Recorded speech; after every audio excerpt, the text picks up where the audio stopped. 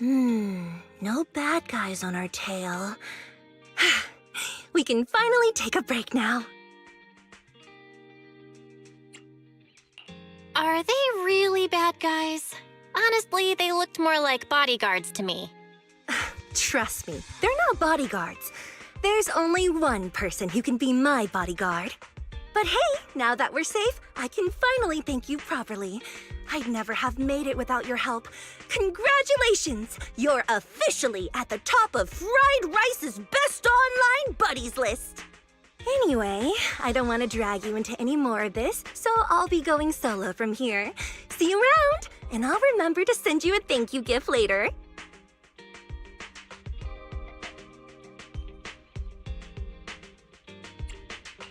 About that thank you gift. I happen to have this limited edition family poster here. Could you sign it for me? Oh, sure thing! I can even write a personal note. No, wait. Oh my! I just noticed. The main girl in this movie looks a lot like me. Just to clarify, the actress on the poster, Astra Yell, yeah, that's not me. Though people do say we look alike. What's with that face? You don't believe me?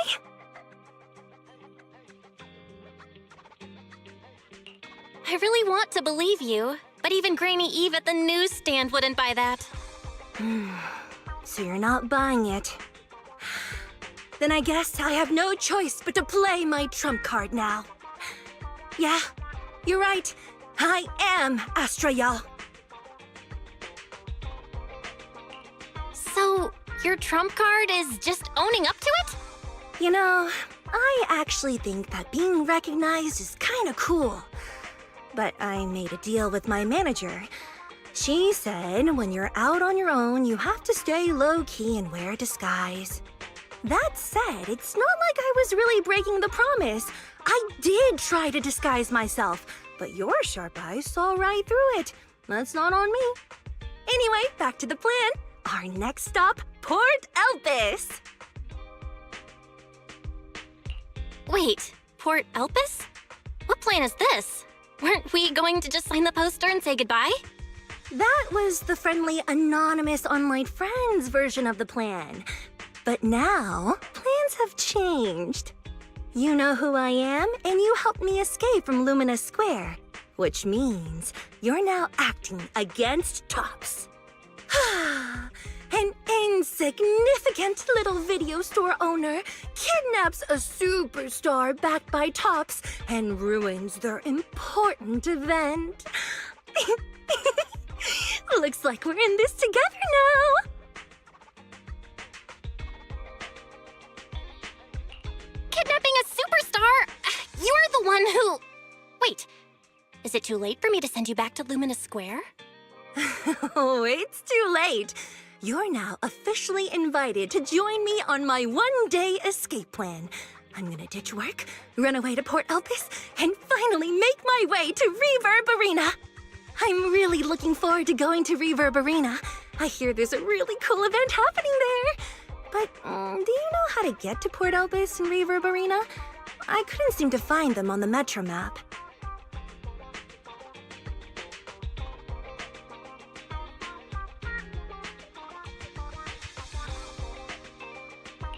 Yeah, but we don't need to take the metro. We can just drive there. Great! I'm counting on you. I'm gonna go pop by the record store across the street for a sec. There's something I've been meaning to check out. Let me know when you're ready.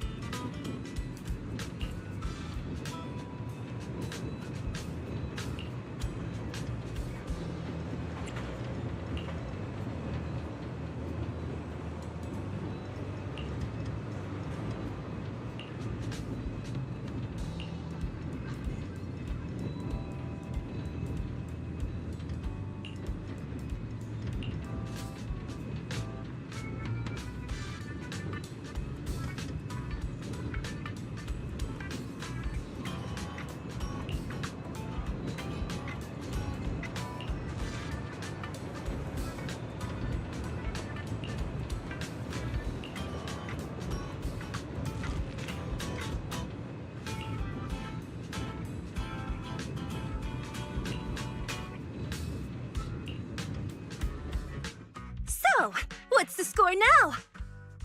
Now, the whole of New Eridu knows you ran away.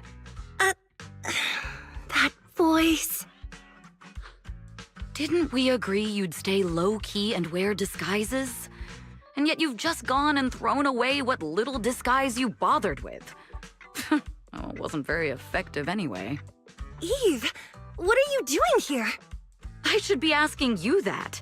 The whole company is looking for you, and the gossip online is blowing up. All I got from you was, I'm heading to Reverb Arena with my online friend, and then you disappeared. Huh. You must be that online friend.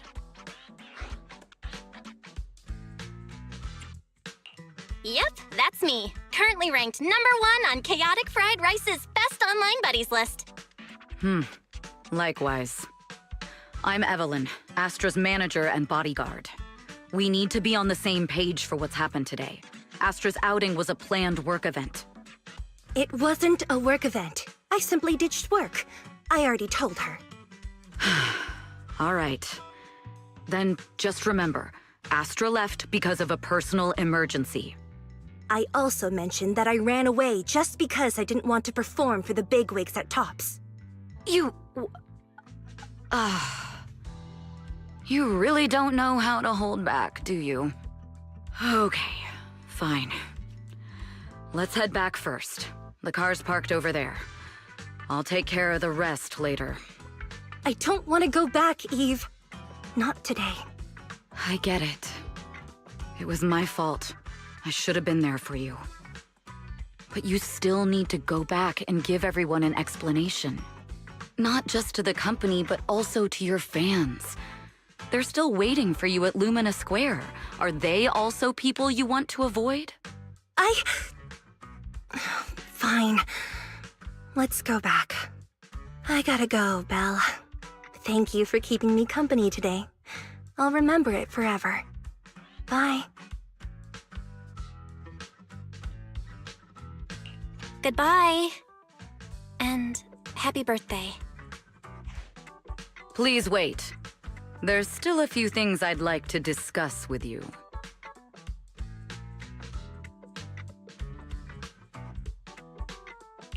It's to keep everything a secret, right?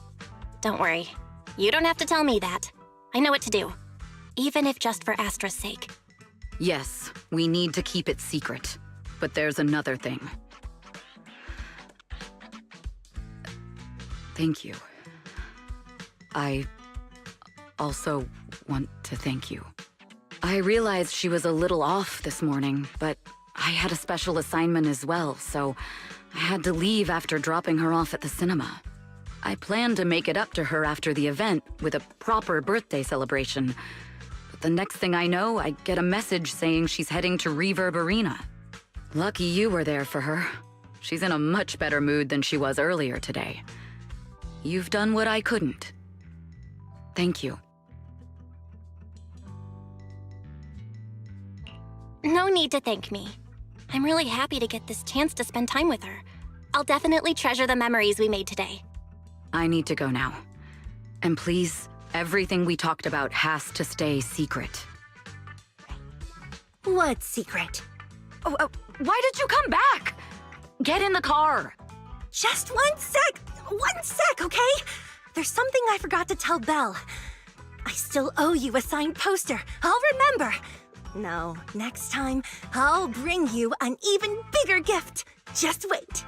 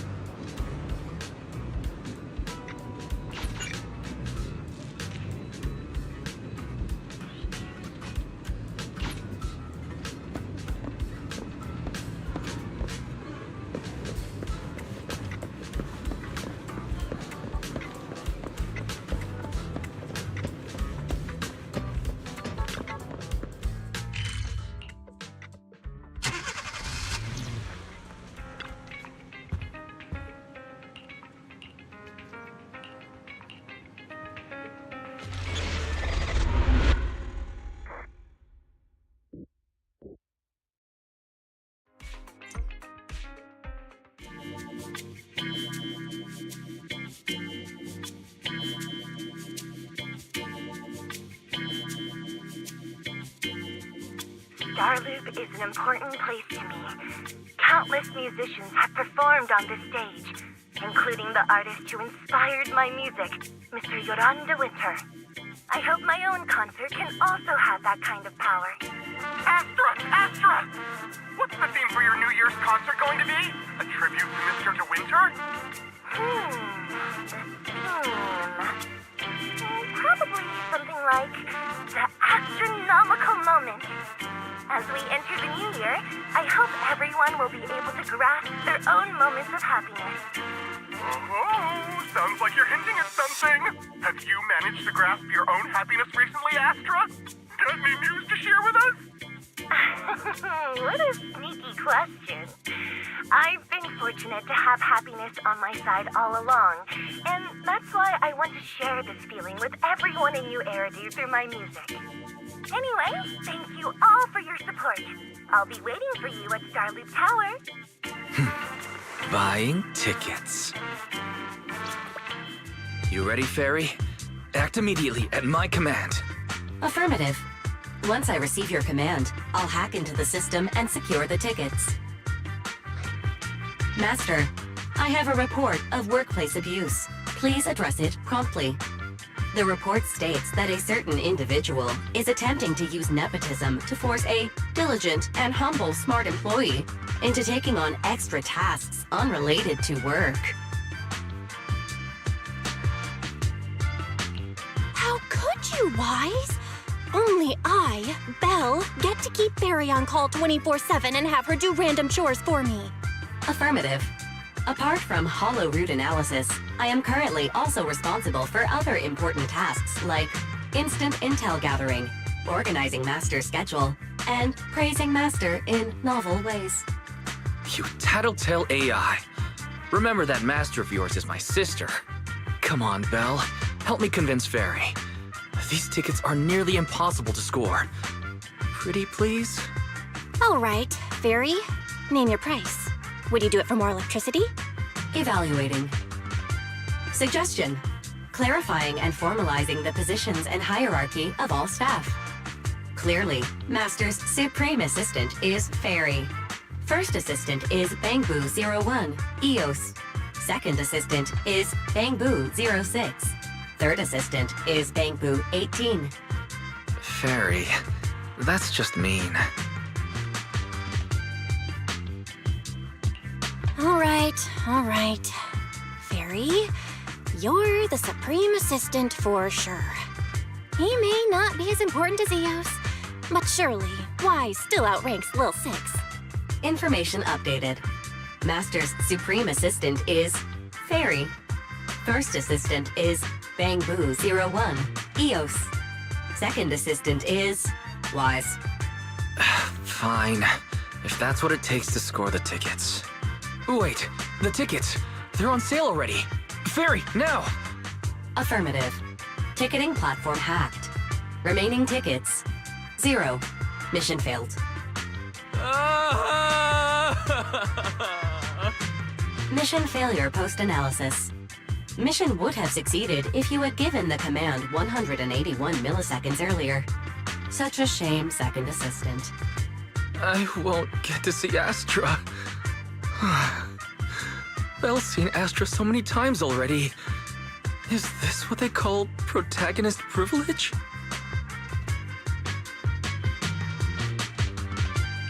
Yep, that's right. Belle, did you team up with Fairy behind my back? No way. I would never. I officially became the second assistant and still no tickets. This sucks. Master, I have detected a commission on Internet offering generous pay and added it to your schedule. Please check with second assistant for details. You said no, but you're bossing me around already.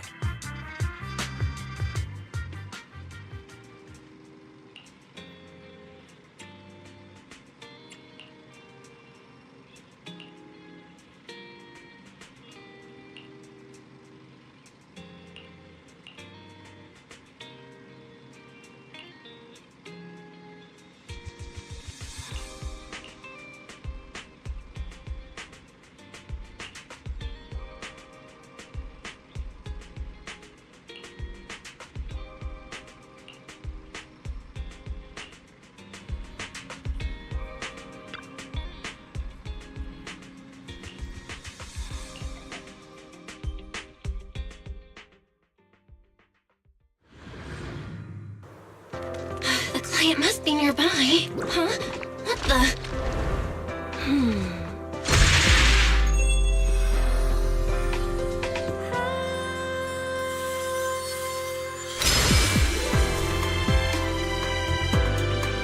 Thank you, everyone. That one was for you.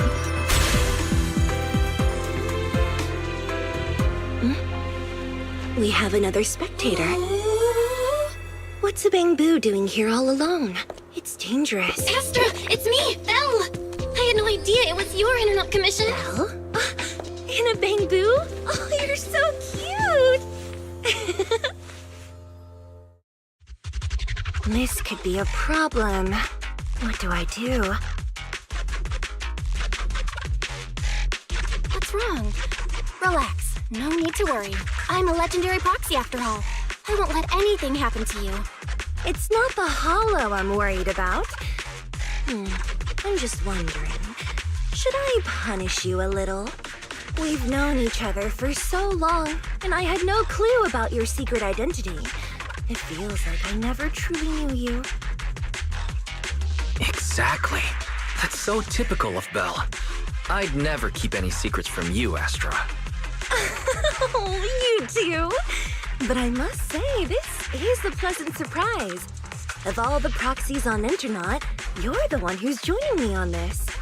I knew it. Fate really does favor me. I'm sure today's treasure hunt will go well. Oh yeah, I was about to ask. What's so important that you had to do this yourself? It's a highly sought-after treasure. Of course I have to handle it personally. It's the legendary record of Yoran Winter's final performance. I've mentioned it to you before. The version available on the market isn't genuine. That record sold like hotcakes. It's hard to believe it was a fake. Big corporations will do anything for profit. That record is actually just a ripped compilation of Yoran's classic songs. It's totally different from what I heard live. Even as a starstruck kid, I knew it was different. That performance wasn't planned. It was originally just a small fan meetup at a music store. At that time, Yoran had left his agency and, because of some legal issues, he was forced to stop performing. Both Odium and Fugue claimed to own his performance rights. Even though it was his own voice, he wasn't allowed to perform as he wished. After Yoran's death, that unpublicized performance became his final work. Then, not long ago, rumors of a bootleg recording appeared on internet. The essence of that day was incredibly pure. Yoran was in top form, too. As we talked, he just started improvising. He interacted with the fans so naturally. That feeling of everyone singing along and the sensation of collective harmony we shared can't be put into words. It was almost like we had summoned something truly extraordinary. Perhaps it was the power of music.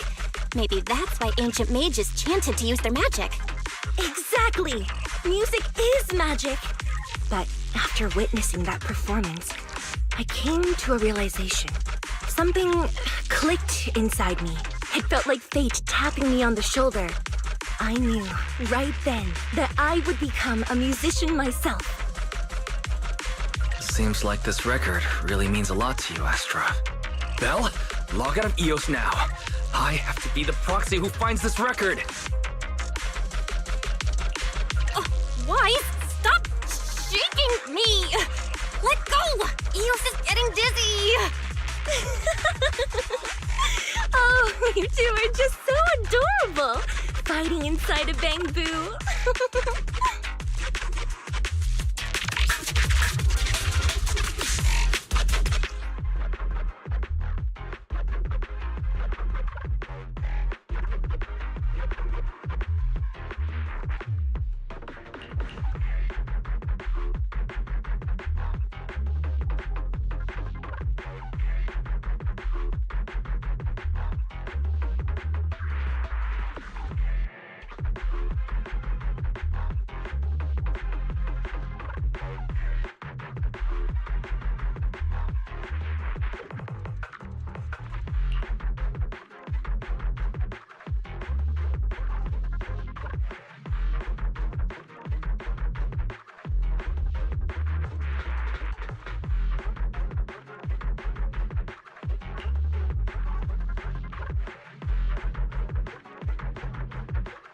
The first objective is the Ballet Twins control room.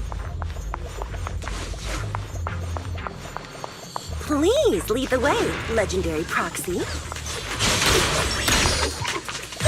Yeah, the control room is just ahead. Follow me.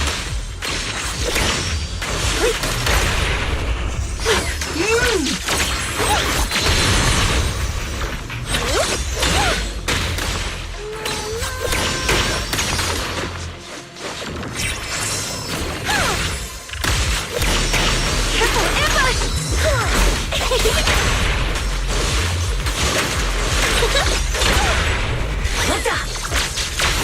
Oh, that thing over there. Could it be?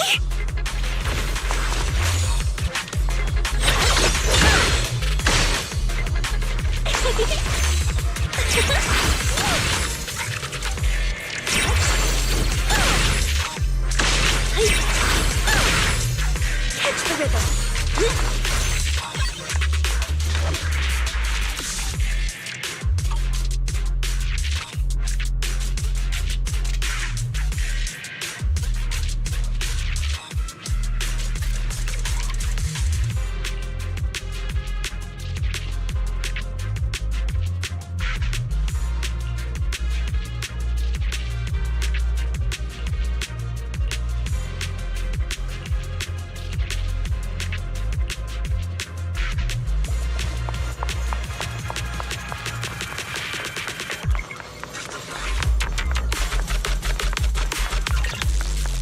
Thank you. I would have been so lost without your help.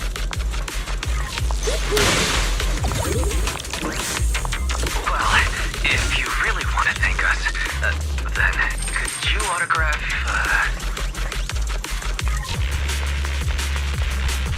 Please stay close to me. Oh, got it. I didn't expect you to be so chivalrous. You won't even let me say a single word to Astra,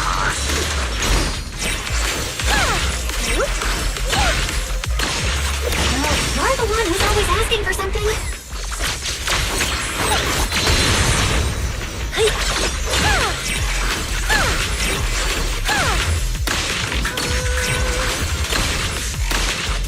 Someone left graffiti on the corner of the wall.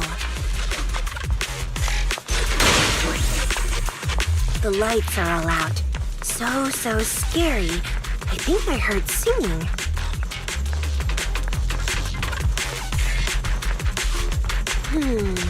I wonder if it's something left by the paranormal exploration team.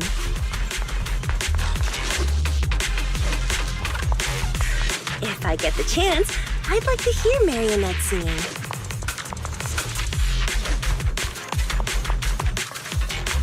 I wonder what an ethereal song would sound like.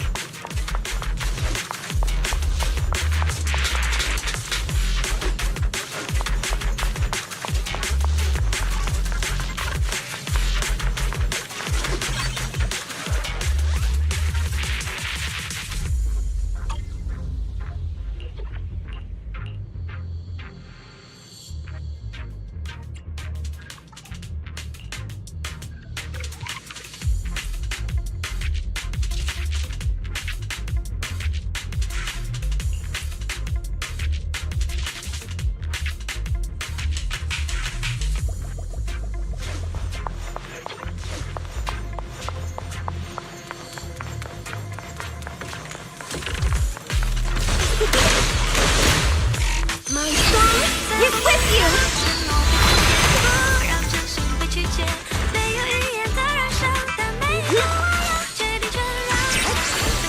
Catch the rhythm! Catch the rhythm! Catch the rhythm!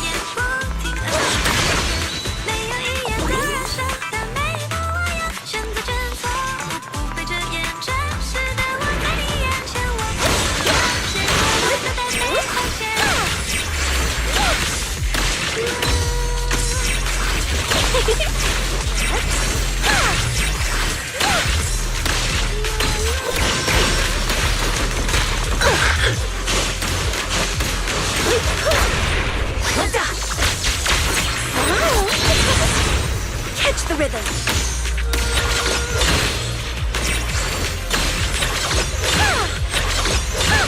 Catch the rhythm.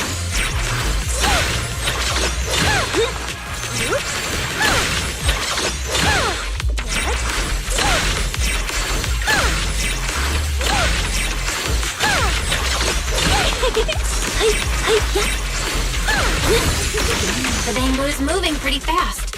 Almost like it's running away. Catch the rhythm. Running away? Could it be that they actually encountered Marionette?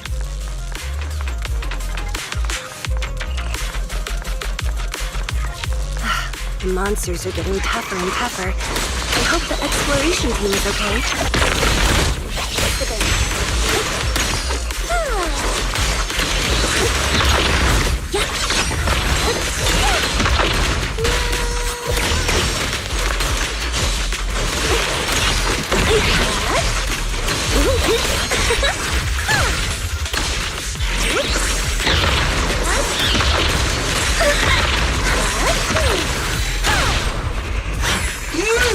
Lose yourself in the meter. The data ends here. I suddenly feel really worried. Will the exploration team be okay?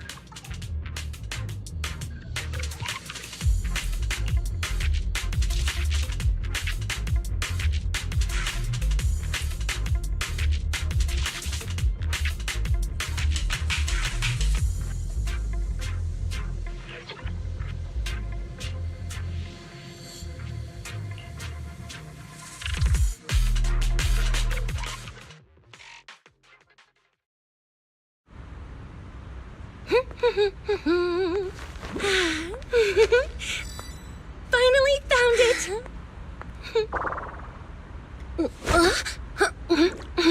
Gotcha. Ow, ow, ow, ow, ow, ow. You got me. Miss Yao. Let's keep improvisations on stage, shall we? Now then, please get in the car. Bye-bye. Wait, I almost forgot.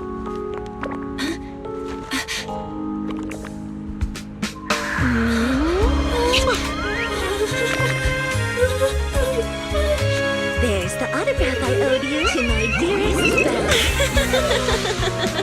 Belle. Be sure to come to my New Year's concert, okay?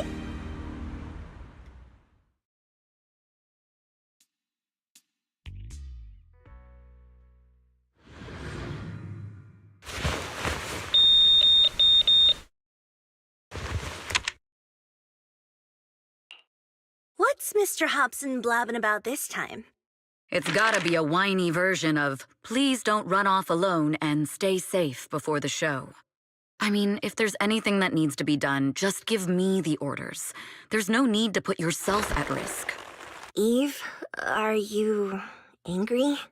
No, just a straightforward, calm protest with no whining. Oh, don't be mad. Check out what I found. It's Yoran's legacy work, the legendary secret record. I told you before, remember? After Yoran left the agency, he held a small fan meetup in a music store. I was there, and so young at the time. I never thought I'd find a recording from that day. It's all thanks to the proxies. I definitely would have gotten lost without them. You trust people too easily. How do you know anything about these random proxies you found on Internet? Who they really are, what their motives might be, or if they can be trusted? They're not random proxies. They're friends I knew before. I told you about them. The siblings who run the video store on 6th Street. What? If you already knew they were proxies from the start, you could have just DM'd them on Knock Knock. Why bother making a formal Internaut post? True. I was just being stubborn out of habit. Sorry, I was wrong. But they've managed to keep their proxy identity hidden from close friends, and they use a bamboo to handle commissions. That means your friends are pretty careful and dependable. That's reassuring. Huh. If we invite them to the concert, then they might just come in handy. Let me think about where to station them. Wow, Eve, you're surprisingly generous with compliments. For other people, that is. Wait, you're not planning to run a background check on them, are you? Having every bit of information allows me to prepare for any scenario. Like if you decide to suddenly run off. So then, what gave me away this time? You borrowed the makeup artist's phone to post on Internaut, pre-opened a bathroom door before the press conference for your escape. I have to say that the most creative idea this time was riding a public bike into the hollow. Aw, I thought my plan was flawless. You're so sharp, Eve. Before you were a manager, were you a detective? Or a PubSec officer? Not exactly, but close enough. Uh-huh. So secretive. If you tell me, I promise I won't run off next time. I swear. A professional spy. Huh? Hang on. A professional spy? That's so cool! Sounds like the perfect inspiration for a song! Are you really thinking of singing a song about being a professional spy at the New Year's concert? Huh? Is that not allowed? So, how's the concert showstopper coming along? Today's the production deadline.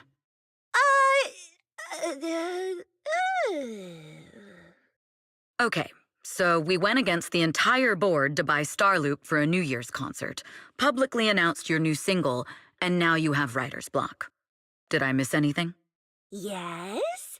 Today's just the official deadline, and I know you've prepared plenty of fallback deadlines. Okay, I'll do it. I'll do it right now. But there's no piano here. Can you help me, Eve? I don't sing, you know that. That's okay. You can just hum along with my cues, like this.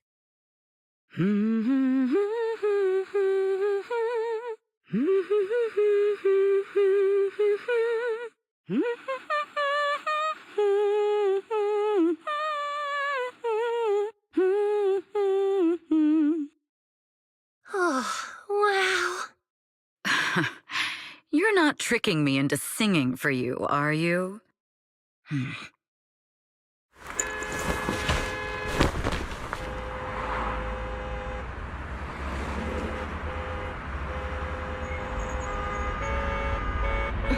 What's wrong? We're being tailed. Those cars have been following us a while now. There's a companion hollow in the area. Let's use it to lose those unwelcome followers.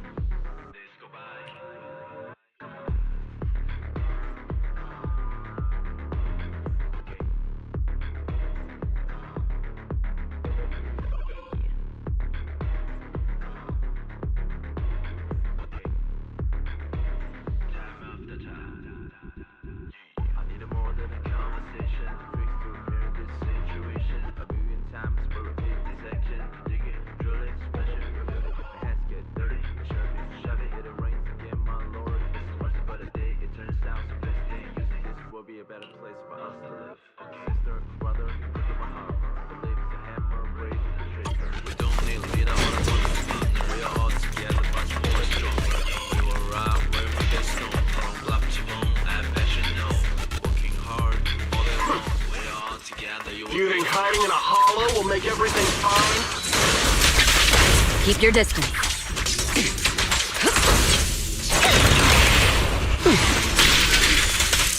I arranged for someone to meet us before we entered the hollow.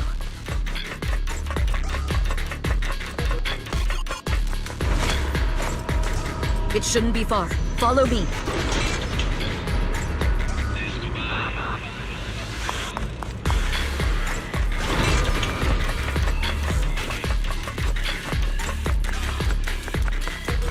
Where are you running off to, Astroyal? I'm your opponent. You are not worthy of speaking to Miss Yang. Change his mind.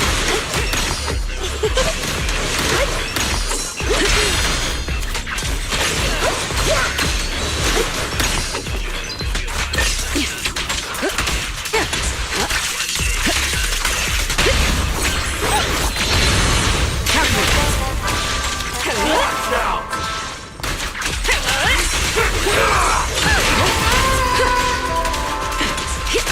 On its world! My time to shine. Watch out! Heads up.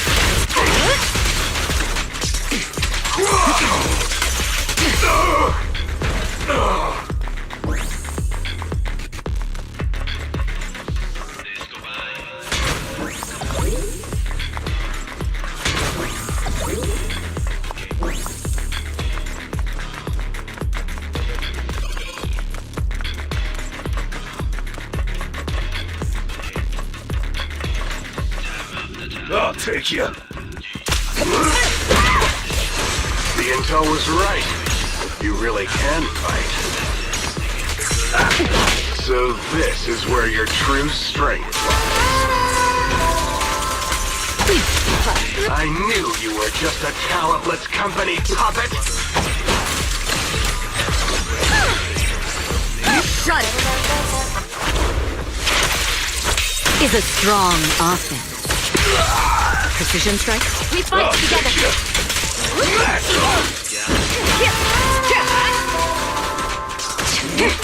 Allow me. Heads up. It's dangerous. Please.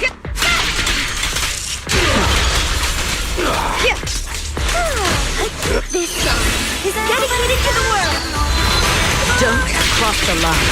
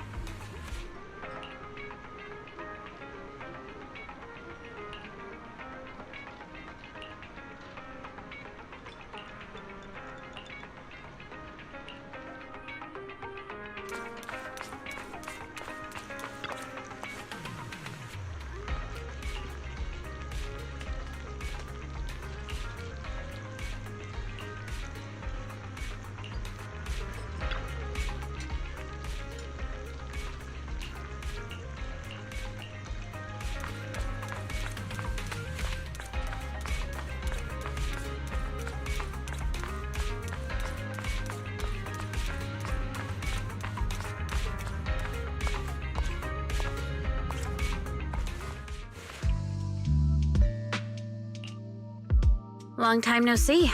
You seem to be doing well for yourself. Same for you. Me?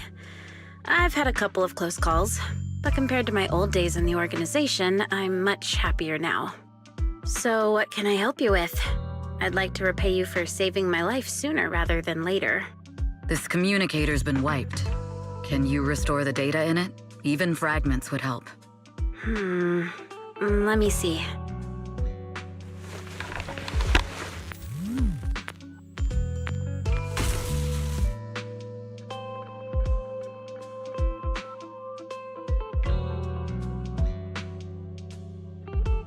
Huh. So it fries its own motherboard after too many brute force attempts. That's some really advanced tech. What trouble have you gotten yourself into this time? Did you get any useful intel? Have some faith in your old buddy. I got a snippet of encrypted communication before the board fried. The record, can't let Odium have it, must separate, don't let anyone find out and the rest is gone. Fugue. Fugue? What does that mean? Forget it. I don't need to know. As long as you get it. Can you see who sent that encrypted message? Only the encrypted IP address. Let me trace it. Yeah, here we go. 192.453.18.300. Your look says it all. Is this bad news for you? No, it's not bad news for me. But it's very bad for the person I'm trying to protect. Wow, you really have been doing well. Oh, what makes you say that all of a sudden? Because you have someone you want to protect, no matter what. I'm kinda jealous. I still work alone. I've made some interesting friends, too, but they've saved me a couple of times, so I feel like I owe them, and it's kind of embarrassing. Otherwise, if I teamed up with them, we'd probably be unstoppable. Huh. I'm a bit intrigued that you think so highly of them. They're pretty famous on Internet. The name is Phaethon. If you can't get a hold of me next time, try reaching out to them. Tell them you know me. Might even get a discount. Got it. That's all I got before the motherboard fried. I hope it's useful. Very useful. You haven't changed. Still as reliable as ever. Well, I'm heading back to my safe house then. I'll see you next time. And who knows when that might be. Take care of yourself out there. But you've always been so cautious. I'm sure you'll be fine. Oh yeah, what name do you go by now? Evelyn. Evelyn Chevalier. Evelyn. That's beautiful. And sounds real fancy.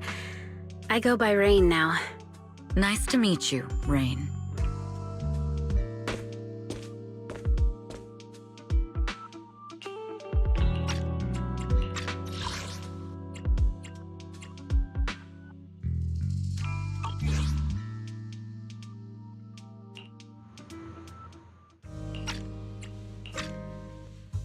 Miss Yao. How's it looking? I've looked into it. The group that attacked us was indeed affiliated with Fugue. Are they targeting the company or me? Neither, but in a way, both. Fugue's goal was to get a hold of Yoran de Winter's record. Yoran's legacy cannot fall into the hands of an evil corporation like Odium. They seem to have recruited irrational fanatics for the job. How did they find out so fast? I literally just found that record in the hollow. Your movements are always watched. Fans, reporters, and people who mean you harm. Even those close to you. The enemy's infiltration is deeper than you think. That's why we must be extra cautious. Just a product propped up by capital, huh? Don't let Fugue's slander or defamation get to you. You just need to stay true to your heart. My heart? I really want to shout, "Get lost!" at those big corporations like Fugue and Odium. My music is just my music. If only the world were really that simple. Covering Yoran de Winter's classics in this concert was the company's idea. But you're the one who will bear the bad reputation for it. I fear that you may follow Mr. de Winter's path, becoming a victim sacrificed in the invisible struggle of opposing powers. There's one line from Yoran that I adore. Every heart is a lonely note. His songs truly have a special power. On the night the old capital fell, I was huddled under a blanket in a makeshift shelter, wondering if my mom and dad had fled without me, or turned into terrible monsters. Even though I knew I was lucky to have survived. Even though I knew my life had been bought with someone else's. The person who rescued me told me, "Be happy, child. Live on with a smile." I knew I should stay strong, but I just couldn't manage. At that very moment, the shelter's old speaker started playing a song. Turns out that song was Yoran's. Without me noticing, the melody somehow melted away all my fears and loneliness. Tears fell, but they weren't sad tears. They were tears that cheered me up and helped me face the future with a smile on my face. I wiped those tears and realized it wasn't just me. Everyone who'd heard it rediscovered a connection between hearts after painful loss. It was Yoran who helped me realize the power that music has to deeply captivate the human heart. Every era needs its own songstress. People place all of their hopes in her, and she must bring them hope. If every heart is a lonely note, then I hope my voice can weave the staff lines of our times. Open the curtain, so hearts have no more divides. Let everybody's voice be heard, echoed, resonated, and stitched together into the most powerful melody in New Eridu.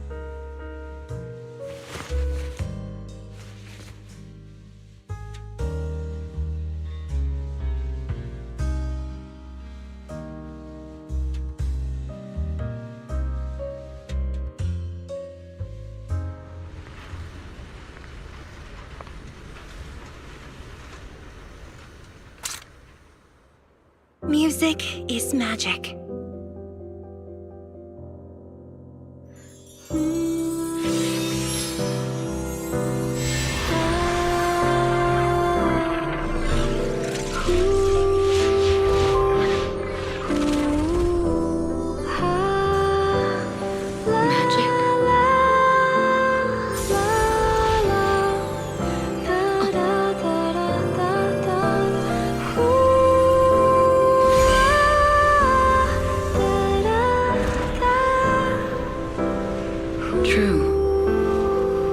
Maybe I am enchanted by some kind of magic.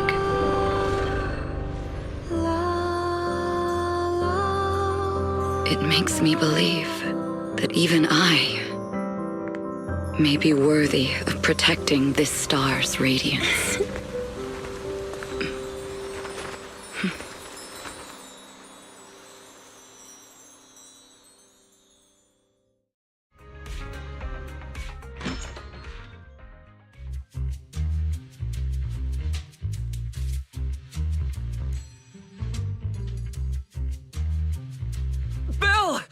It's Astra! Wait, no, it's that manager lady from last time. She sent us an invite! Starting today, we're the proud owners of invitations to Astra's concert! And there's even one for EOS! Is this how it feels to get the VIP treatment?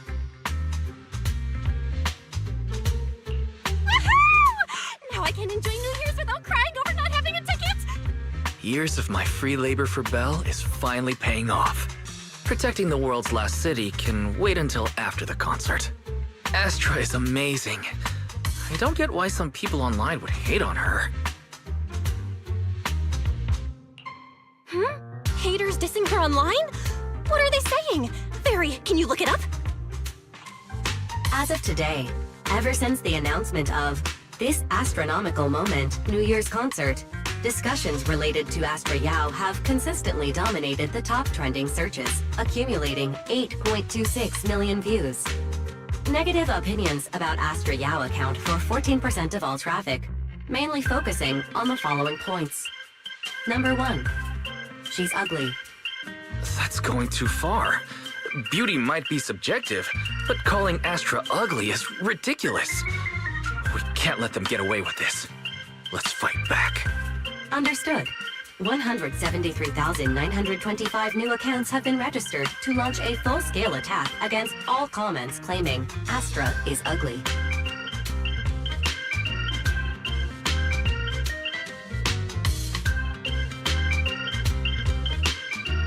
Fairy, you are an ethical AI, and you can't just make a bunch of bots to fight trolls. Understood. 173,924 accounts have been deactivated. Comments have been deleted. Don't be so strict, Belle. I think Fairy is right. When you can't speak truth to power, it's okay to use a few tricks here and there. Agreed. By employing such measures strategically, Fairy can help Master become a god in New Eridu. This is starting to sound like a villain arc. We are proxies. We must stick to justice, or we'll lose ourselves. Fine, you're right. For a few seconds, I felt like I had all of New Eridu under my control. Scary. Wait, weren't we talking about Astra? Where did we go off topic? Other negative comments mostly compare Astra Yao to the late superstar Yoran de Winter. For instance, de Winter is a true classic, and Astra's nothing more than just an idol propped up by capital. How dare she try to ride on that legacy? Astra is clearly a musical genius who's taken up de Winter's mantle. In fact, her musical achievements are right on par.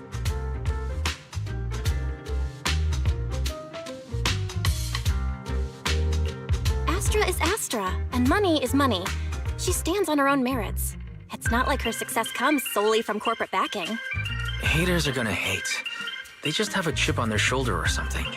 It's either this or some other dumb reason like those "she's ugly" comments. And that's why we should refute them firmly.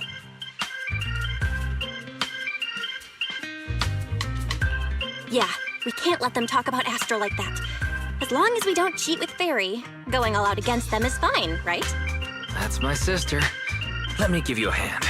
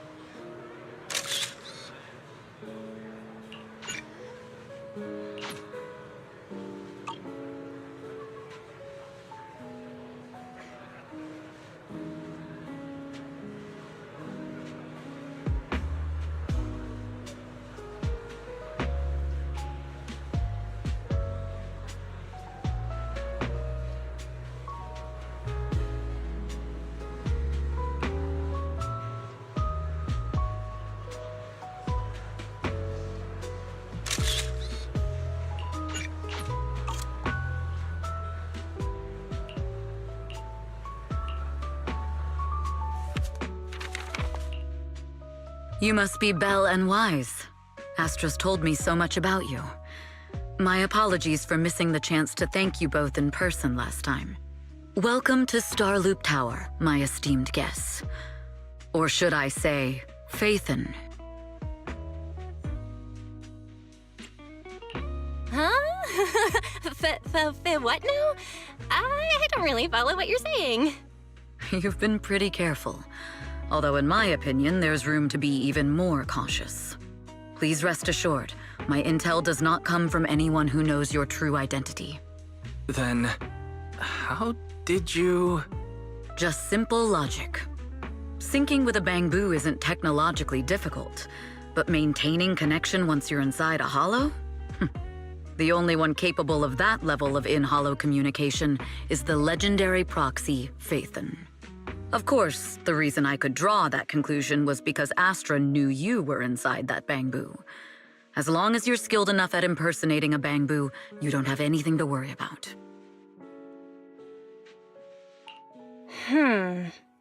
Guess I'll have to get more tips from Eos on how to be a cute bamboo.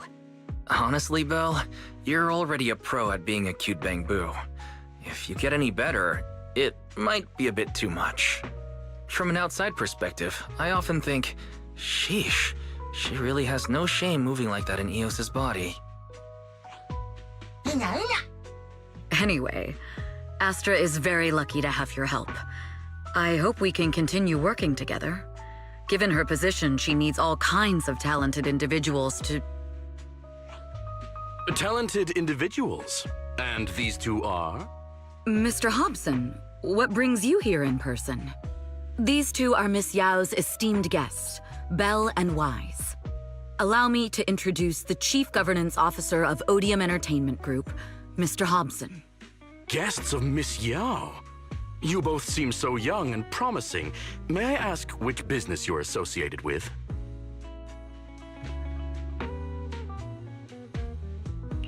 We run a video store on 6th Street. I see. Well, Evelyn, since Miss Yao's esteemed guests are here, why don't you go attend to them? But what about the security? I'll handle it. Understood. All right, dear guests, please follow me.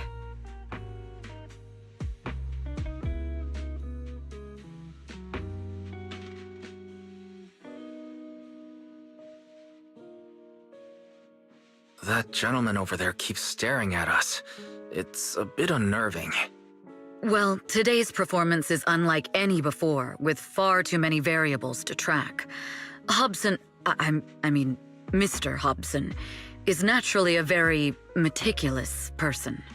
So what's so special about today's performance? That's a secret. Just sit tight and wait for Astra's big surprise. He's glaring at us again.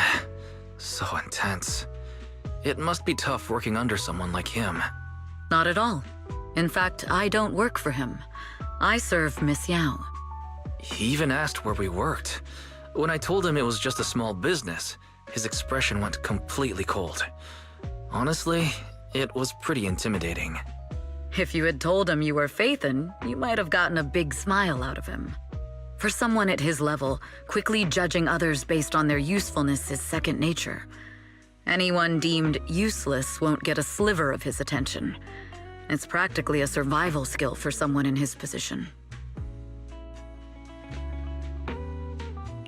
Astra isn't like that. If we're talking about level, then she's technically above him. That's right. Despite her position, she never looks down on anyone. With all that talent, she never sees herself as special. That's why she's so precious. To be honest, before meeting her, I didn't think someone like her actually existed. At first, I kept waiting for her to show her true colors. I know exactly what you mean. Who'd have thought the brightest star in New Eridu wasn't putting on a facade and was genuinely such a pure person? Is it just me, or is anyone else worried that Astra might get hurt by being her genuine self? I won't let that happen.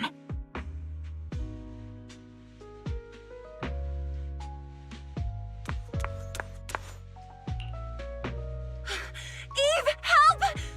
Belle, Wise, happened? I just got scolded by the music director. Oh, he was furious. It was terrifying. I'm sure it's not the director's fault. How's your final song coming along? You've blown through 20 deadlines we set for you, and today is the absolute final submission day. Huh? Well, I can't just put out something ordinary for everyone, right? Once inspiration hits, it'll be fine. So, until inspiration hits, you need me to take on the director? Eve, you promised to protect me from any danger, right? Now's the time to save me from this berserk deadline-chasing director! Sorry, but that monster's outside my jurisdiction. Oh, how could you?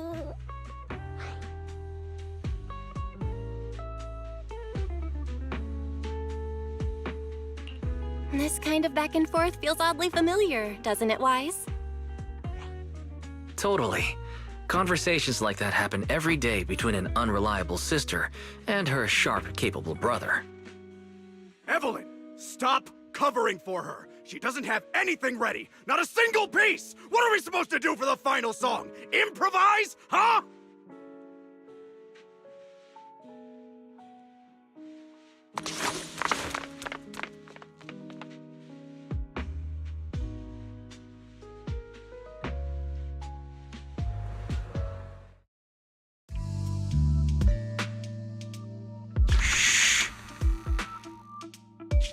What?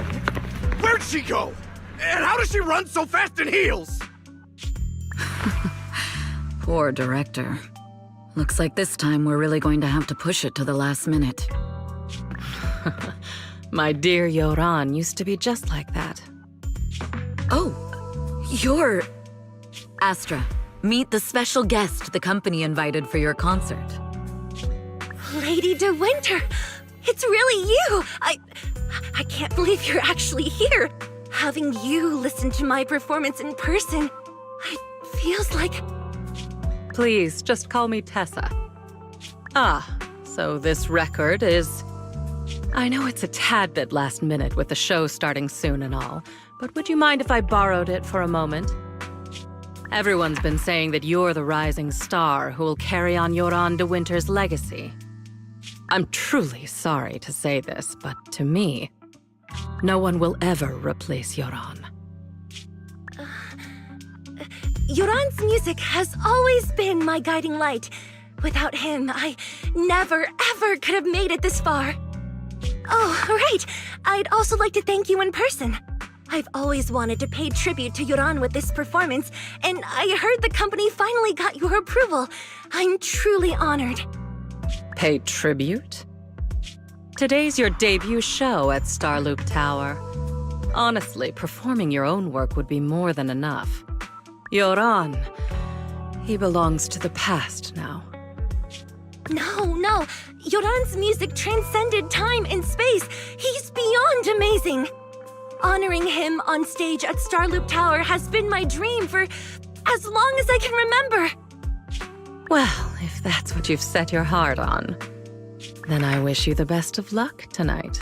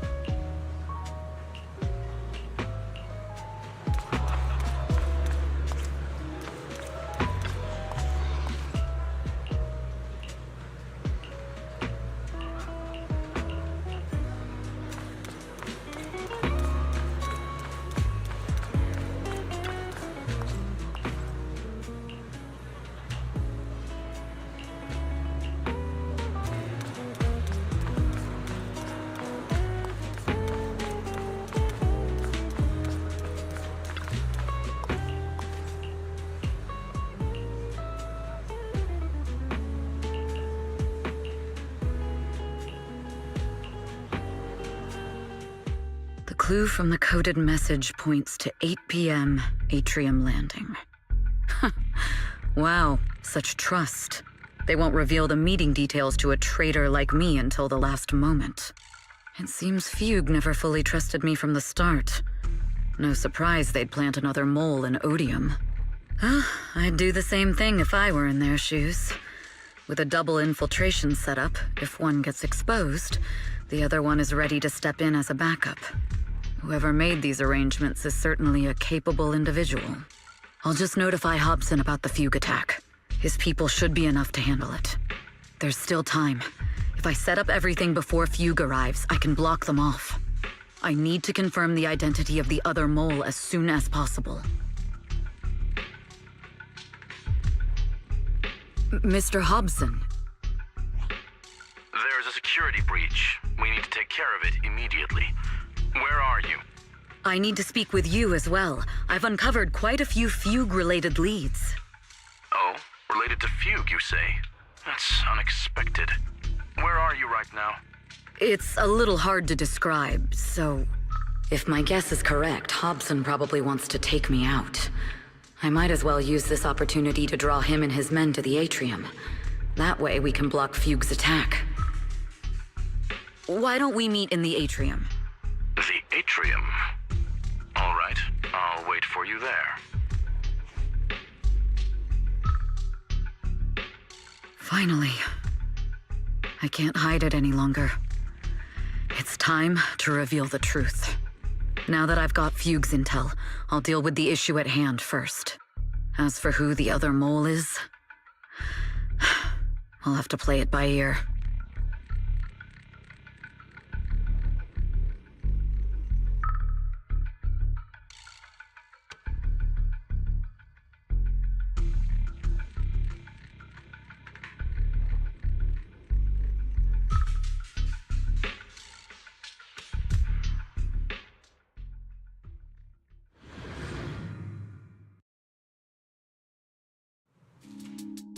Evelyn A. Chevalier, former producer of Redo Lucky Star, then assistant director at Parquet Factory Films for 3 years, joined our company 2 years ago on Monica's recommendation.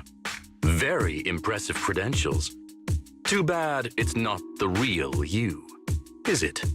Shields Green. An elite spy from the organization infiltrating the inner circle of our company's most valuable asset.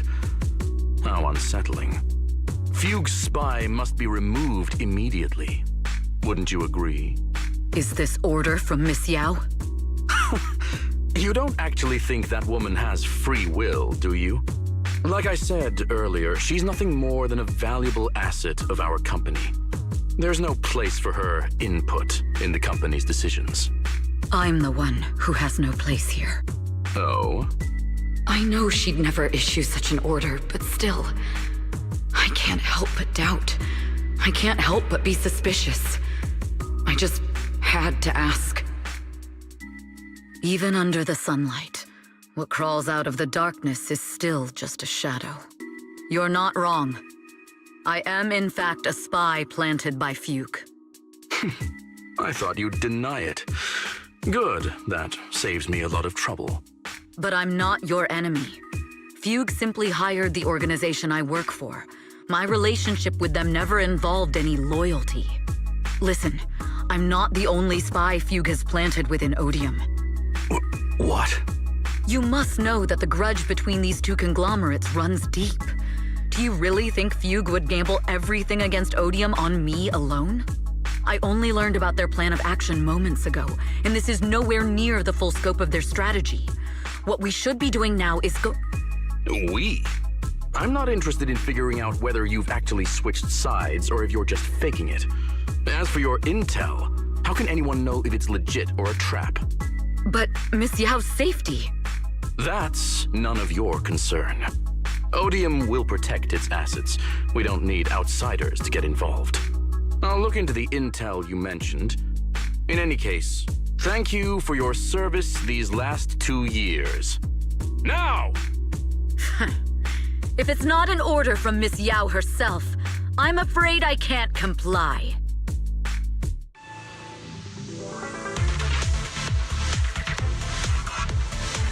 Hobson, tell your people to stop! Ambush! The real enemies are on the way!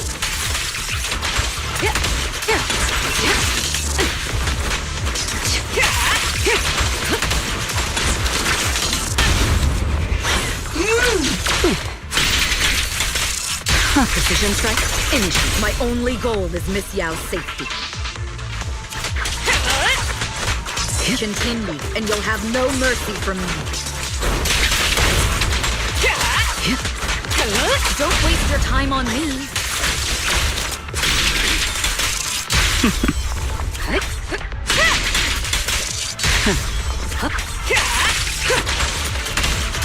Fugue's enforcers are coming. It's your job to protect Miss Yao.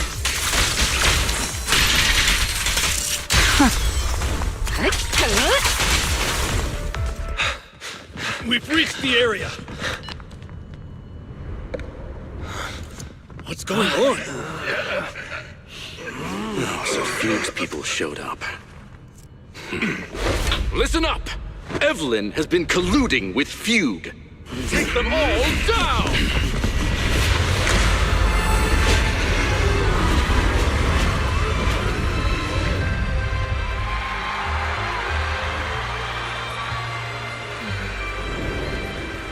Good evening, new heirdo. Are you ready? Then let me share the wonders of magic with you all.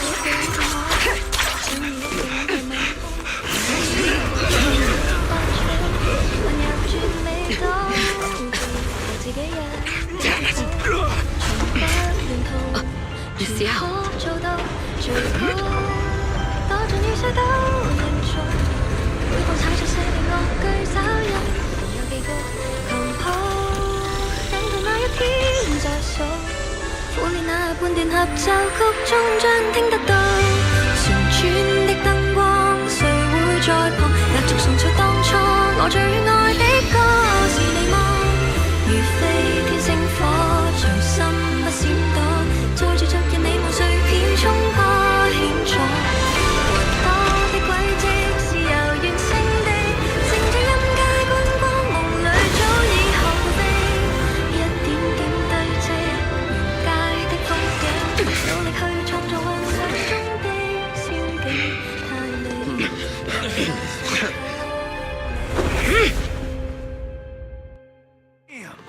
Traitors are unreliable. Go figure. Traitor! Won't even think about running away. Take down all the Odium guys and that traitor. This defense is a strong... Take down that traitor and all the Fugue guys. even try. Tracking down the insider is more important than fighting. I wonder how things are on the stage.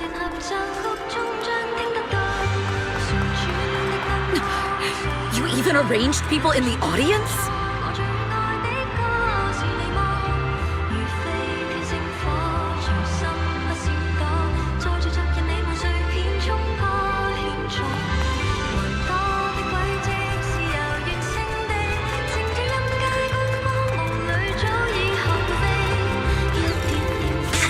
You thought this was the end?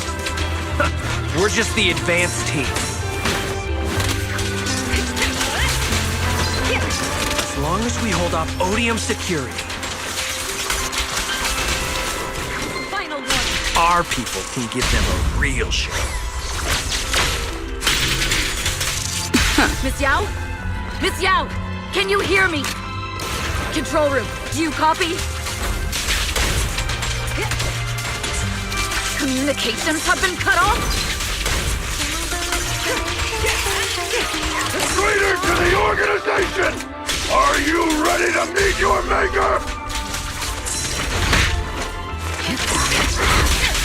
The people from the organization. This is getting worse.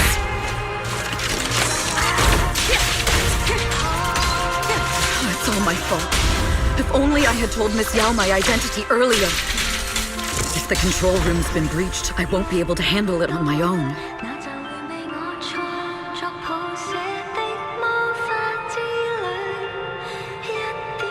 Oh, Faithin!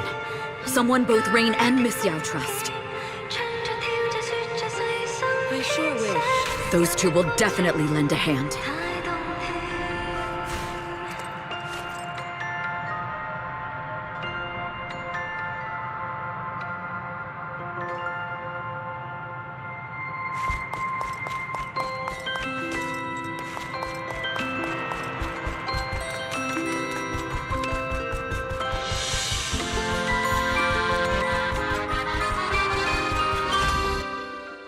Astra is in danger. I need your help. Danger? Yes, but if you're willing to lend me a hand, there might still be a chance to turn things around. There's no time to explain. Just come with me. We have to break into the central control room. Huh? Break into the central control room? Even though we have the fancy title Faithin, we aren't exactly fighters. We might not even be able to beat Eos in a fight. Evelyn, what's going on? Sorry. I owe you an explanation, especially if I'm going to put you in danger. It's all my fault.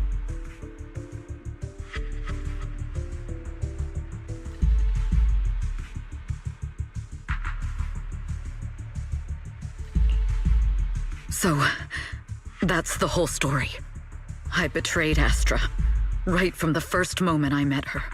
I failed to act when I should have, and that slowly led me to this situation. If anything happens to Astra because of this, I'll never forgive myself.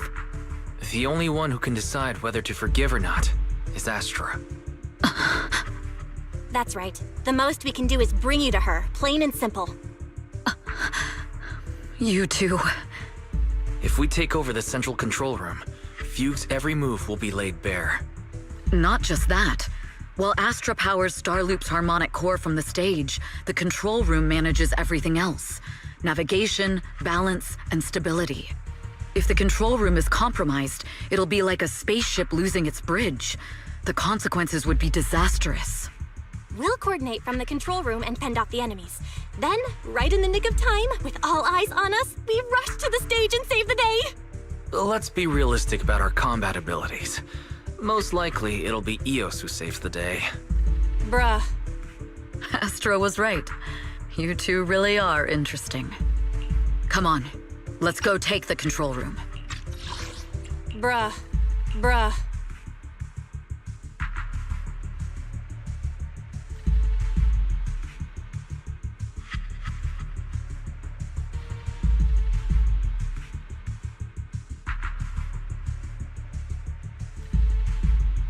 Let's go.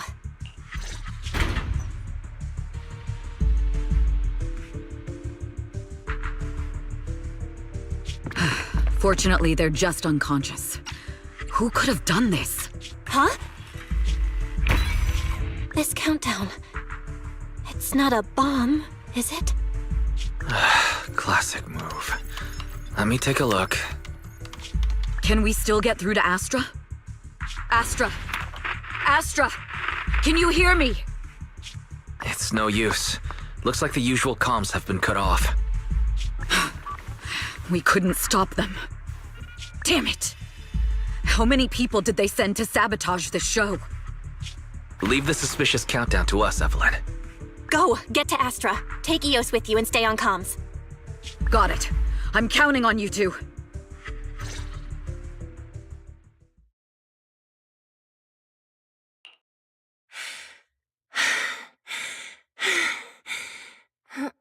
Director? Backstage? Control room? Eve? Can you hear me? A malfunction? This is bad. The next song is about to start. Oh, wearing a 40-meter-long gown doesn't exactly make it easy to dance. I've got no other option.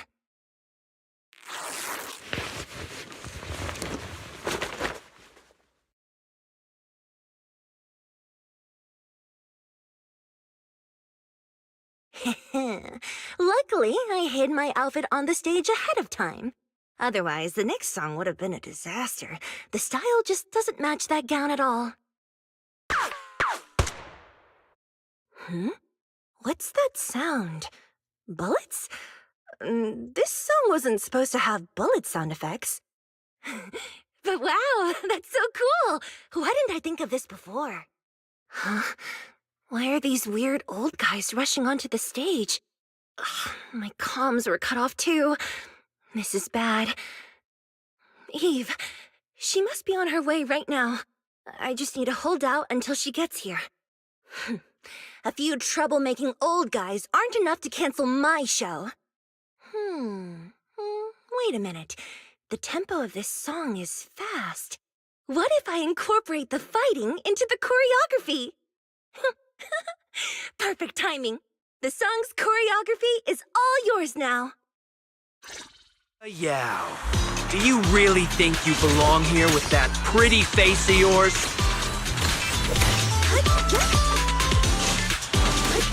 You're nothing but a puppet controlled by Denny.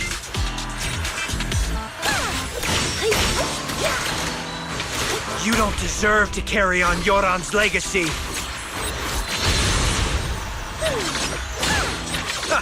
Do you even know what... This is just too much. I don't know how much longer I can take this.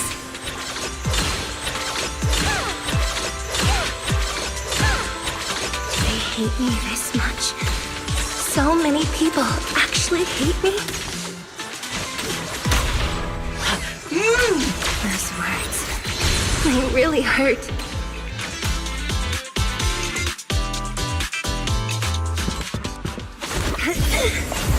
Am I being too greedy? My desire to reach every lonely heart. Maybe it was always an impossible dream.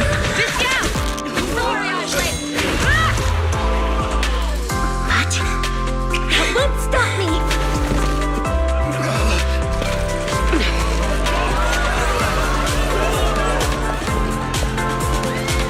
Little by little, using the purest melodies, I'll captivate the world. Miss Yao, please come to my side. Miss Yao, the people from Fugue have breached our security measures.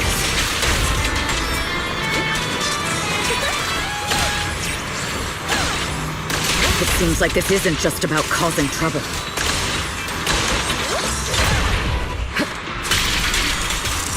Who knows what other plans they might have. We must cancel the show immediately. Please come with me.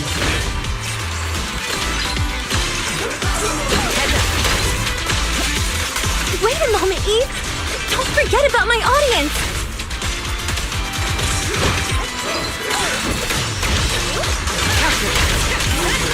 Allow me!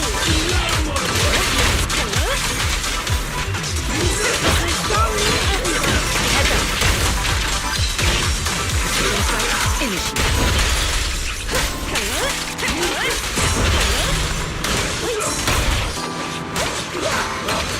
I'll manage things from here.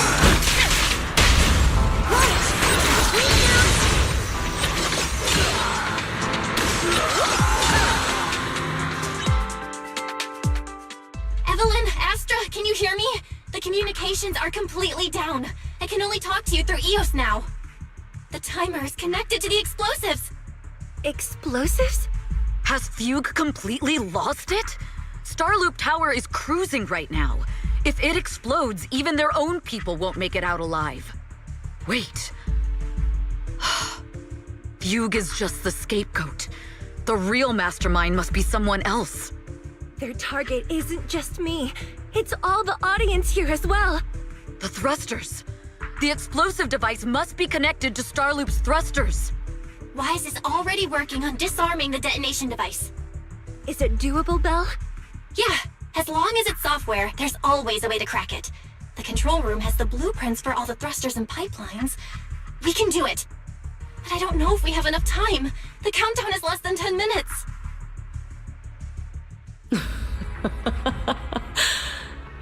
Having the desire to live is such an enviable thing.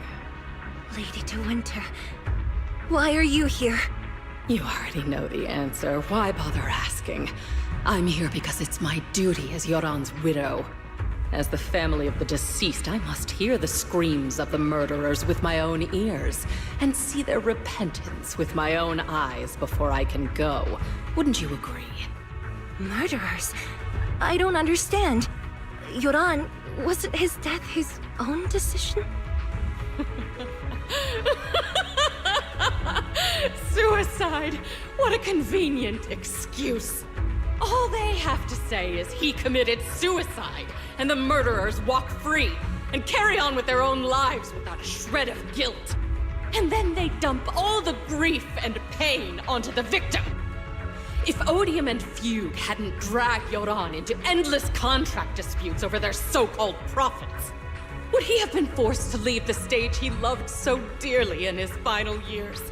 He watched helplessly as music drifted further and further away from him, as if sealed in a silent vacuum, slowly suffocating and losing all his brilliance. But I must thank Odium and Fugue. If not for their endless conflict and unwavering resolve to destroy each other, I could never have pulled this off. After all, what could someone like me, abandoned and left alone in this world, possibly achieve? I must also thank the audience who once adored Yoran de Winter. If you hadn't cast him aside so easily, if you hadn't scrutinized Yoran's every move with such harsh and critical eyes, if you hadn't hurt him with baseless speculation and cold, detached remarks, how would he have fallen slowly into that endless, dark abyss of pain until he completely lost the courage to live? I must thank you too, Astra Yao. There is genuine beauty in your voice. But do you realize you're nothing more than a money-making nightingale to Odium or Fugue? When the next nightingale hatches, you'll lose all your value, and everything you have today will eventually be taken away. Just like Yoran, whose worth was stolen by your voice. You, all of you, you are murderers! It was you, all of you, who drove Yoran de Winter to his death! My most beautiful dream, my most precious resonance, my true love. It's almost time. Oh, how rude of me. I haven't even given you all a proper welcome. 3, 2, There's no time! If the engines get damaged! 1. Everyone, welcome to my late husband's funeral.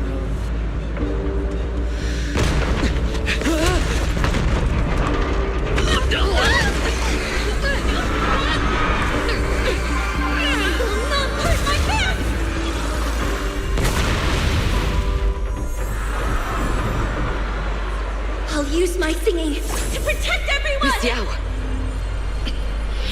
How rude of you. It's not over yet.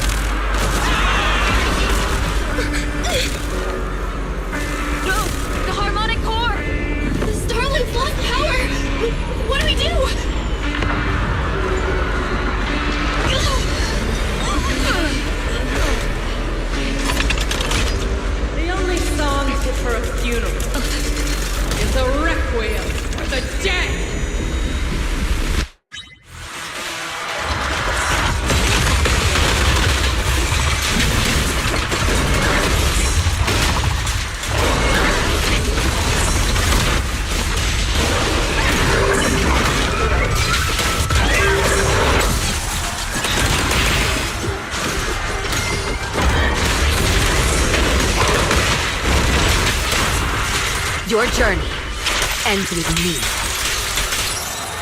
I see. Your power thanks to Yoran's legacy.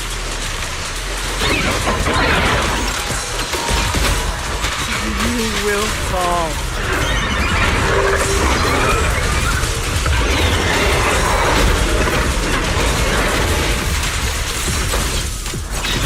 Let our souls resonate!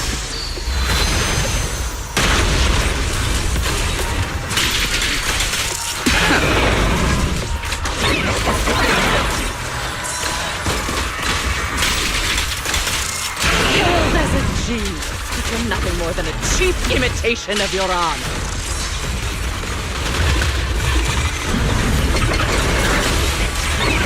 Have you ever felt the endless darkness behind the stage?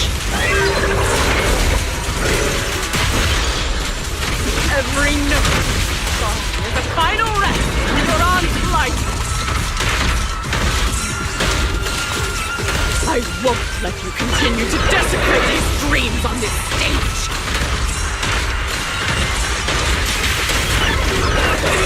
What Yoran lost, you too will save it!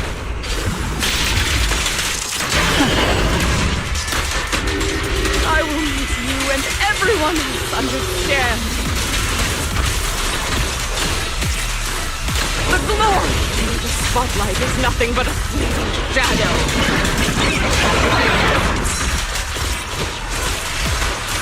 It was you who pushed him into that abyss! It was you who deprived him of his last breath! Cut the hypocrisy! You can never understand my pain! All lies and hypocrisy vanish at this funeral!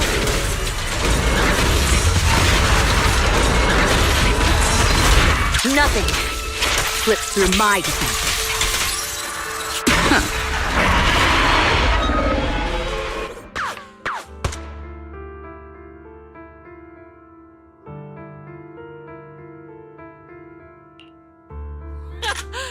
Still pretending. My plan couldn't have gotten this far without your help. Evelyn!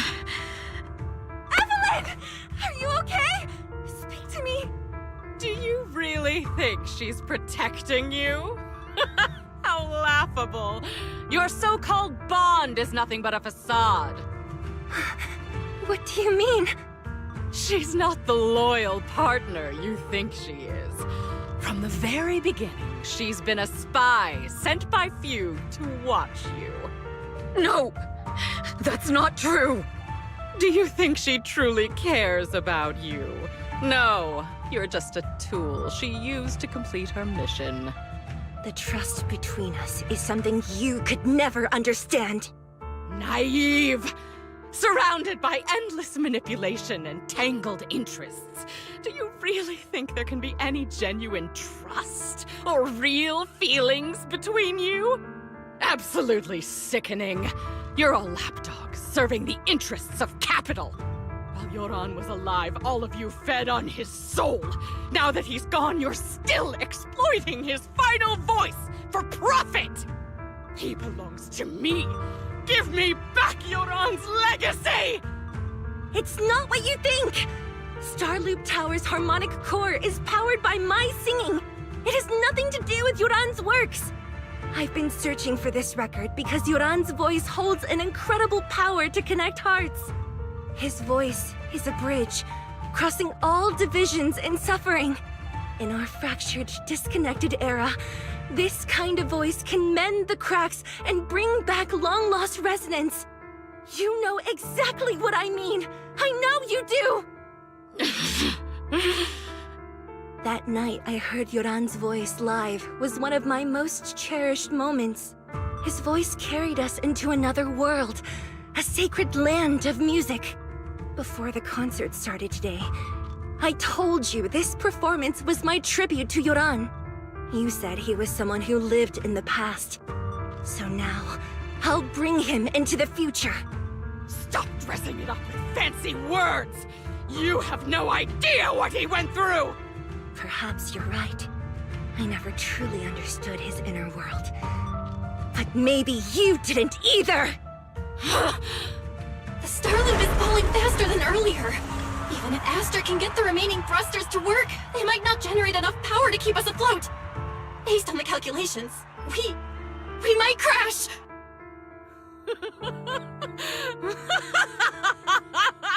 Do you hear that? If your own spirit is out there, he's finally answered my wish! Fall! Fall! Starloop will shatter and the false dream will plunge into oblivion!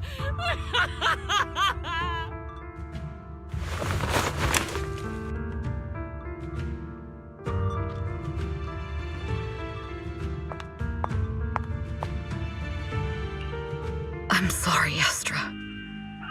I never had the courage to tell you. I'm a spy for Fugue. My code name is Shields Green. What? But your hair is clearly golden leaf-colored. You're not bothered? I've been deceiving you from the very start. What lie?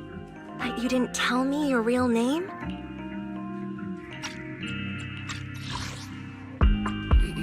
You're not bothered?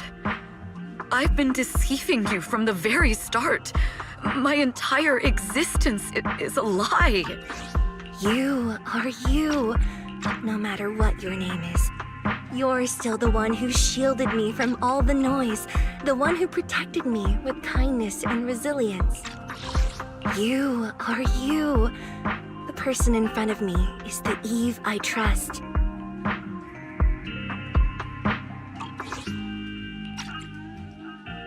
I hear the purest melody in you. If only I hadn't been too afraid to tell the truth. If I weren't so selfish, maybe none of this would have happened today. There's no if. Everyone makes mistakes, but that doesn't decide our final destiny. The past is behind us, and the future is still unwritten.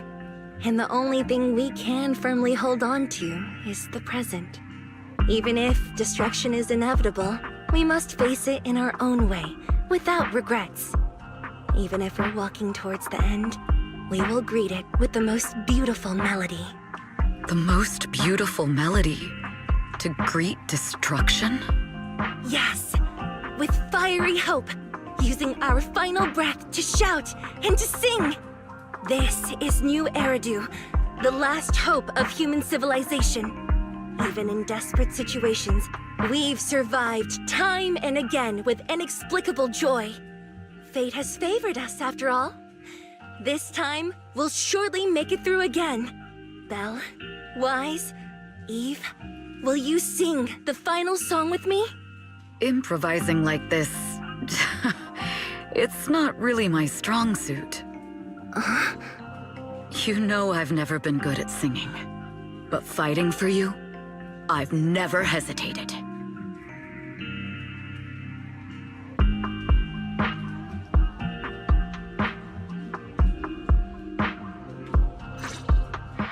Falling! We're going down! We're all gonna die! It's all because of her! Shields Green! You betrayed the organization and led us to a dead end! Kill her! My name is Evelyn! I always thought I was destined to wander in the shadows, unable to find a way out. Like I was merely a pawn in the hands of fate. And fate sealed off the path ahead of me a long time ago. Until her radiant starlight pierced through the darkness.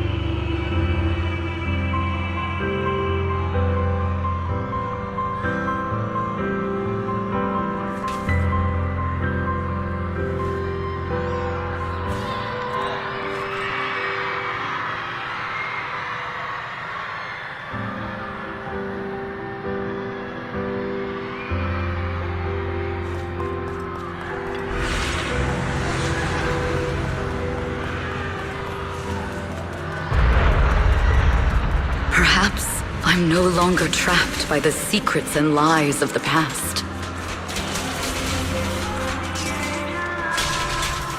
Perhaps I can make my own choices too. Not just for myself, but for so much more, for everything we cherish. This time, no orders, no schemes, only me. I won't let fear keep me captive any longer. Perhaps the me of the past wasn't worthy. There is magic in the world. Brilliant.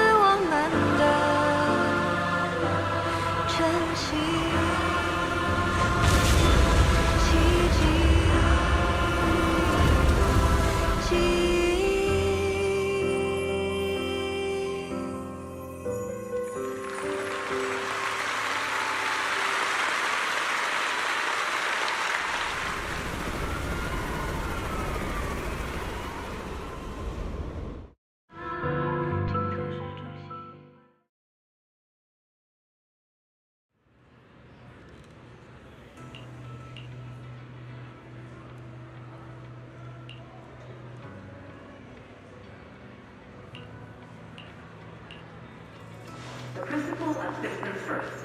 No matter what challenges you encounter in the area, public security will be dedicated to serving you.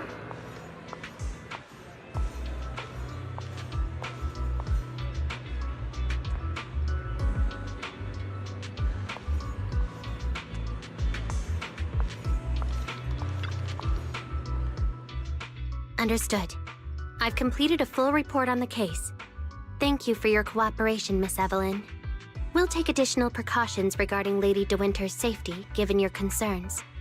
She may have been the mastermind, but Juyuan would never allow anyone to take her life in secret.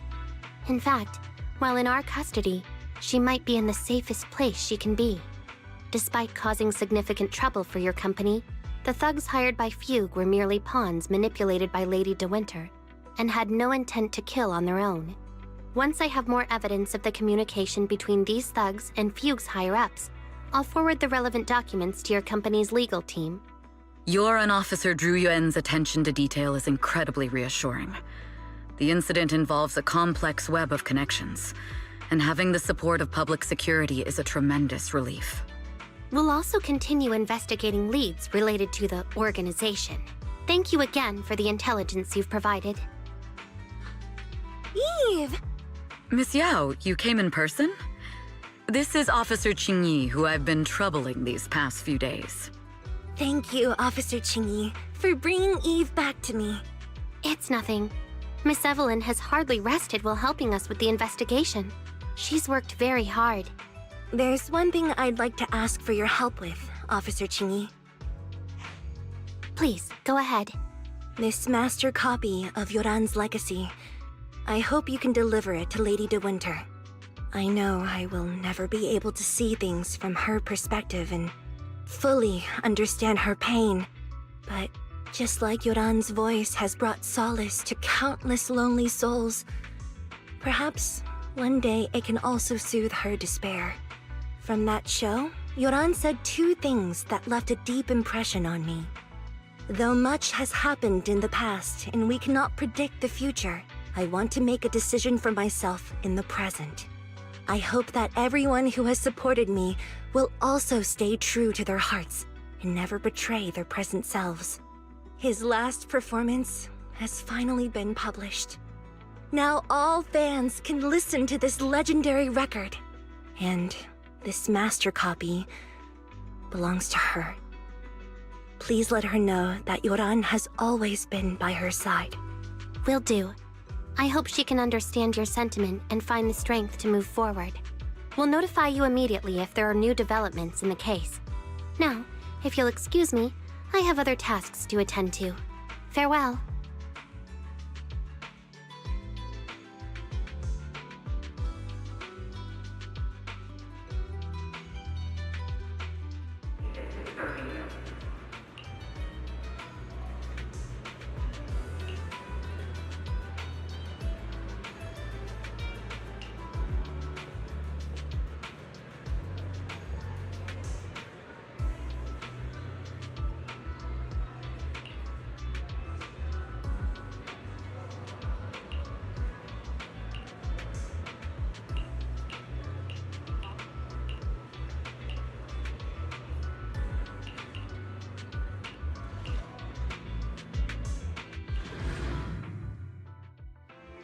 Miss Yao, since we're visiting, we should buy Belle and Wise a gift.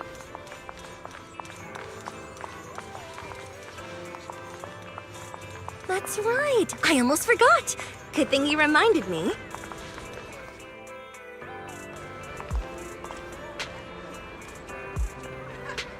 The limited edition red velvet cake looks delicious. Ah, and that black tea I had last time was so fragrant. It'll be lavish. Belle will be thrilled. Speaking of gifts, I also have a gift I'd like to give you, Miss Yao.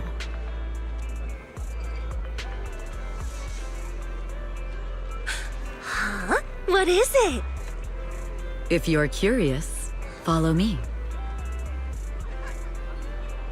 I'm curious.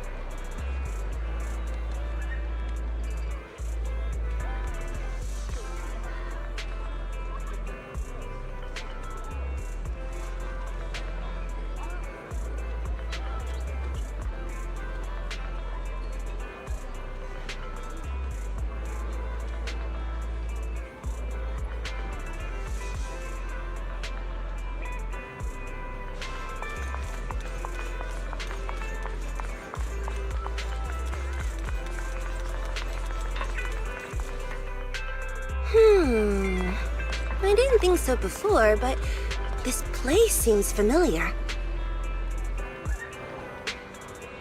Familiar, you say? That's about right. This place is completely empty. But why does it feel so familiar? Because this is where the gramophone used to be. The gramophone. That's right. That was the name of the shop. Yoran's final performance was held in this little shop. It's been so many years, I'd forgotten the name of the place. How do you remember, Eve? Because I was there too. What? You were there too? I was. But unlike you, I just stumbled upon it by chance. I heard music coming from the shop and stopped to listen for a while. Through the glass, I saw a group of passionate fans. Yoran's voice flowed out from the crowd. I didn't actually see him, just vaguely heard his voice. Incredible. It's like Yoran's music had brought us together. Turns out, we've known each other for a long time. It seems like you're fond of my gift. This is all your fault, Eve. I'm about to cry now. You were right. Music is a connection of hearts. Even across different times and spaces, we can still feel each other's presence. Yes. Perhaps that's what Yoran wanted to bring us. A resonance that never fades. A connection that transcends time. The only thing we can hold on to tightly is the present. Yes. Only the present.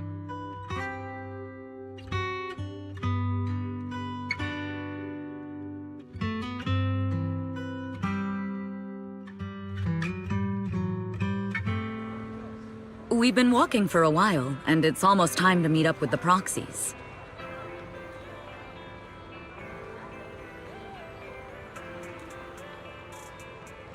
All right, let's go find Belle and Wise.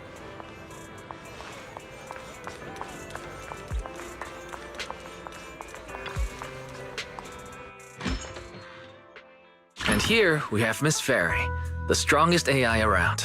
Top-notch holo navigator with the sharpest tongue in new Eridu. Huh, the strongest AI? Then... Fairy, on the wall, who's the best singer of them all? You. You are. You always will be. Ooh, she really is sharp. Who would have thought? Astra's only gotten even more popular after the attack. And on top of that, Odium Entertainment stock has shot up 30%. Their market value is now approaching 5 trillion dennies. It's still far from enough. 5 trillion dennies isn't enough? Ugh, a number that big makes my ears ring. Wise, knock it off! I mean, if I want to break my contract with them, I'll need to save up enough for the penalty first. This is my fault, Ms. Yao. If it weren't for me, you wouldn't be in such a tough spot. What are you talking about? We only let go of something as trivial as money in exchange for someone as priceless as you. Now that's something worth celebrating. I know a great place to eat! Perfect. I trust Belle's taste. It's gotta be great. It's a rare day off. Let's go right now. Hold on! Astra! Over here! Is there a special reason you chose to visit this store? I've said it before. You can't just do things on a whim. What should we do now? Thankfully, the kind store owners can also help us run away. Sorry, folks! We're on vacation today!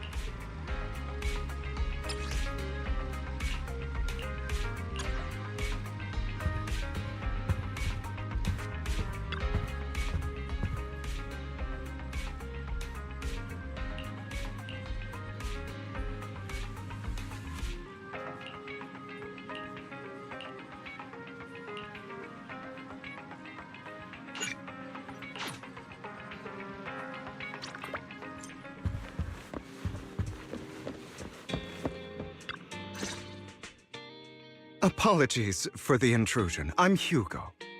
Let's just say I'm something of a collector. I've heard your video store is the most classy one in all of New Eridu, and I must say, it absolutely lives up to its reputation. The ambiance here is understated yet refined, elegant but still cozy. It's so soothing, like a steady beacon in the dark. I've also noticed some well-known individuals frequenting this place, including elite members from PubSec and HSO. Your achievements at such a young age truly impress me.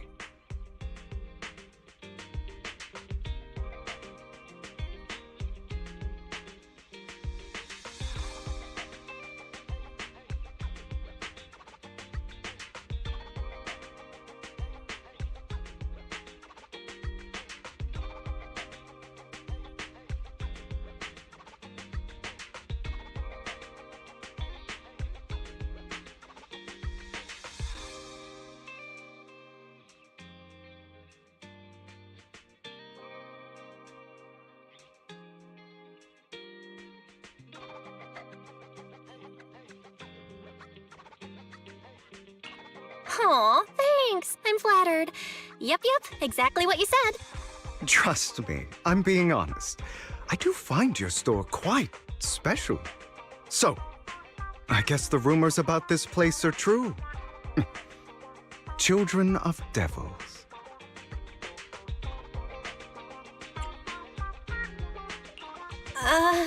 What are you talking about? I'm not following. Am I imagining it? Or do you seem really nervous all of a sudden? Children of Devils is an old movie I've been searching for, but it's so niche I can't find a copy in good condition. Or perhaps, did this movie remind you of something else?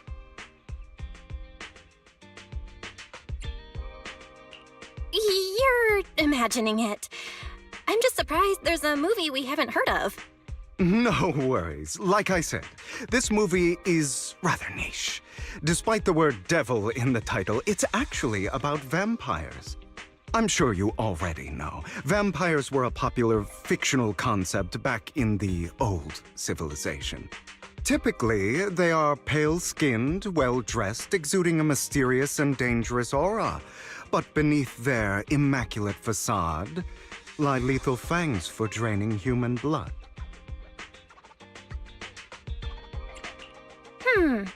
You kinda look like one. I'll take that as a compliment. Too bad vampires don't actually exist in New Eridu. Oh, and I don't feast on human blood. In fact, if anything, I'm hypoglycemic. Anyway, back to the movie. It's about a man who unwillingly turned into a vampire, and after years of plotting, finally kills his evil father and ultimately dies in the process. So, it's about patricide. You think so? To me, it's more like a revenge story. The villain just happens to be the protagonist's father. Well, it's a shame you don't have the videotape I'm looking for. I'll just grab a copy of every movie you currently have for rent. Huh? Oh, thank you so much for your patronage. That's really generous of you. Just think of it as my thanks for chatting about the movie with me. Your store is like a collector's gem in itself. Please, consider my payments here as an investment in a collector's prized find.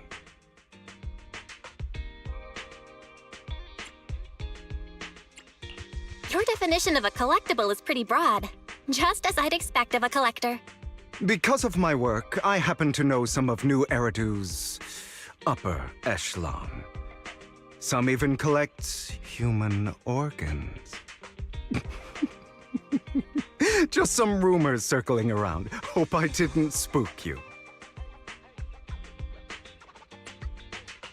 That's nothing. I've seen my fair share of crazy stuff. Guess I was worried for nothing. With so many high-profile individuals visiting here, I'm sure you're well-connected and experienced in various fields. Speaking of which, there's a big industry auction coming up. They'll probably have lots of collectibles, maybe even rare videotapes not on the market. If you'd like to attend, just let me know. Oh, by the way, I saw a marketing event at Lumina Square. Looks like there's a raffle going on. Go check it out if you're interested. Maybe you'll stumble upon something exciting. Especially at a place so close to the upper class. After all, there are always secrets hiding behind the light. Well, thanks for today. I'll take my leave for now. Until next time, my precious friend.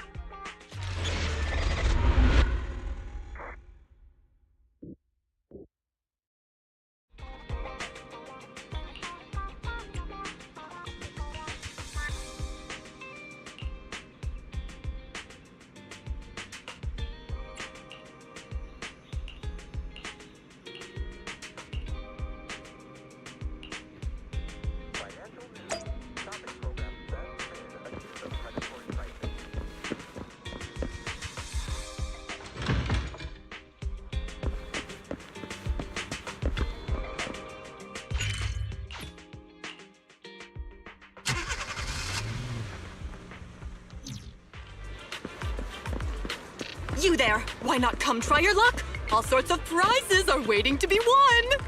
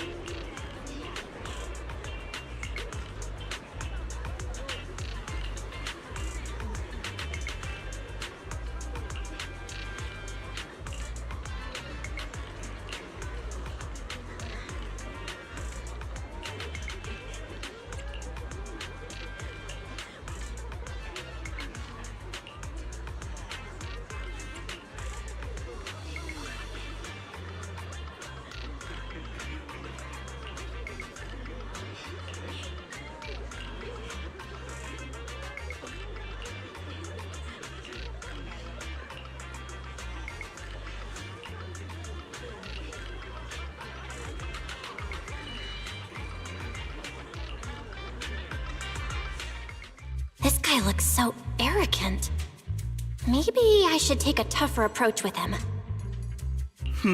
Quit the act. I've seen right through you. You may look harmless, but I know you have a secret identity. Your crafty skills have caused headaches for countless people. Not to mention, you're revered in your field. Everyone knows who you are. Your true identity is a member of the most infamous band of thieves in New Eridu, Mockingbird!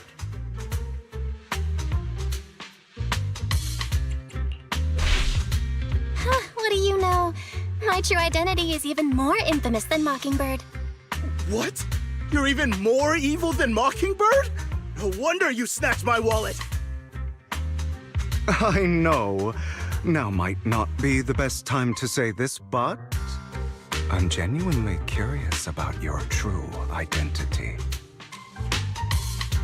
Forget it. Clearly, you have no idea who I am. I'm Curtis Ravenlock. That's right, of the esteemed Ravenlock family from Tops. You'll face consequences for crossing me.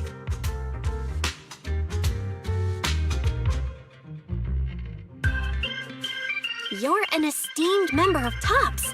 Why join a raffle with us plebs? Offense is the best defense. Seems like you've got that down. I'm only here because my family sponsored this event. I just joined the raffle for fun. It's not like I actually need the money. Anyway, you were the only one next to me when I lost my wallet. It has to be you. Just admit it!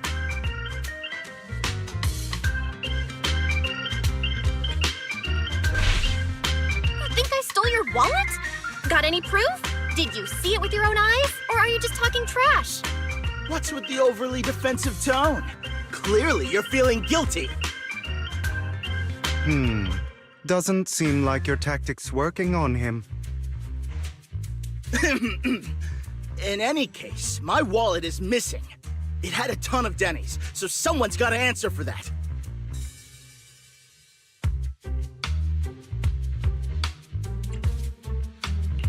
No one's responsible for your wallet except you. Let's be real.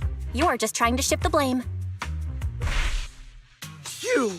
No one's ever dared to speak to me like that before. Clearly, your accusation is baseless, Mr. Ravenlock. Your outfit, while elegant, shows unironed creases and noticeable signs of wear. You've likely worn it for a long time. Plus, the wet ink on your cuffs suggests that you rushed straight here from your workplace. Likely so you wouldn't miss today's raffle. All in all, it's clear you're not well off and quite careless. Chances are you lost your wallet yourself, and it probably didn't hold much cash. Is that why you jumped to accuse others? Hoping to leverage your family name to make a quick Denny?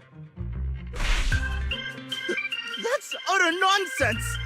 Regardless, you owe this person an apology.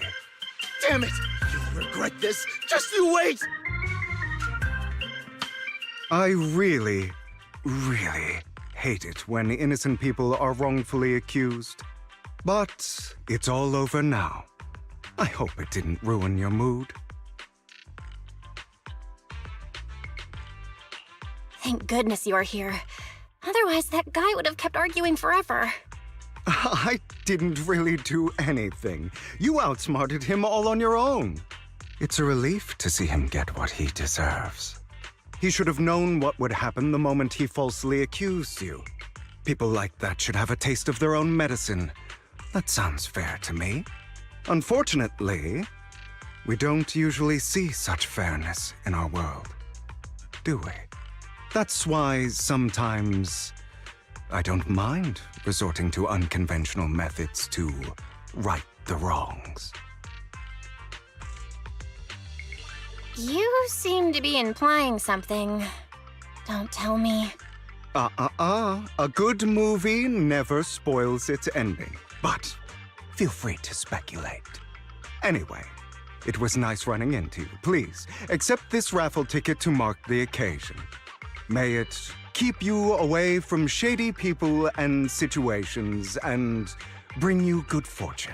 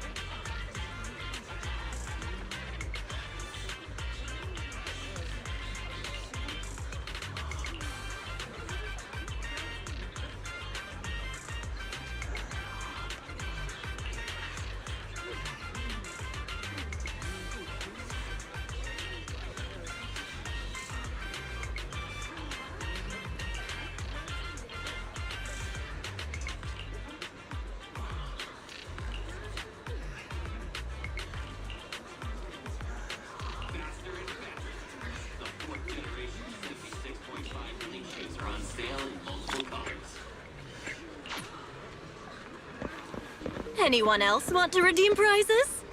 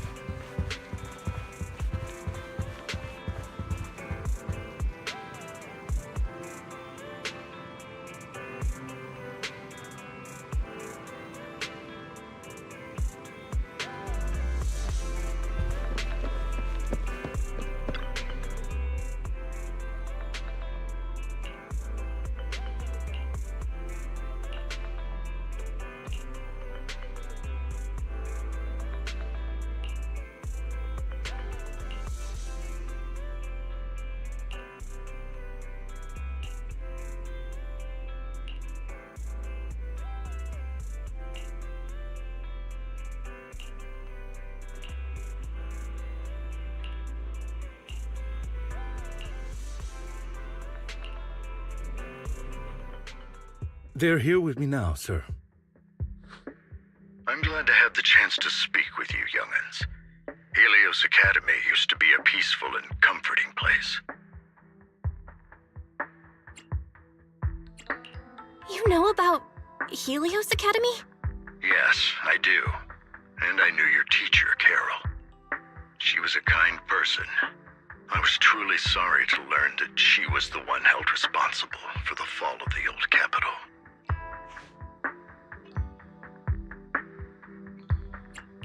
She was innocent. There has to be more to the story. I hope so too. It's just that the fall of the old capital still weighs heavily on us all.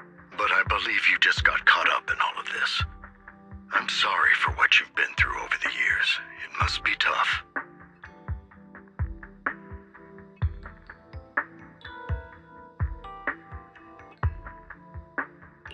Sooner or later, we'll find the evidence to clear her name. Then I sincerely wish you success. The real reason I reached out to you is to tell you something very important. Something about your eyes. I stumbled upon some of the data Kara left behind. She spent much of her time studying ways to minimize the side effects of your eye implants. Teacher, she was always looking out for us. Yes, which is why I believe this was her final wish. As her friend, I want to see it through. Simply put, your eye implants are directly linked to your brain, and their functionality depends on your body's limits. As a result, the HDD system takes up a part of your body's capacity. This leads to certain issues, the most notable being that it suppresses your innate ether aptitude. I brought in a team of specialists to analyze Carol's data samples, and after some effort, they created a plan to upgrade the HDD system. After the upgrade, the HDD system will operate with significantly reduced power consumption, allowing for a substantial boost in your ether aptitude, or rather, a restoration to its original level. Do you mean that once the HDD upgrade is done, we'll be able to enter the hollows ourselves without EOS? Exactly. You'll likely experience some discomfort at first, but you'll get used to it over time. I'll have the specialists from Marcel Group continue monitoring your physical condition to reduce the burden on your body and help restore your ether aptitude more effectively. You're actually sharing such advanced technology with us? Thank you so much. No need to thank me. If anything, you should thank Carol. Furthermore, from what I've learned, the power within your eyes goes far beyond this. That's why I waited until now to tell you. Perhaps the power within you could affect all of New Eridu. But you must understand, power is a double-edged sword. It can be used against enemies or allies.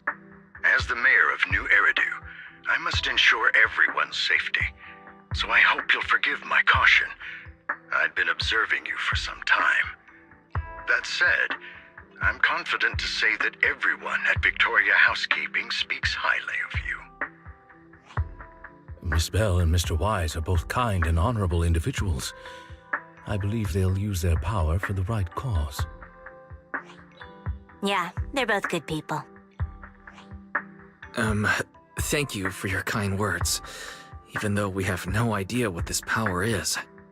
You're not just saying that to get our hopes up, are you? Of course not. It's just that I don't have much information right now. I'll let you know as soon as I do. Well then, I'll let Lycon assist you with upgrading the HDD system. Rest assured he'll guide you through everything. You should be able to follow him with your knowledge. If you would follow me.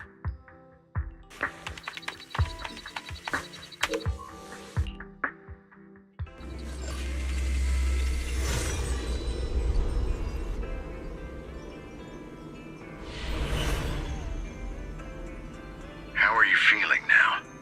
All good, I think. Really? I'm feeling a bit off. Your body is adjusting. Give it time to adapt to the changes. As a precaution, hold off on entering the hollows until you feel better. I see. In that case, I'll sit back and help Belle for now then. It's quite impressive one of you adapted so quickly. Your ether aptitude is now on par with most Hollow investigators, meaning you're ready to explore regular Hollows. But you must be careful at first. Lycon, Ellen, why don't you two go along? One of the data piles in the Hollow near the Metro is malfunctioning, and we need a skilled proxy to address it. I'll assign this task to you. Of course, you'll receive fair compensation upon completion. Take your time in the journeys ahead. You've got plenty of time to uncover your full potential.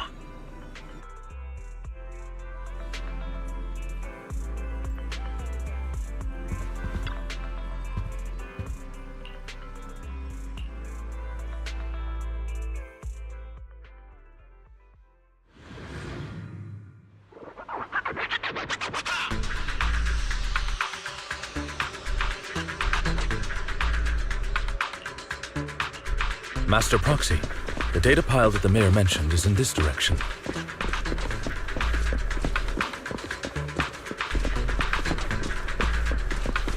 Let's keep moving. The data pile that the mayor mentioned is near that garage ahead.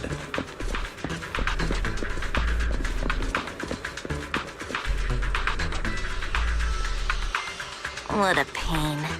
There's nowhere else to go. We'll have to move the train.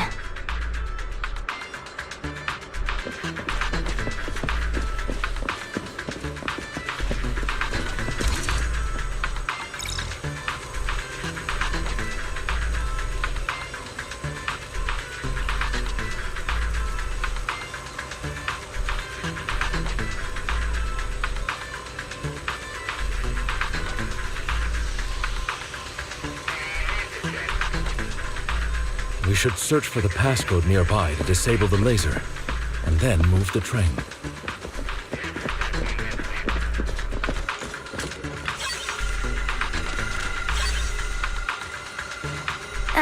I get it now.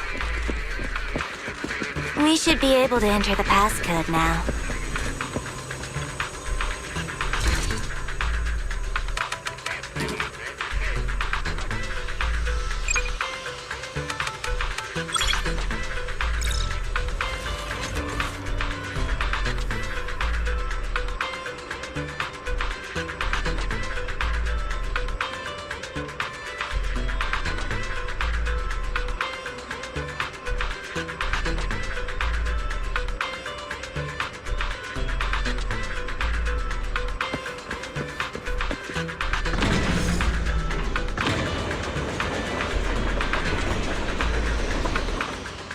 How are you feeling now, Master Proxy?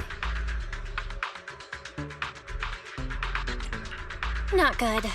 I feel like I'm about to pass out. Glad to see you're well enough to crack jokes. If you feel any discomfort, please let us know at once. Yeah, I'll carry you on my back if needed.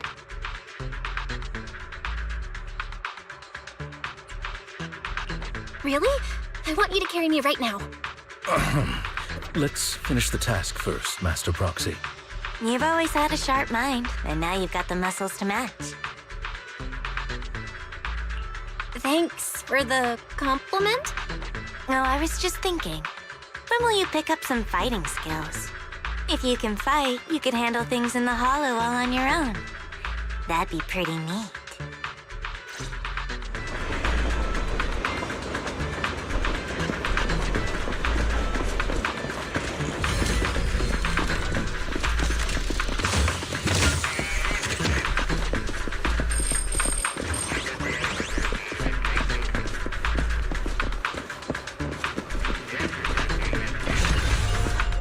Master Proxy, the data pile is right up ahead.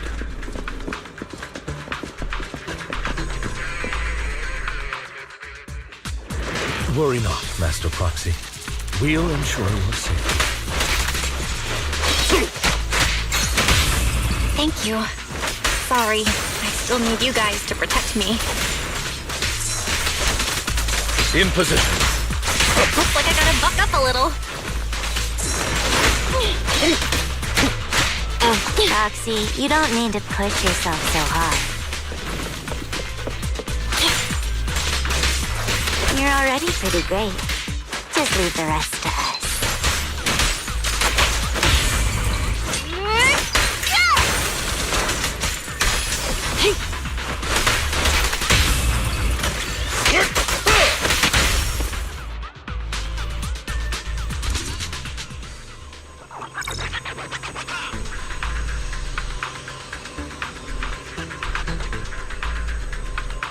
Oh, it's another passcode. We should be able to find the passcode nearby. Let's keep an eye out for it.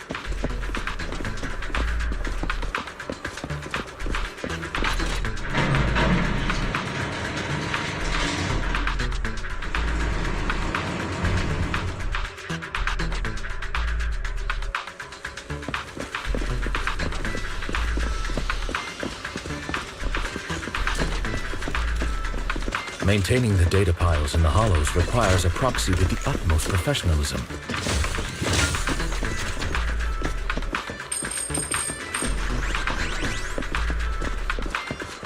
It is Victoria Housekeeping's honor to maintain a professional relationship with an outstanding proxy such as yourself.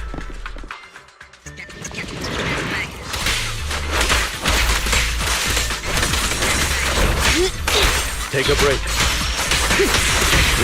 Okay, boss. Take a break.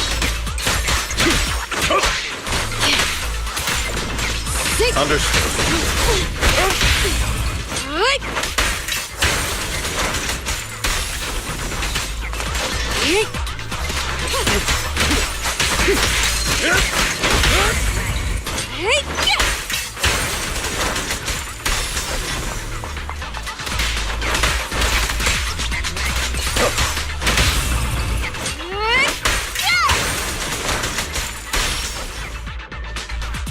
Master Proxy, let's take a look around this area.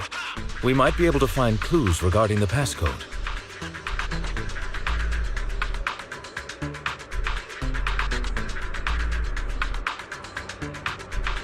This should be it. We need another passcode. Oh well, let's check the other side.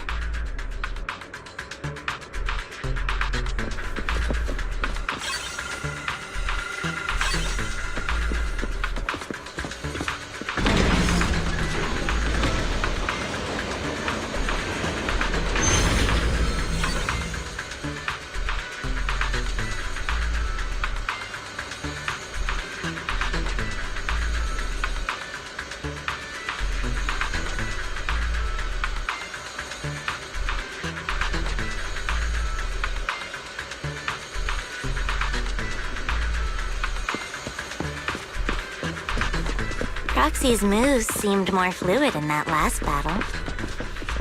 Master Proxy, this should be the second passcode.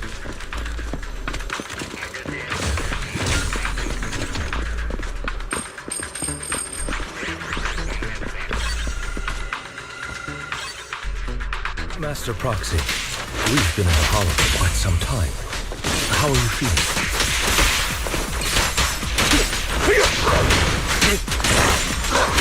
I feel fine. Nothing out of the ordinary.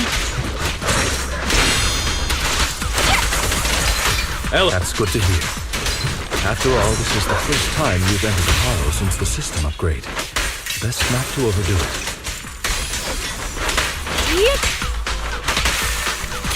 In position. Let's end this fight quickly.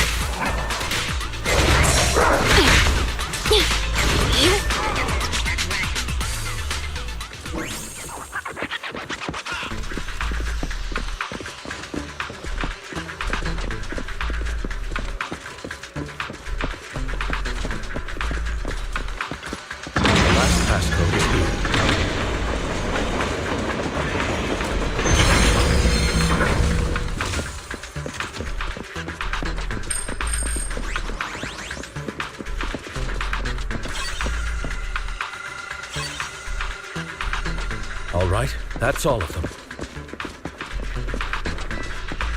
Let us return and open that lock.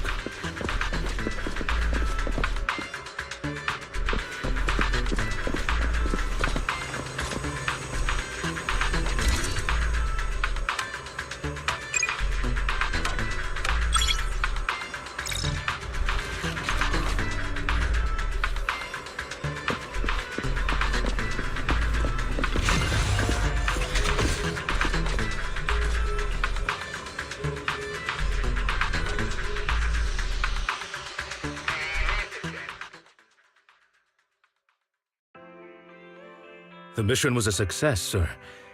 Master Phaeton's performance was outstanding. Excellent. You truly are exceptional. I'll be frank. I contacted you because I need your expertise for an important task. I'd like you to participate in an auction and help me secure an item up for bid. Hold on. Is it the same auction I heard about? The one with all the high-profile attendees? Yes, that's the one. I knew asking you was the right choice. Since you're aware of it, I'll get straight to the point. It's related to the sacrifice you encountered. Sacrifice? Has it appeared again? Remember the sacrifice you took down near the construction site? Public security did some research after retrieving it. It turns out it can maintain its form outside the hollow and carries human genes. Within it, we extracted a mysterious core. This core possesses the same inexplicable power as the sacrifice, allowing it to exist without relying on ether. However, the core was recently stolen from the most secure lab in New Eridu. We suspect this is an inside job rather than an external theft. We searched extensively without success, until I saw the auction flyer. The core has been concealed within an auction item.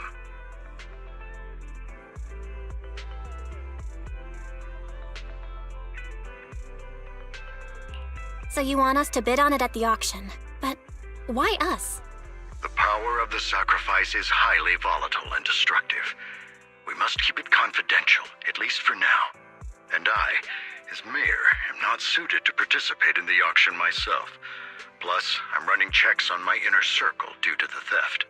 Frankly, there aren't many people I can trust. Don't worry, the funds are covered, and Victoria Housekeeping will be assisting you. Of course, this hinges on one condition: your willingness to aid me. All right, we'll give it a shot. Thank you very much. I knew that I could rely on you. The only hurdle now is the invitation. It's exclusive to Tops, so obtaining one might take some time. I'll handle that promptly. I'll leave the rest in your capable hands. You seem a bit puzzled, Master Proxy. The relationship between the mayor and Tops seems rather delicate. You're quite perceptive. As you know, the roots of New Eridu's governance lie with the Mayflowers, while Tops is a conglomerate of companies. Power and profit often lay the foundation for conflicts, which is why securing invitations could be tricky for us. Things would be much easier if Tops weren't so involved.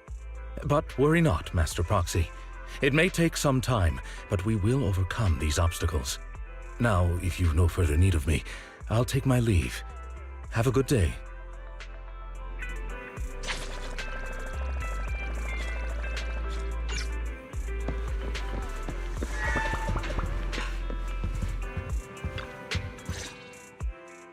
Didn't that collector Hugo mention if we wanted to attend the auction to give him a call? But he didn't leave us with his contact information. Odd, right?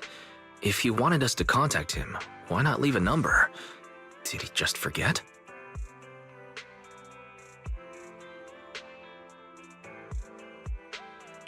Maybe he did leave us his contact, but we missed it? Come to think of it, Hugo did leave us a raffle ticket, and said something weird. He said something cringy like, "There are always secrets hiding behind the light." Wait, don't tell me.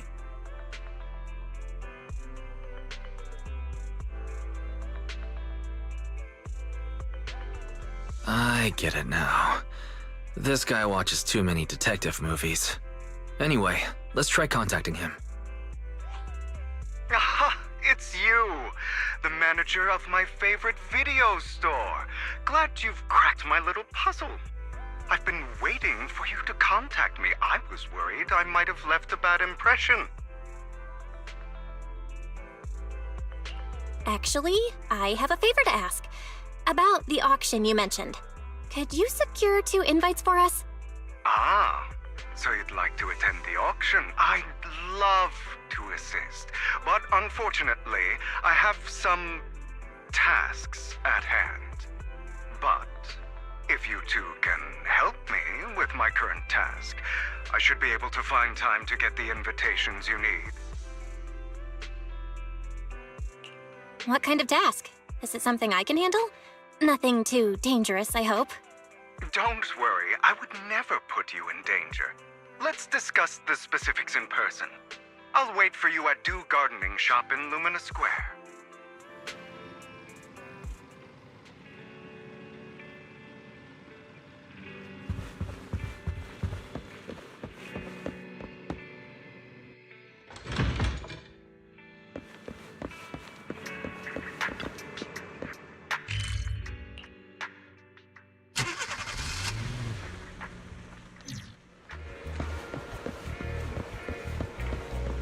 You've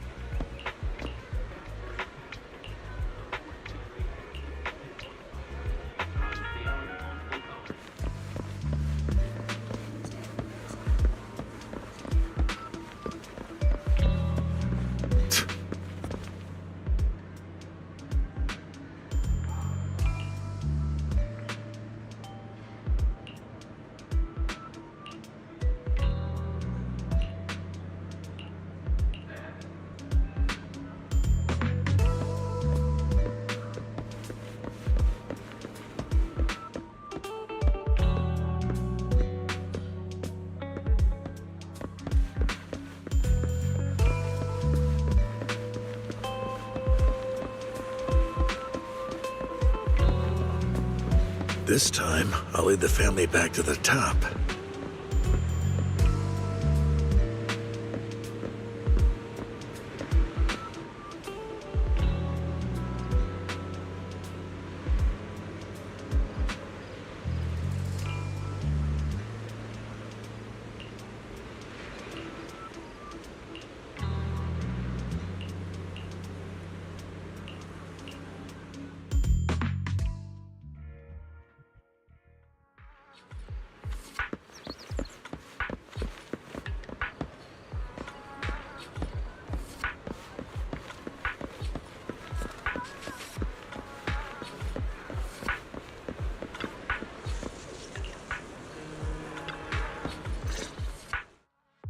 Good day, manager. Wonderful to see you again.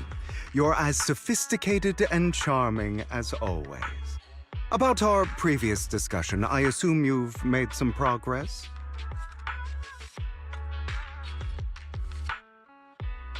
I see. Looks like it's more complicated than I thought. I appreciate your help. Here are the promised invitations for you. One was mine, but I won't be able to attend as I'll be occupied that day. I had to pull a few strings to secure these invitations, so please don't mention where they came from. Otherwise, someone might come hunt me down. Wait, seriously? Is the auction really that dangerous? Well, when you dance with sharks, you can't avoid risk. But I have faith in you, dear manager. I'm entrusting you with my life. Don't worry, my lips are sealed. And so are my brothers. I've been meaning to say, you're so close with your sibling. I'm kind of jealous. What's your view on family ties, manager? It's a bond you have to maintain carefully. Even as family, we might not fully know each other. For example, someone who was like a mother to us loved us deeply, but also kept many things from us. Mother. Huh. For me, that word only brings fear, pain, and hatred. I once had a half-sister. Different mothers.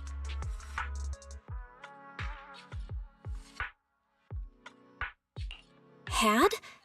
Did you two fall out of touch because of an argument or something? No, we never argued. I would like to try, but it's too late. She's been gone so long. I can barely remember her face. I'm sorry. I didn't realize it was a sensitive topic. My condolences. It's okay. I brought it up first, and it was ages ago. Anyway, back to what we were saying.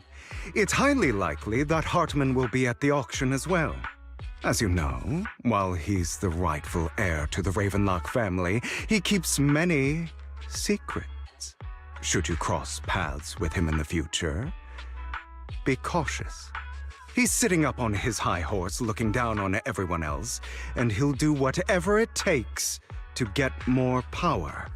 I hope these upper-class people eventually face the punishment they deserve. Too bad the scales of fate lean one way or another, unless someone steps in to tip them back. I digress. That's all for today. I have some errands to attend to, so I'll take my leave. Have fun at the auction.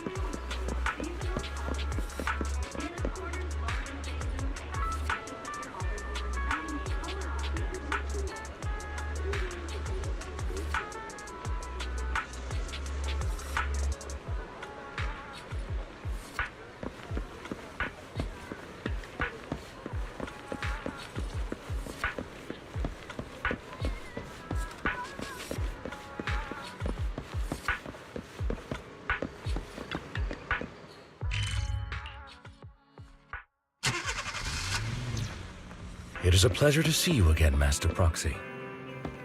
It's been a while.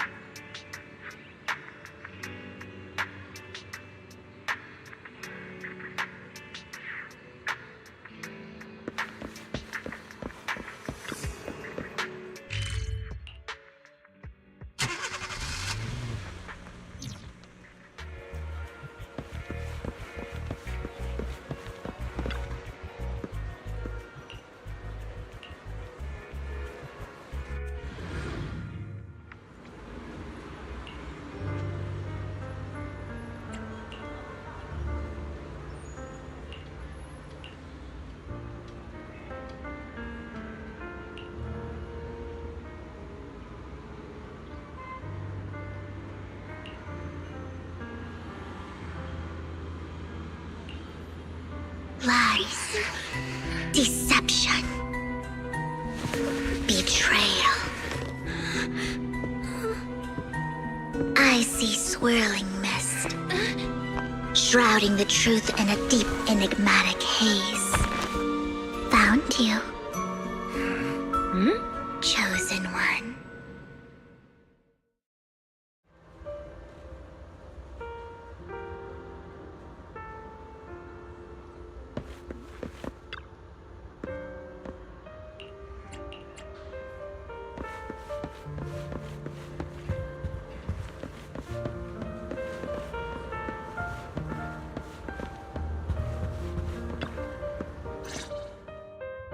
You are exactly as I thought you'd be.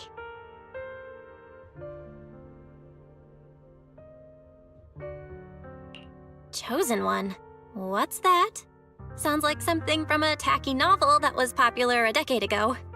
Words can only convey so much, so it's understandable if what I say doesn't make sense to you now. But you'll know what I mean soon enough. Young lady, I know you might think I'm lying, but I'm telling the truth. That item was my late husband's keepsake, and I had to pawn it due to financial difficulties. But I can't bear to see it auctioned away to who knows where. I'd never be able to get it back. Please help me bid for it. There's a hidden flaw in that item. If you point it out during inspection, it will be withdrawn from the auction and returned to the pawn shop. That way you won't have to pay for it. In return, I'll offer you some compensation. It may not be much, but it's all I can manage. Please. Mom, please don't cry. Your story might be genuine, but your intention is not. Besides, this has nothing to do with me. Your misfortune is not my concern. Young lady, you don't look like you're struggling for money. How can you be so cold-hearted? I'm sure this refined individual here feels the same way. Huh? Are you referring to me? Yes, you! If you're willing, could you please... The auction is about to start. I'm not sure how you gained entry, but I'm sure you don't want to be driven out with your daughter. And you? Here's a little piece of advice. Don't let your sympathy easily sway you in an auction like this.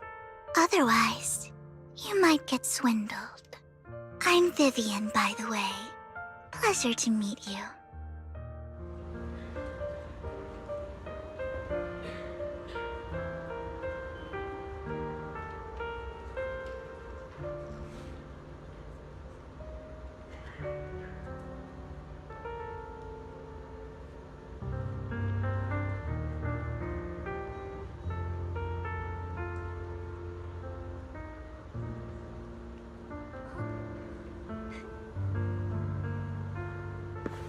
Dear guests, the auction will begin shortly. Please make your way to the venue.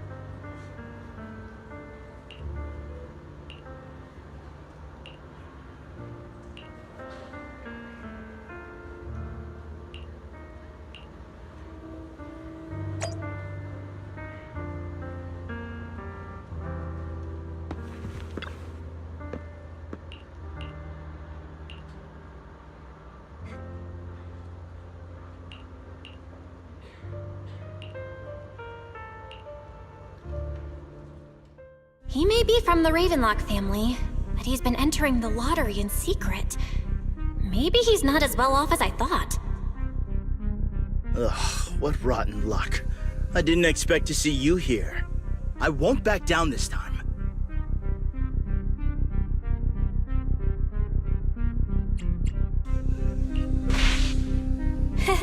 Aren't you that bigwig from the Ravenlock clan?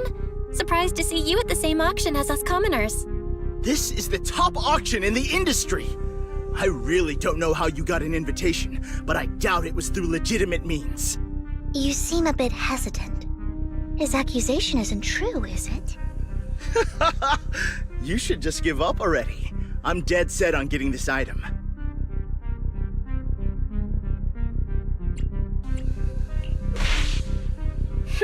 Let's see who comes out on top in the end.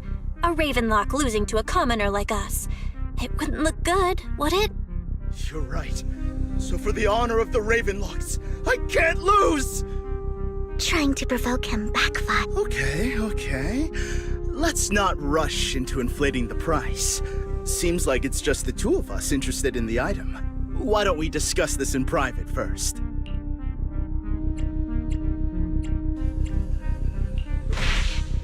Why not just let me have this one? I'll take this item, and I won't bid against you for anything else. Seems like a fair deal, right? Huh. That really is a great deal. Yeah, right. Do you think I'm an idiot? Well, your trick is out in the open. Maybe a bit... You're really stubborn, huh? Is it really worth arguing over such a small collectible? Sure is. The money in our pocket is our biggest advantage. Host, I'm raising the bid. The price is way more than it's worth. Forget it, I'm out. It's a bit overpriced, but it's still acceptable. Regardless, congratulations on your winning bid. Though, in my opinion, its aesthetic style is a bit ahead of its time. But as long as you like it, that's what matters. After all, the true value of art is in the love people invest in it. The next item is truly exceptional. The final creation of a legendary artist, the only one of its kind in all of New Eridu. The artist's tale is quite fascinating. Unrecognized during his lifetime, his works were discovered by art collectors after his death and became hugely popular. Because of this, authentic works are few and far between, making each one incredibly precious. And this stunning final piece, anyone who loves his work won't want to miss it. Without further ado, let's get started! Starting bid, 200 million dennies! If I can get it for under 500 million, I can still turn a profit. 300 million! If I'm not mistaken, Wise, isn't that the item the woman asked Vivian to bid on? Yeah, that's the one. If our budget allows, perhaps we should. 1 billion. Even if his final piece is a collectible of this quality, starting at $1 billion right off the bat. Since she doesn't have to earn her own money, any bid is just a number to her. Was that Vivian? Wow, she just said, "Don't let your sympathy sway you," then went ahead and bid anyways. Yeah, but she can literally afford not to take her own advice. Oh, this elegantly dressed lady certainly has refined taste and deep pockets. So, is anyone ready to challenge this young lady? Invest in the legacy of a talented artist who left us too soon. Its value could double in the future. I'd advise against it. I'm going to bid on this no matter the price tonight. This young lady is certainly very confident. Our time is almost up at $1 billion. Going once, going twice, going 3 times. Sold for $1 billion. All right, ladies and gentlemen, that concludes the first half of the auction. Please feel free to unwind in the lounge for a bit, as more treasures await in the second half.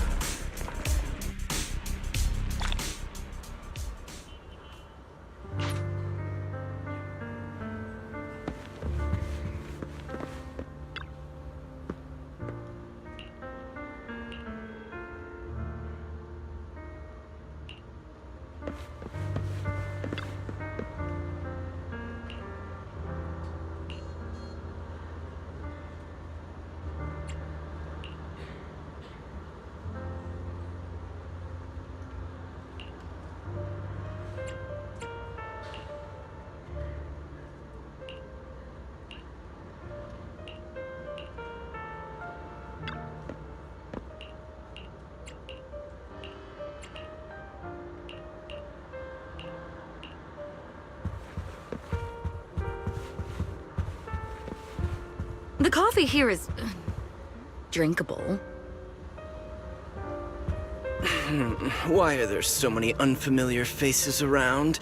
I thought this was for regulars only.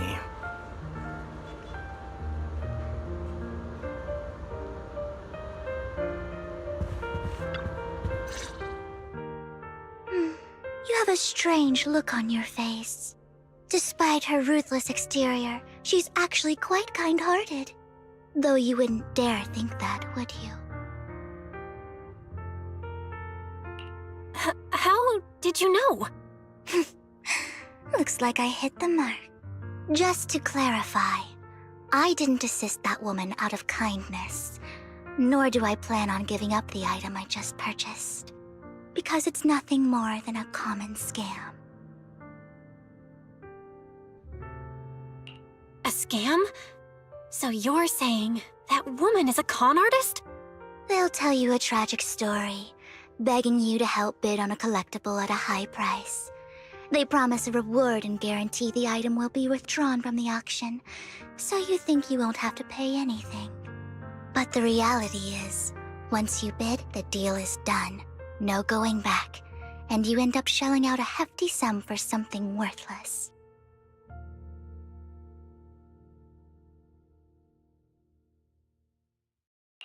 So, why did you still bid on the item? I really enjoyed the story of that legendary artist. Art, at its essence, sells stories, doesn't it? I'm willing to pay the price for the stories I choose. That's another lie. Looks like you believed me. I didn't really believe you. Let me give you another piece of advice.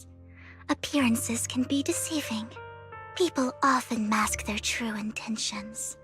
Sometimes, what you can't see is the real truth.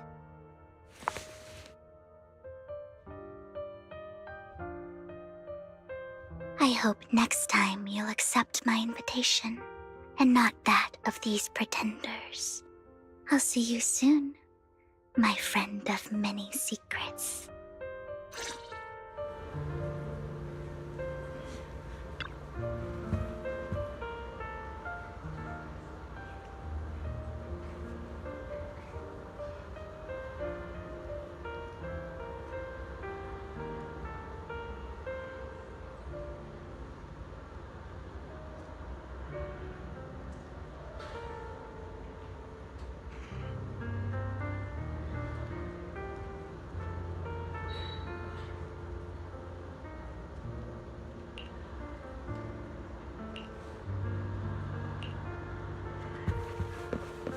The second half of the auction is about to begin. Please make your way to the venue.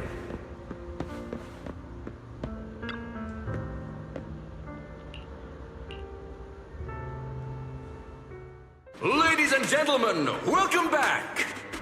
Up next in our auction is tonight's showpiece, the one-of-a-kind Robe of Heroes! Legend has it that, long ago, this was a garment that only a hero could wear. What's truly fascinating is the unique gem embedded in the collar of this robe. It's unlike any gem I've ever seen. Almost magical.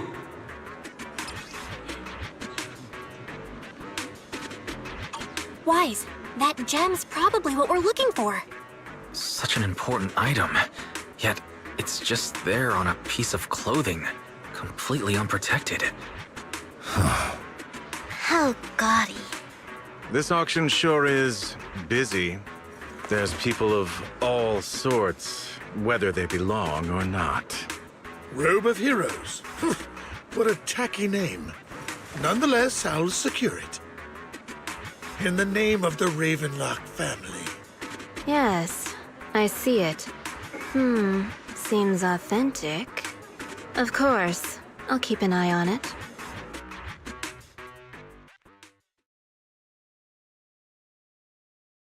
I didn't expect this to drag on so long. I believe there is no meaning in continuing this senseless bidding war. Frankly, wasting time irks me more than squandering money. So, my friend, let's cut to the chase. What did you have in mind? This man is pretty shrewd. Maybe I should match his energy.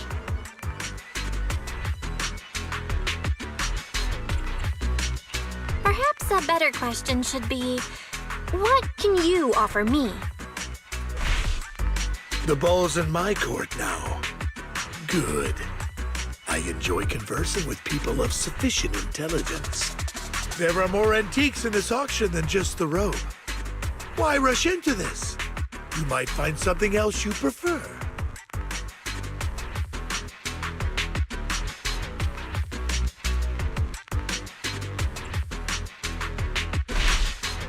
Actually, I know the secrets of that robe. Really? So there is something more to the robe. Our opponent seems quite astute, Master Proxy. Let's avoid anything that might raise suspicion. The Ravenlock family always gets what they desire. If you have any doubts, feel free to ask around.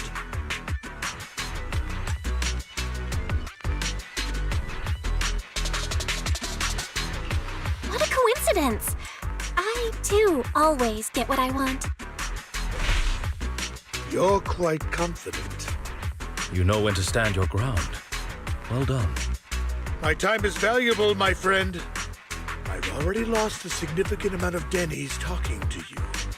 If I offer you a token of appreciation, let's say a hefty sum of Denny's, would you consider backing out of this bid? In that case, if I were to give you a hefty sum of Denny's, would you back down? I fear my price is beyond your means. It's been a while since someone dared speak to me like that. All right, since I can't sway you, we'll have to settle this with our financial power. But let me be clear. No matter how high it goes, I won't back down. Oh no.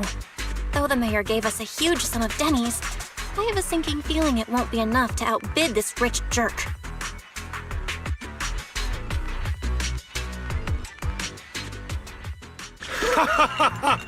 Thank you, everyone. It appears I'm the final winner of this auction after all. Well, I'll be taking this masterpiece with me. Of course. I must extend my sincere gratitude to all of you. Damn it, we almost won! Ugh, Denny grabbing jerks. I got a message from Hugo. He wants us to... Look up? What happened? Why'd the lights go out?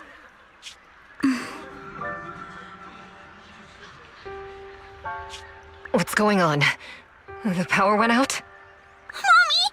I'm scared! Ladies and gentlemen, welcome to tonight's auction. My apologies for the long and dreary opening. Losers always have a lot to say. That guy looks familiar. Is that... What are you all standing around for?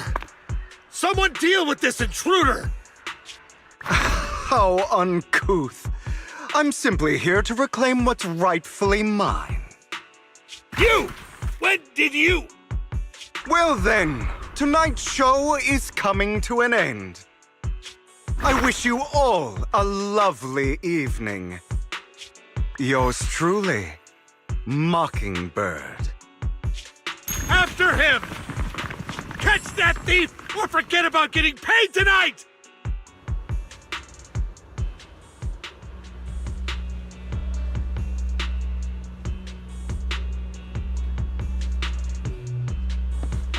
Ease. Forgive me, Master Proxy, but that... Mockingbird and I have... history.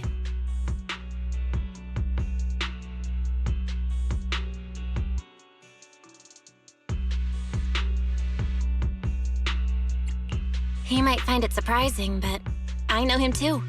You do? I see. So that's how you know him. Years ago, we founded Mockingbird, the Phantom Thieves Syndicate. Things started off well. We were young, with naive ideals and lofty goals, and we pursued what we thought was right. But one night, that all changed.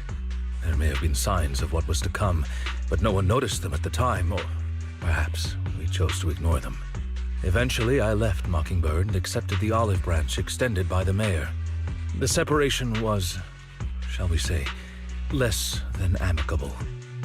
And my dearest friend became my sworn enemy. Master Proxy, if I may ask, what do you think of Hugo?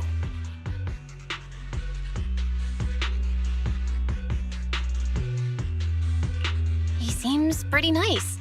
He did lend us a hand, so he doesn't really come across as a bad guy to me. I see. A facade, I'm sure, to earn your trust. In any case, he is very dangerous. I'm still unsure of his intentions, but we cannot risk letting him have the sacrifice core. Based on my past experiences, I can likely predict the route he'll take to evade his pursuers and escape. However, this path lies within the Hollow. Master Proxy, can you... Let's head straight there. I'm feeling super strong right now. Very well.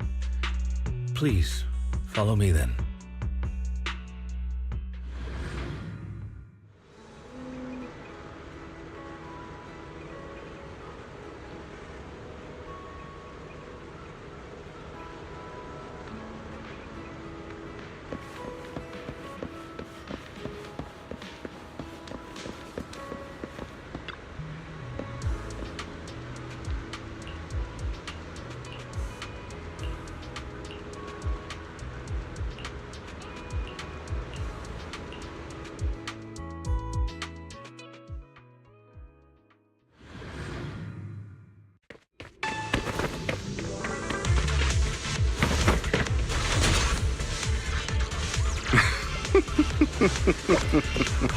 As I thought, Hugo really is here.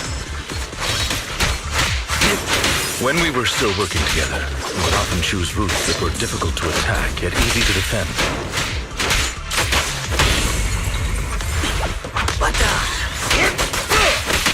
Master Proxy, the layout of the port is complex. Ethereals may jump out from any corner.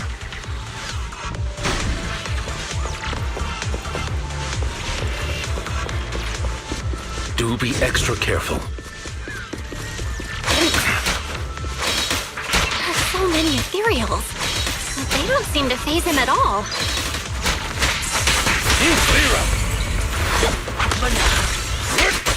Though I am loath to admit it, that man is quite formidable.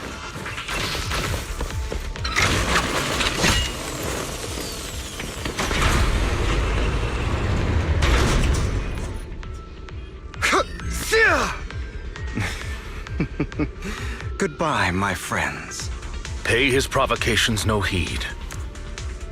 You'd normally stay idle this long. All good. These small obstacles can't trip me up.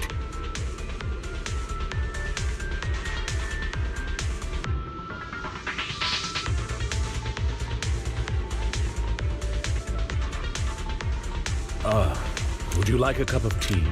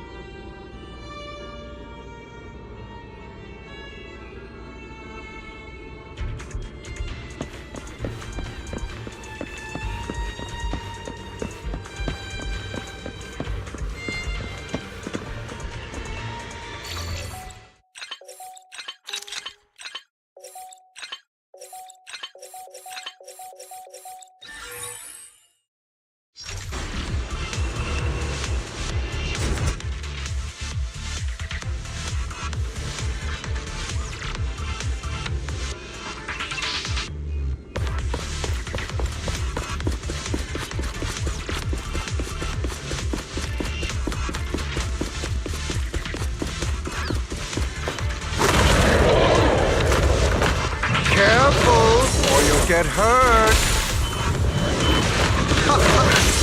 I'm not going to let you have your way. Master Proxy, that's one of Hugo's weapons. Make sure to avoid it.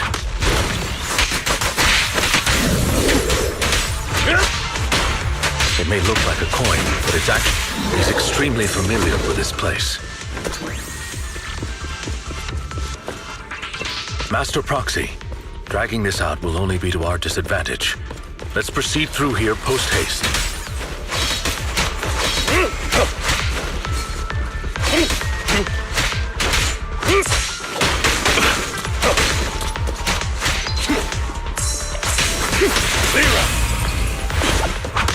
Stay calm now.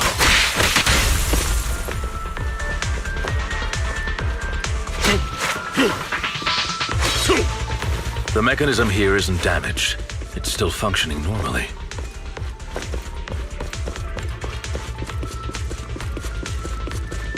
Something's not right. It feels too easy, almost as if he let us through on purpose.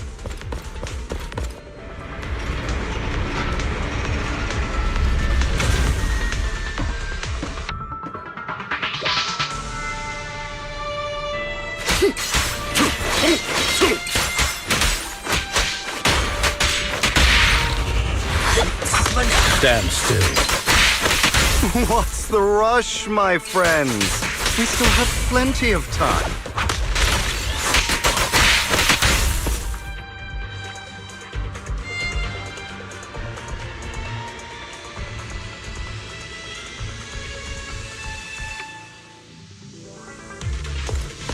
This must be the right way. Not to worry, Master Proxy. We'll be able to catch up to him soon.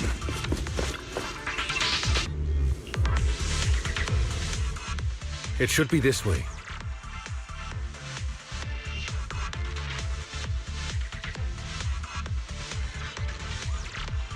Are they from the auction? No, they shouldn't be able to track Hugo here. They're likely just hollow raiders. Back then, Hugo would typically retreat into a hollow after securing the goods. And as his partner, I'd be responsible for leading the pursuers astray. I'm unsure if he has a partner now, or who they might be if he does. Well, Phantom Thieves usually have partners, right? He must have recruited a new one. True. That could make things trickier, as he may have passed the core to his partner. Regardless, Master Proxy, let's steer clear of those Hollow Raiders for now. Although I'm confident in my ability to defeat them, the clash here might delay us and jeopardize your safety. Our main focus now is locating Hugo and retrieving the gem.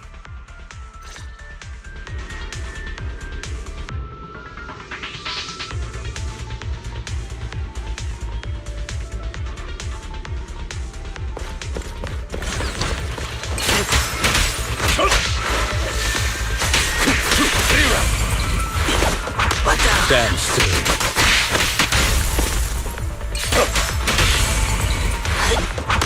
Stay calm now.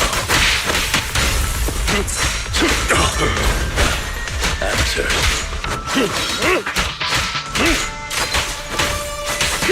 Take this. Stand still. He should be nearby.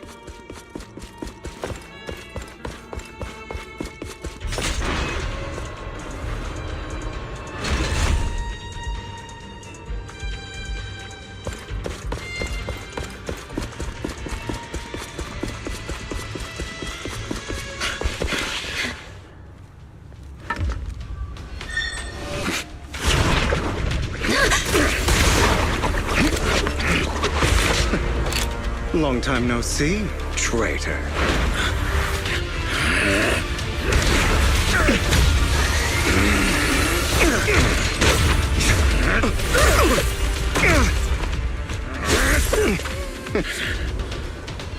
It was you who broke the oath, not me. You haven't changed, pompous and self-righteous.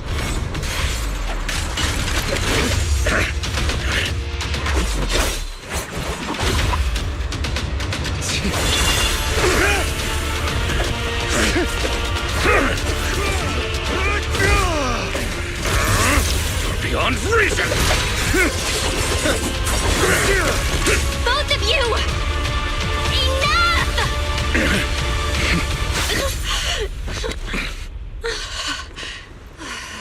Master Proxy. Are you all right, Master Proxy? Any injuries? I'm fine. I just forgot I wasn't Eos. I thought your attacks would just go over my head. I'm not used to being this tall, I guess. Rest assured, Manager. My blade has always been steady. I'll never point my weapon at my allies, especially not you. As for that oaf, he has no sense of control in the heat of battle, even turning on his own comrades. I'd thank you not to spread lies. What? Are you denying it? I merely spoke the truth, didn't I?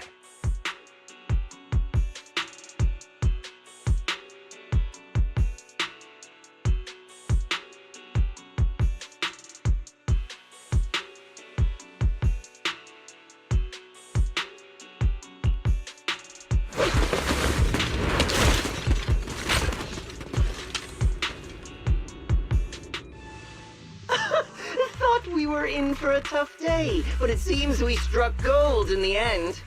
If you value your lives, you better hand over all your etheric resources and any other valuables you've got. I have no conflict with you, gentlemen.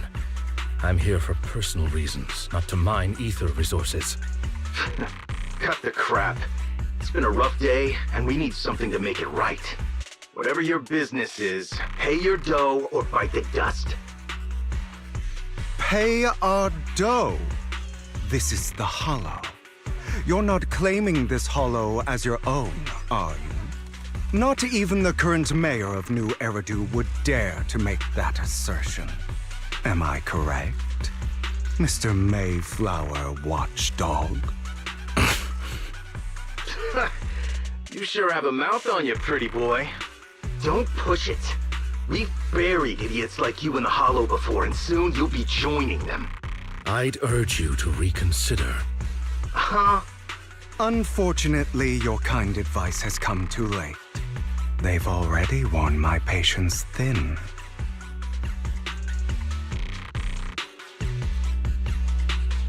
Oh, help me! Scared? Then perhaps you should think twice before you act. You've made your bed. Now lie in it. Sorry, I'm so sorry. Please have mercy. Spare us! We won't do it again! Are you quite done blowing off steam? Don't kill them. I'll hand them over to public security once we're out of... Who do you think you are to tell me what to do? They weren't planning to show you any mercy, yet you forgive them so easily. You haven't changed at all over the years, Lycon. To hell with you and your foolish fantasies of being some almighty savior. Haven't you learned your lesson from what happened with your eye and legs? My principles remain unshaken. No one has the right to take another's life. Sinners deserve punishment. Do you know how many lives they've taken? I'm merely delivering the justice the world needs. It is not our place to pass judgment.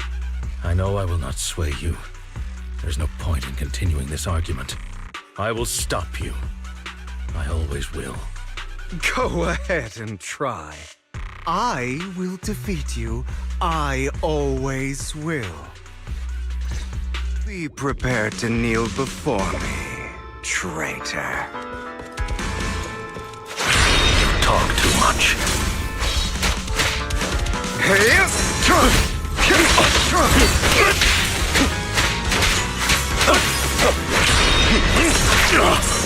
Out of my way!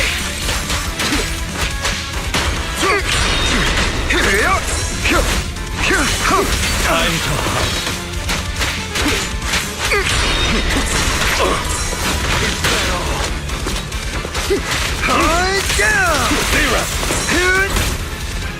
Beg for mercy. Not bad.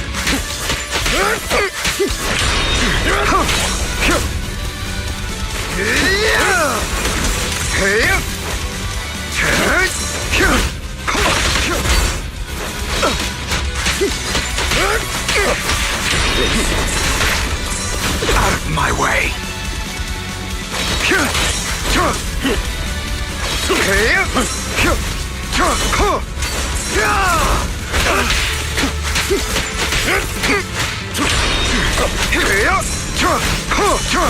Trying to run, are we? Beg for mercy. Proxy, I'd advise against trusting anyone from the Mayflower family. Or their dog. Power! Really? Do you two have to do this now? Beg for mercy. My apologies, dear master. But I'm itching to teach him a lesson. Shut up!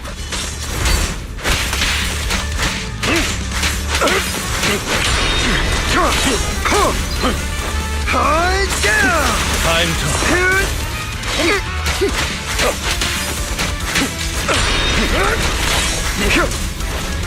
Trying to run, are we?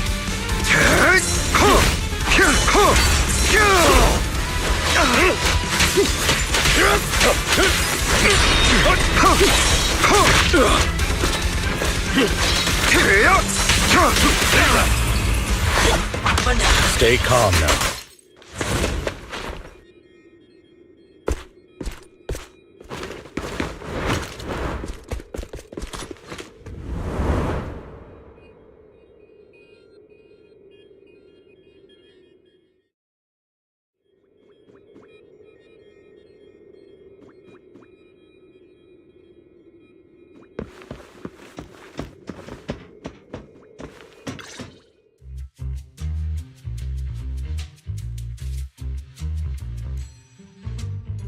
Worry not. Mastery of my skills will come in time. But there's something more important I would like to teach you. Something about faith. Does a phantom thief even need faith? Of course. What else would we fight for? For wealth, fame, and power to stand at the top so nothing and no one can imprison us. Isn't that what everyone desires? Or perhaps by faith, do you mean something asinine and empty, like justice, dreams, or friendship? Hilarious. Grow up, Lycon. It's time to let go of your naive fantasies of being some almighty savior. You just don't get it. All right, enough squabbling. What I'm trying to teach you is very simple. I may not walk the path of justice, but I do not walk the path of evil. There's too much injustice in this world, and there are times when it becomes necessary to right those wrongs with unconventional methods. Taking lives, however, is out of the question. Life is a precious gift, one that nobody has the right to steal. No one should have the authority to judge whether another lives or dies. Keep that in mind. I will. You don't seem convinced, Hugo. As you mentioned, this world is unjust. That's why we must strive to bring fairness to this world. Those who cause harm should face consequences, just as those who take lives should. But not all lives hold the same value. Sometimes, you may need to eliminate one if it means saving more. You're too proud. Your pride may lead you astray. I have my own path and beliefs, Jack. I'll determine for myself what's fair and unfair. Hey, watch your mouth. If it weren't for Jack, you'd be dead already. You're a smart kid, Hugo. Skilled too. You could easily take the life of a sinner. However, what if one day you found out you were wrong? What if that so-called sinner were innocent? Could you bring them back to life? I wouldn't make that mistake. To err is human. Everyone is bound to make mistakes. It's good you are open with your thoughts. I just don't want your troubled past to weigh you down. Because your hatred doesn't define you. It only eats away at you.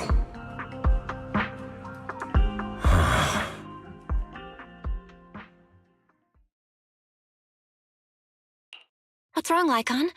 You've been quiet for a while now. My apologies, Master Proxy. I was just reminded of some past memories. Before Hugo and I founded Mockingbird, we had a mentor, Jack. He took us under his wing when we were in dire straits, imparting his skills and life lessons. But Hugo didn't agree with his viewpoints. Perhaps our paths were always fated to diverge. Okay, I'll admit. I've been itching to ask, why did you two split up? Mockingbird, faced numerous triumphs, but also setbacks. And one of them was a disastrous one. Hugo. You... Was this you? All this? So what if it was? Have you gone crazy? Have you been planning this all along? You'd bury all these lives in the name of vengeance? They deserve to die. Especially my so-called father. I should have killed him a long time ago. A really long time ago. You know what, Lycon? There's some people whose only purpose in life is to bring more suffering into this world. Sometimes murder is what brings justice back into this world. And for that, I must stain these hands in blood. Enough! I can't trust anything you say anymore. I'm leaving Mockingbird, now! Where are you going? Anywhere. Someone from the Mayflowers got in touch with me before. Are you mad? You know what those hypocrites in city administration are like. They're no different from tops. We fought them together all this time, and now you're leaving to serve as their lapdog. Are you going to turn your back on Mockingbird? Turn your back on me? The mayor is different from the others. But it doesn't matter. I'm not going to even try convincing you. As your friend, I'll give you one last piece of advice. Please, stop here. Otherwise, the day will come where your hatred and ambition will consume you.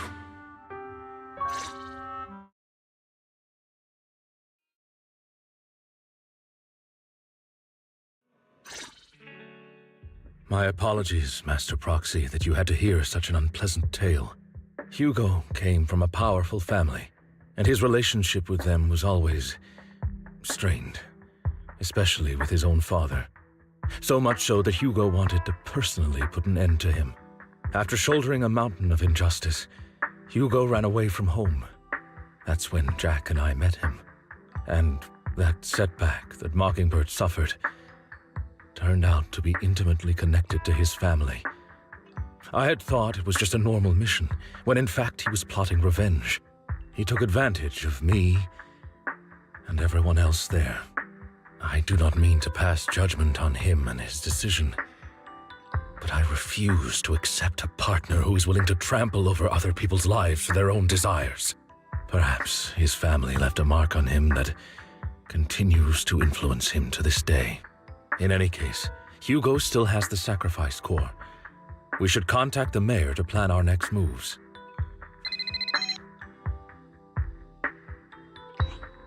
A pleasure to speak with you again.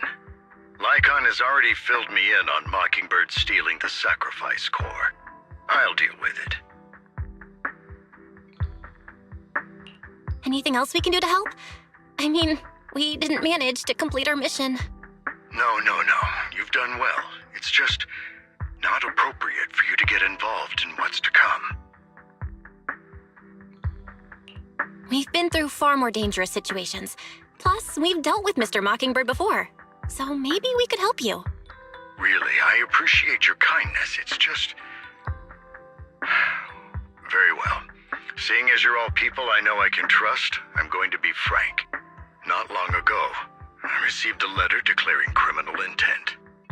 Sir. Lycon, I know you don't want to place them in danger. I feel the same way. However, I believe they deserve to know the truth. That letter threatened to use a sacrifice to take vengeance against the entire city of New Eridu. What do you mean by vengeance? I believe the person, or the organization, who sent the letter is planning to use the sacrifice to mount a large-scale attack against the city. Everything we've uncovered so far seems to support this hypothesis. As you know, the sacrifice's true power is a mystery and cannot be controlled if anyone attempts to use it as a weapon. This is no small issue. If this gets out, it'll send the public into a panic. Please promise me you'll keep things confidential. Then let us help out. We can do our part too. But it's like I said before, it'll be too dangerous for you. Whichever way you look at it, you're still citizens of New Eridu, and as mayor, it's my duty to protect you. Plus, Carol would be furious with me if I put you in danger. If she were still around. Anyway, I'm not at liberty to discuss this matter any further. Please rest assured that we will handle things properly as the administrative authority of New Eridu. That's right. Master Proxy, please trust us. So that'll be all for today. Goodbye for now.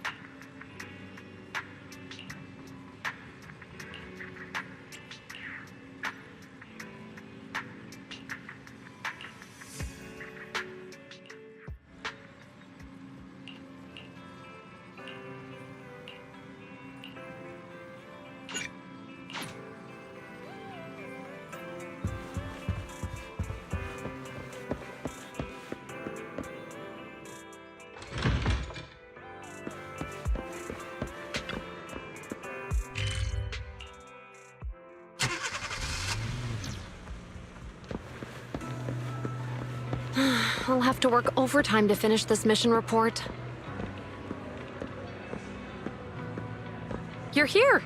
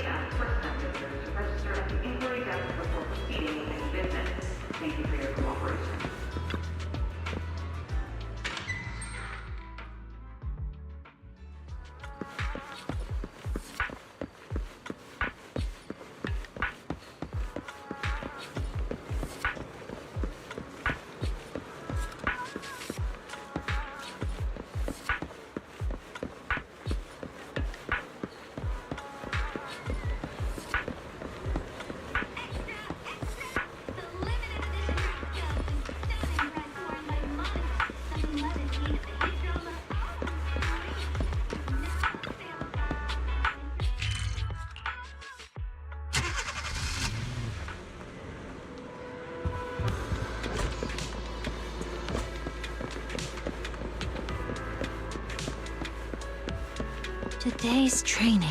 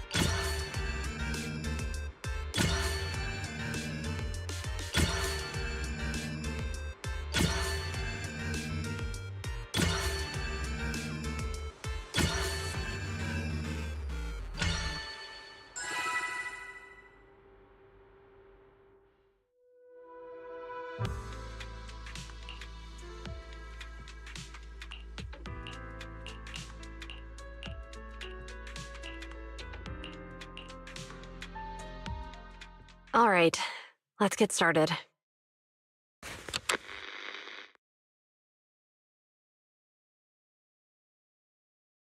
I'm probably not getting out of this hollow, but at least this tape recorder still works. Let's say these are my last words. I gave away my anti-corruption equipment to save those civilians, so I'm not in good shape. Unfortunately, we came up against a horde of ethereals right after that. I rushed over to fight them off and tried to save the civilians, but in the thick of all the fighting, I turned back and realized that I was somehow alone. Nobody was behind me. Luckily, I managed to defeat the ethereals, but the wounds and corruption I sustained in doing so should be fatal. I don't mean to cast the blame at all here, and if any of my colleagues ever pick up this cassette, I hope that nobody is ever held accountable. It's just human nature. It's normal. I just have a few regrets. Oh, what's that over there?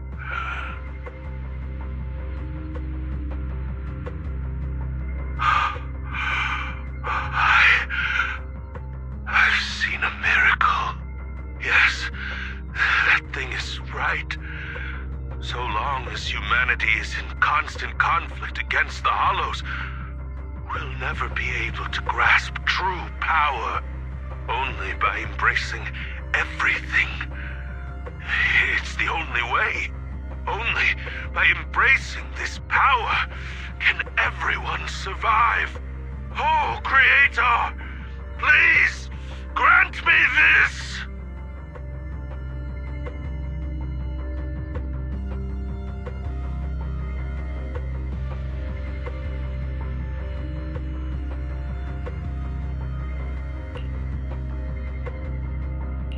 Are you okay, Jiyuan? Don't be so sad. Thanks. I'm okay. It's just, even though we had our suspicions, now that everything is out in the open, I can't help but feel a little... Well, at least now I know the reason why he changed. What did Bringer see during the recording? Whatever it was, he called it a miracle. I saw the mission report from that incident. Bringer emerged from the Hollow unscathed, completely free from injury or corruption. Plus, I remember him rescuing a few civilians and walking out of the Hollow together with them. But if that's the case, then it's at odds with the audio we heard. Which one is the true version of events? It's possible that both are true. Like if Bringer actually met a real god that completely healed his body and helped him save the others.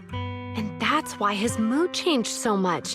Why he started believing the Exaltists. Because he witnessed a miracle. That sounds like a reasonable speculation at this point. But it still exceeds the limits of what we know. In any case, it's a clue that ultimately points to the Exaltists. I'll keep pulling this thread and see where it leads.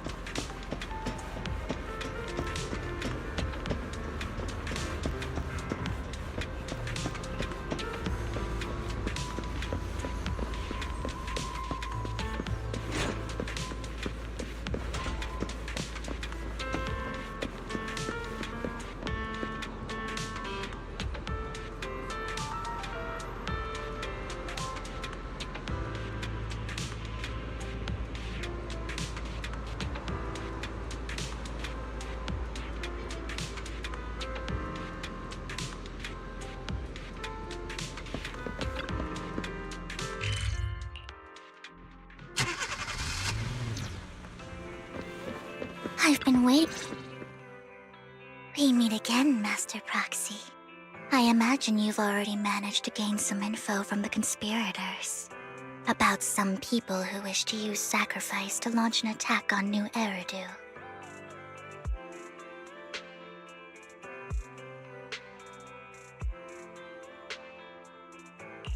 How do you even know about that? I only just found out myself. Because I've been watching you this entire time. I know many things. But unlike those hypocrites, I'm willing to share info with you to show my sincere hopes of working together. I need to find Bringer's belongings. Bringer's belongings. Did he even leave anything behind? Oh, he did. I have complete confidence in my intelligence network. All the more reason for you to work with me. You've probably already guessed, but what Bringer left behind will be crucial for cracking the alleged sacrifice attack. Find it, and we'll finally know what they are after. Who do you mean by they? The Exaltists, of course. They're always lurking whenever something related to sacrifice comes up. Actually, the Exaltists and I, we have a bit of shared history. But no more than that until you officially agree to work with me.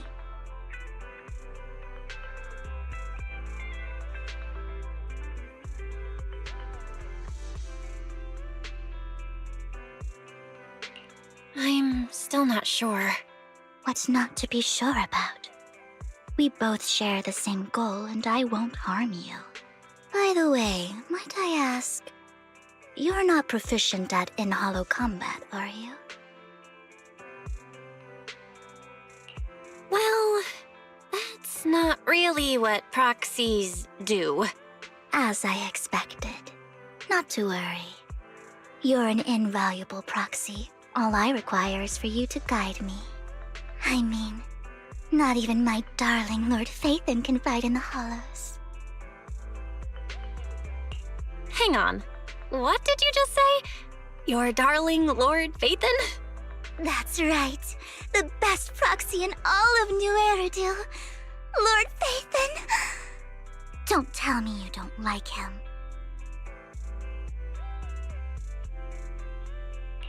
It's not that I don't like him. It's just, it's a little complicated. Well, if it's not that you don't like him, then that means you do like him, right? And I know exactly how you feel. My love for Lord Phaethon is really complicated, too. Great, you're a fan of Lord Phaethon, too. But that makes sense. All of New Eridu ought to be fans of Lord Phaethon.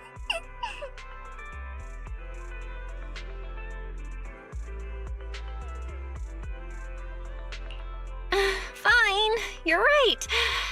I'm actually a fan of Lord Phaethon. Then we're fellow fans! Wonderful. I feel so much closer to you now.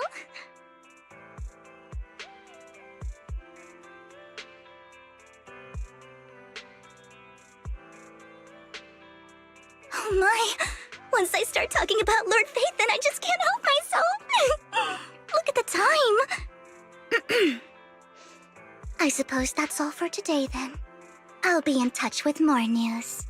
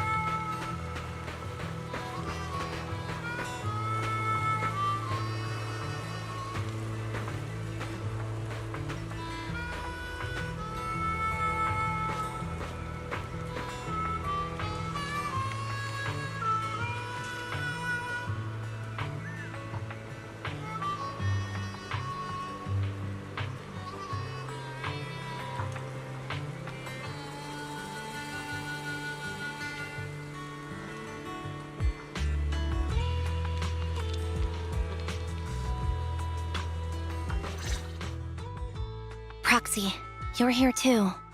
I didn't expect to run into you here.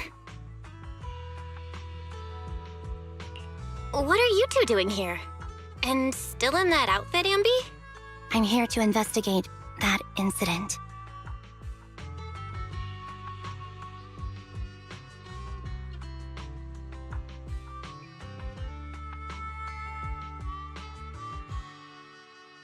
I've recently dug up some clues about the person behind the operation, but my key contact is ultra cautious and keeps demanding me to prove my identity. So, to gain her trust, I decided to meet her dressed like this. Now that everything is completely finished, this uniform doesn't really represent anything in particular. For me, it's just another outfit now. We all have to move on someday. I'm helping her. I want to make sure whoever's behind all this is caught. Ah, and who's this young lady?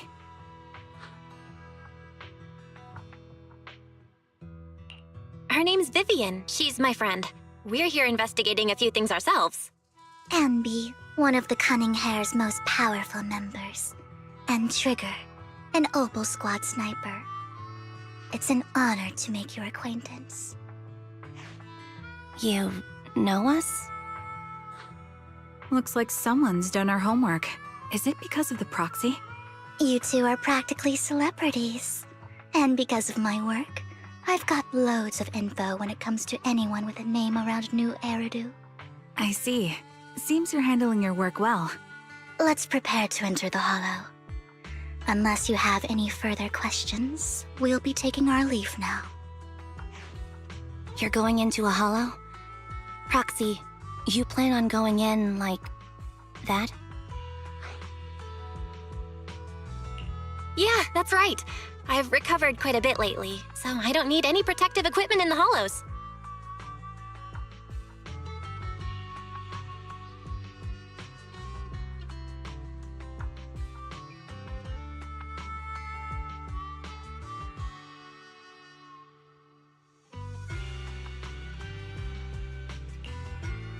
Huh.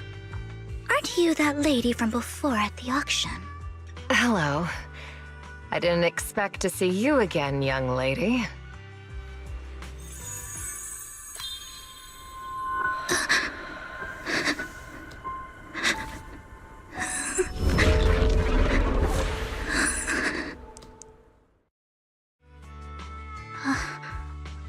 Vivian, are you alright? You look depressed. What's wrong, Vivian? Are you feeling okay? It's nothing. I just drifted off for a moment there. So then, what are you doing here? Don't worry. I'm not here to scam you. I'm waiting to meet someone. Don't tell me. You're my contact for intel? That's me. Ambi from Silver Squad, I presume? Pleasure to meet you. All right. I'm going to exchange some information with Miss Ambi here. So if you'll excuse me.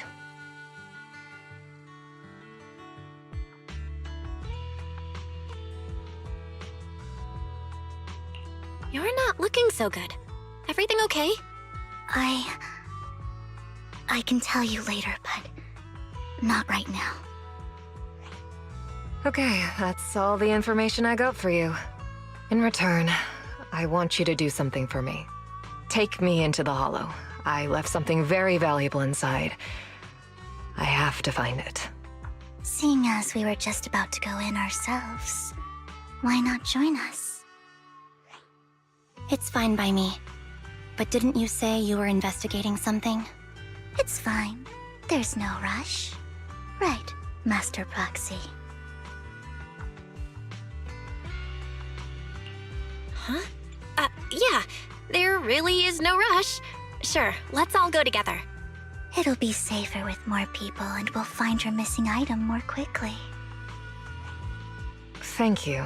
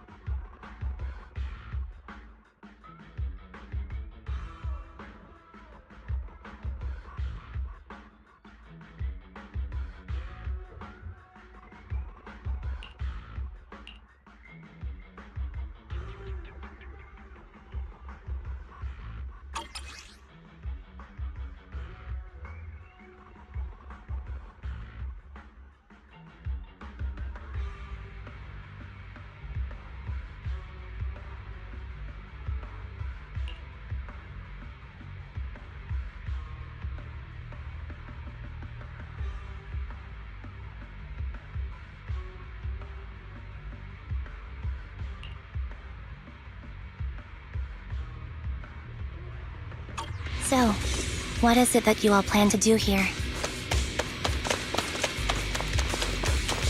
We are here to look for something too. Something extremely important.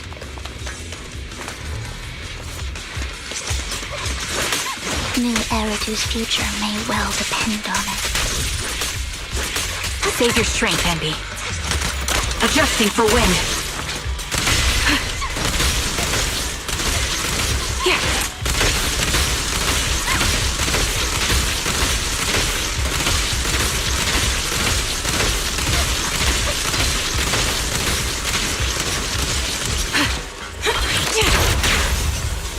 Right on cue.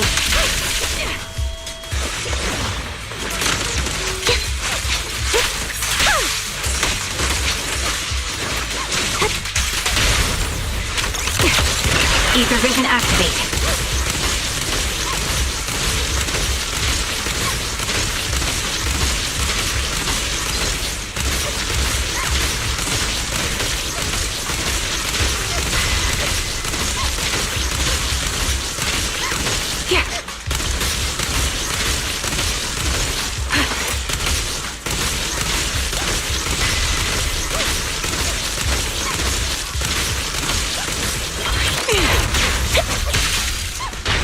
It's my turn to ask questions. What exactly is it that you're investigating?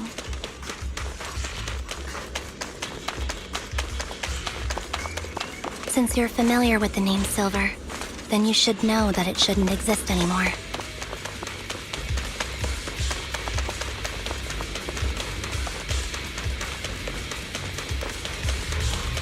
What I'm investigating has something to do with it.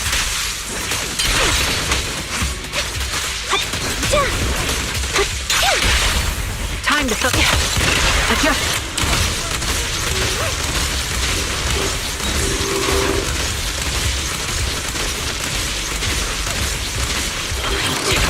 This bullet will reach its mark. Sound strategy. Wide open. I'll pierce right through. Focus up. You won't back down. Time to pin them down. Show no mercy. The target's weary.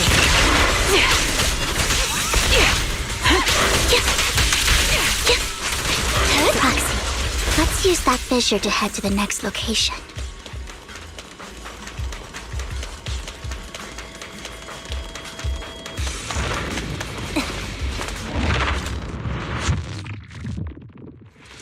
This is the place.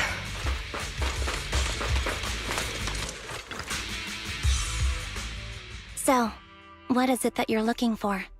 A ring. I was excavating ether here before and accidentally lost it somewhere. Please, could you all help me find it? It has to be somewhere among all this stuff here. Sure, I'll start looking. I'll go with you. I'll stay here with her then. Thanks, but you don't have to worry about me.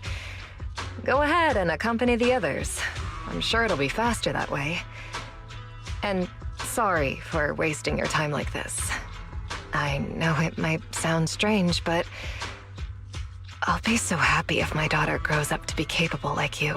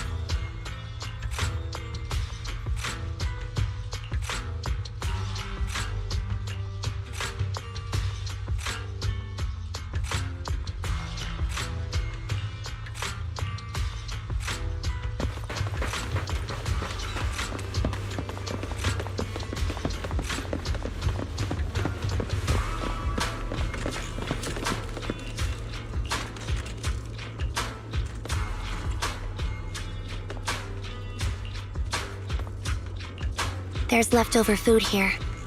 I don't want to imagine what's inside the bag.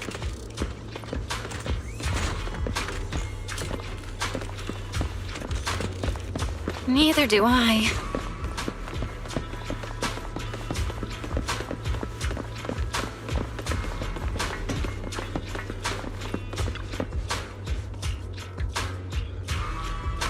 A toy that seems emotionally stable. There shouldn't be a ring hidden in it.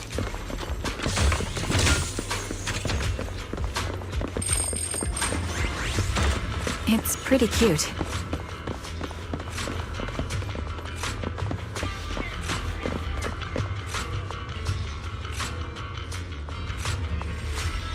It's a fancy lunchbox? I wonder if its owner is safe and sound.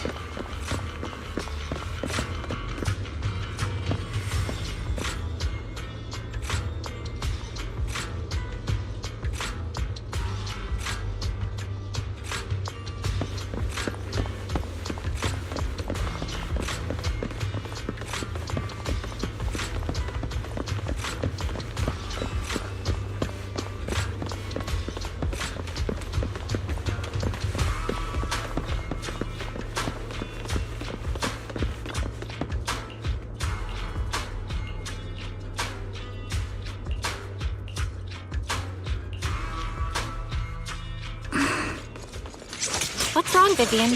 You've seemed worried for a while now.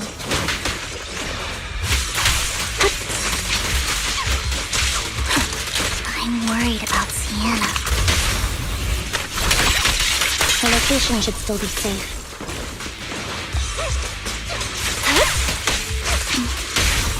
I hope so.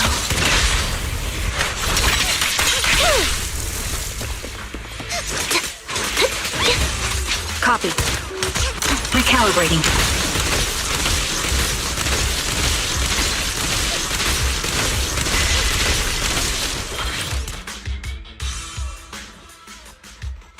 Could the ring be in that gas tank? Good thing this gas tank is empty.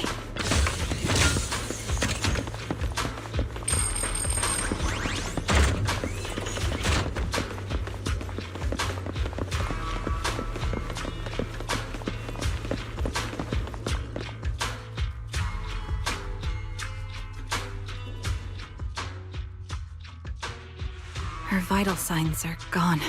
What happened? I guess this was her final scam.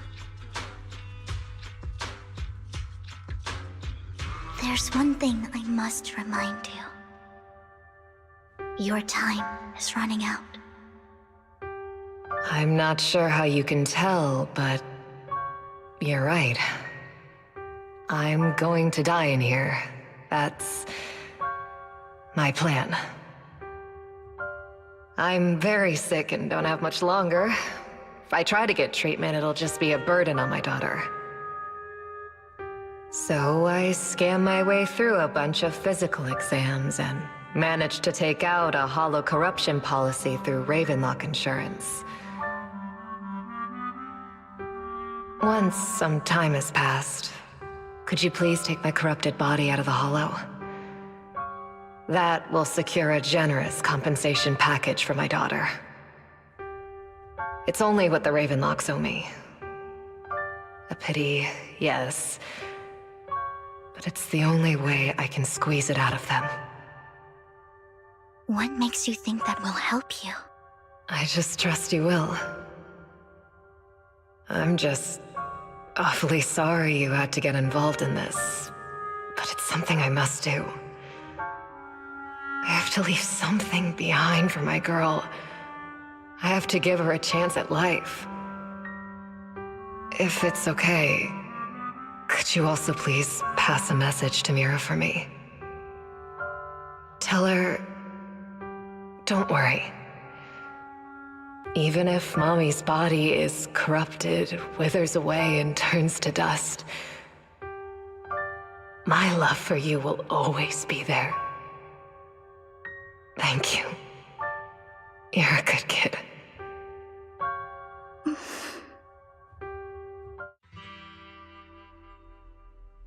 She was betting that we'd help her. So, you were aware of this the whole time? Yes. Because I saw it.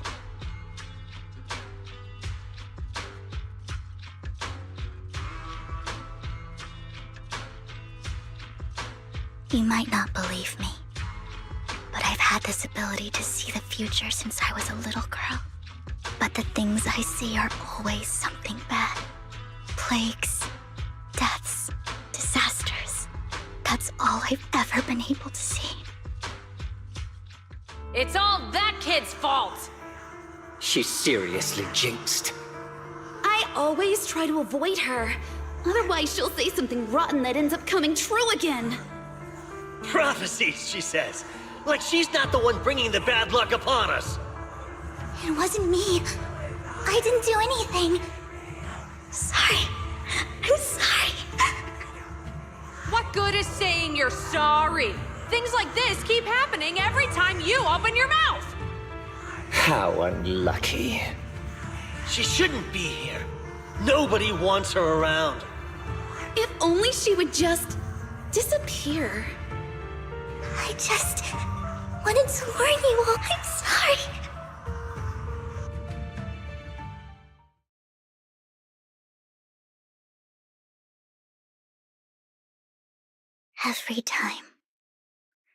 Every time it's the same. In the end, there's nothing I can change. Sometimes I even wonder whether it's me predicting these things, or if my very existence is manifesting these calamities. Vivian, it's not your fault. You were just trying to be kind and warn them about impending disasters. I can tell it's never been easy for you. Thank you. No matter what. I just hope she finally gets to rest in peace. I hope no misfortune, whether I foresee it or not, ever happens to anyone.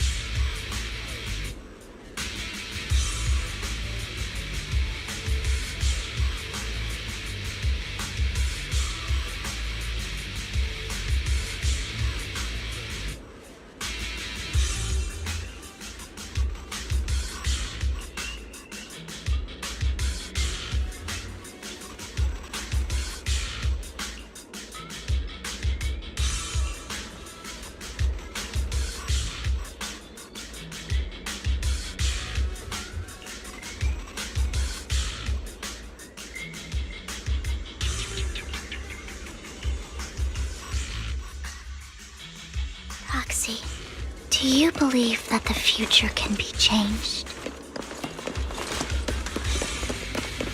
Whoa, that's kind of an out-of-the-blue question. Let me think. I think it can.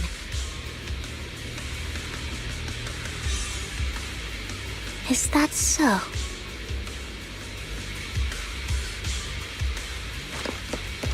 In my memories, this has happened countless times already. Focus up. Why can I only see these misfortunes? Why can't I even have a sliver of happiness?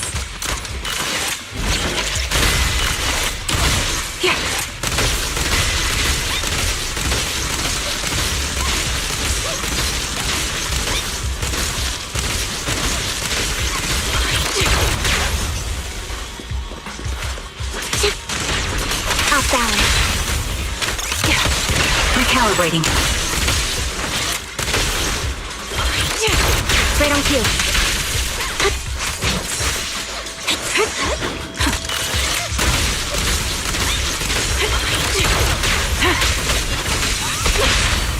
Right on cue.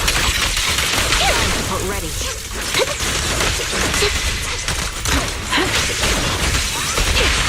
Focus cue. Roxy, the fissure that we're looking for is up ahead.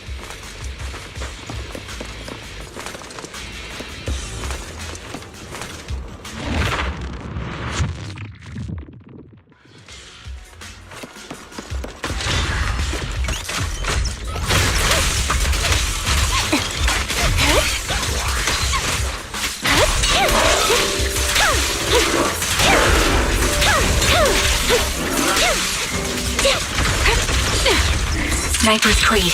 One shot, one kill. A perfect conduit. I'm on it. Resolve.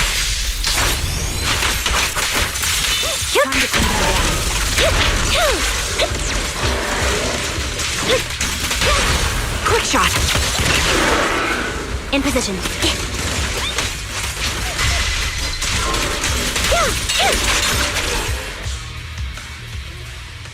I think it's about time. We should take that lady out of the hollow. You guys go on. Thank you. She gave us the intel we needed, so this is the least we could do.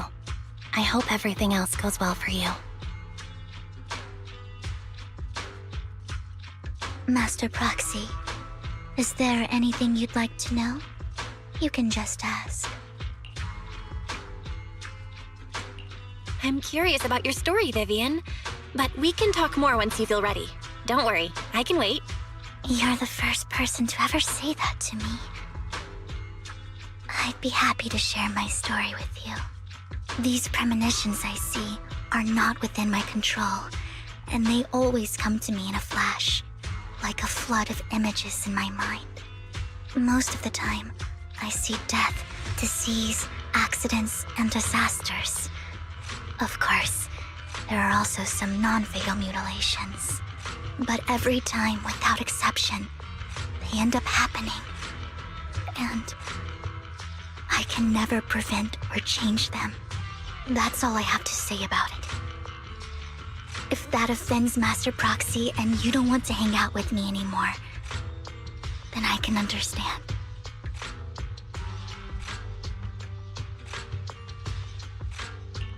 Why would I be offended? That's just who you are, Vivian. Besides, we're friends. I've always considered this ability as a curse. It's not a curse. If anything, I think you've been given a gift. Thank you. Really. Well, it's getting late. Bringer's belongings ought to be around here somewhere. Let's take a closer look. Into the previous clues, what Bringer left behind is hidden inside a vending machine.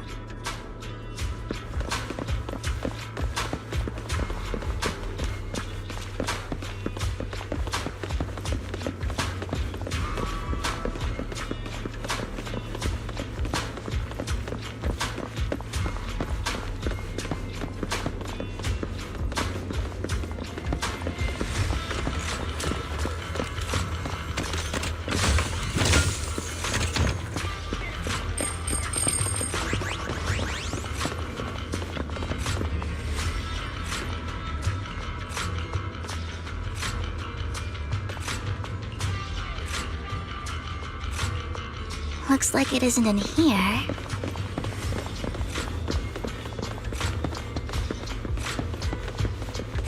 Let's try this vending machine. It might be the one we're looking for. Strange, there's nothing in here.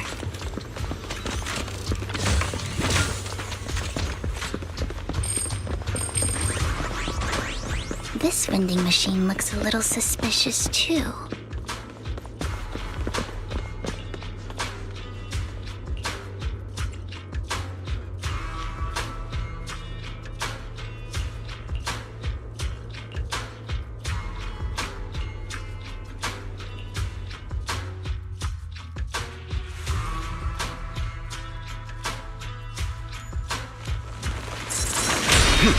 Hey!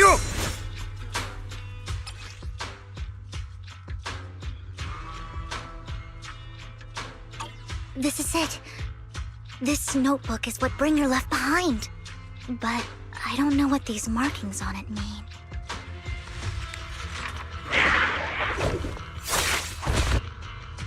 Well, hello, Master Proxy. It's been a while. Oh, don't give me that scandalized look. I did just save your lives. I would have protected the Proxy even if you hadn't appeared. I'm sure of it, but I happen to be in the area.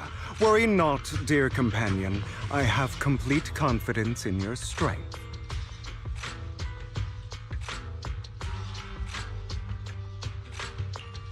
on. Did you say companion? So you two know each other. Apologies. I didn't have a chance to mention it before. I'm actually part of the Phantom Thief Syndicate, Mockingbird. That's right. I was only able to slip in during the auction thanks to some help from Vivian backstage. So, the whole time, you were only bidding on the collection so you could get backstage and mess with things? I warned you before. You can't rely on appearances. Don't worry, Master Proxy. We don't have any ulterior motives here. As you've probably heard, Mockingbird is a renowned Phantom Thieves syndicate in New Eridu that, despite its longevity, has managed to maintain the secrecy of its members' identities to this day. So, disclosing our identities to you is essentially the highest sign of good faith that a Mockingbird Phantom Thief can show.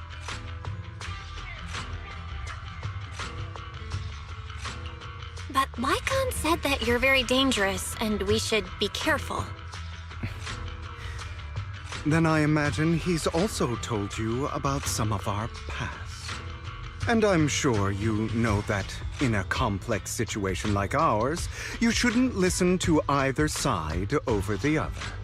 Mockingbird's purpose is very simple, really. To form long-standing and cooperative relationships with outstanding proxies like yourself. We need your abilities. Before you make any decisions, please allow me to briefly explain the concept behind the Mockingbird Syndicate. We all know there isn't anything in this world that's fair. A prime example being the uneven distribution of wealth.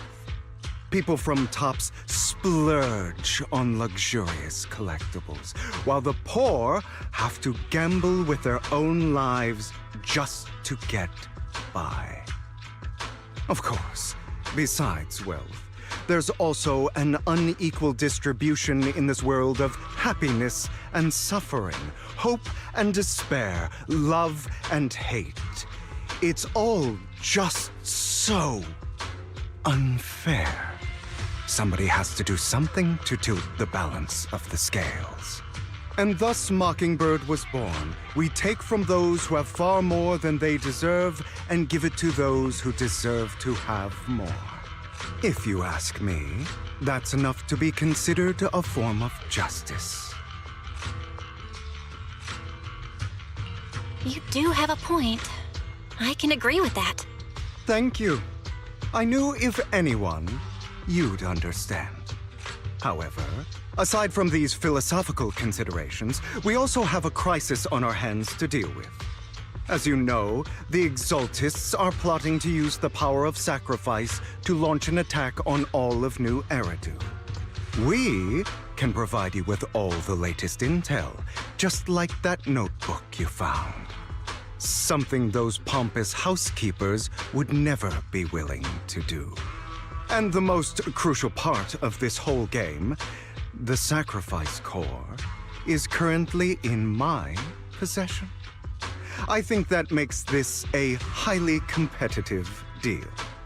We share the same goal for the moment, stopping the impending disaster from playing out. I need some time to think about it. How about this? If you still have misgivings about our upcoming cooperation, then why don't you bring Lycon along with you? He's got the support of the mayor's office behind him, and his presence alone is enough to keep me in check. That would put you more at ease, right? Of course, you're welcome to bring some other friends along, provided they aren't from public security or HSO. Well, if you're willing to let my friends come along, then you've got a deal. Great. It's a deal. By the way, Proxy, this is for you.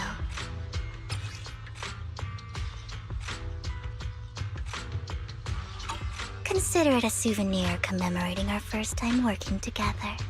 For now, we'll carefully look through the contents of that notebook. I'll contact you if anything comes up.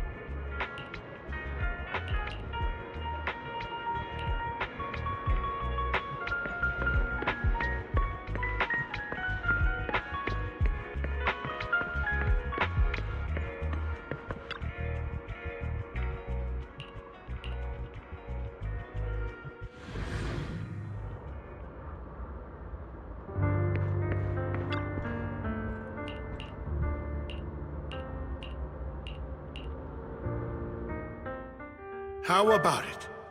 Will you work with me? Correct. Let me be honest with you.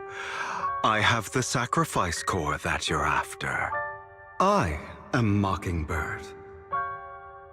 So it's you. I never thought you'd be so bold as to come see me alone. Relax, my friend. As you know, if I can sneak into such a heavily guarded auction, then naturally, I can just as easily slip away right now. I'm here with the sincere intention to seek cooperation. I can give you that sacrifice core. And what do you want in return? Wealth, glory, power. The things everyone else in the world wants, I want them too. And I'm confident that as the current heir to the Ravenlock family, those are all things you can give me. Then you've certainly come to the right place. My family is working on a big project. If things come to fruition, Ravenlock's status in Tops will significantly improve. At which point, I'll be sure to leave a spot for you. Naturally, as an outsider, you're precluded from handling any of our core business. But profits from the scraps alone will be enough to set you up for life. Mr. Hartman, I think you've misunderstood me. I have no intention of joining the Ravenlock family. In fact, I have an art gallery under my name that does pretty well for itself. I was hoping you could recommend me for Tops. You want to join Tops? That's easier said than done. Even for a family like ours, it would still require significant effort and... Just answer me yes or no. I don't think either of us can afford to waste time. I understand. Yes, you have my word. But in exchange, you'll have to give me the sacrifice core first. I'm sorry, but I'm afraid I can't. I've already hidden it somewhere safe, a place nobody else but me knows. You don't want to put all your chips on the table when dealing with Tops. I know that far too well. Then that means I also need to keep an eye out when working with the infamous Mockingbird, right? Mr. Hartman, I should remind you that I stand before you undisguised. Coming from a phantom thief who's never publicly revealed his identity, shouldn't that be sufficient assurance? If I betray you, then you merely need to lift a finger to wipe me from the face of this world. You do make a valid point there. In that case, you have a deal. I appreciate your trust. Why don't we celebrate our new partnership with a toast?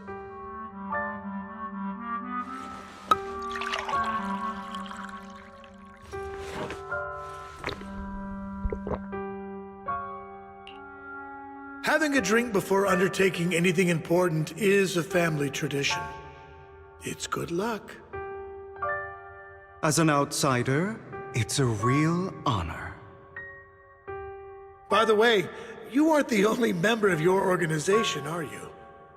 Shouldn't all your companions agree to this deal first? You don't have to worry about that. I'll make sure she agrees. Otherwise, I'll get rid of her too. Seems you'll do whatever it takes to get things done. Great things lie ahead for someone like you. All right, let's leave it at that for today. I'll contact you about what to do next.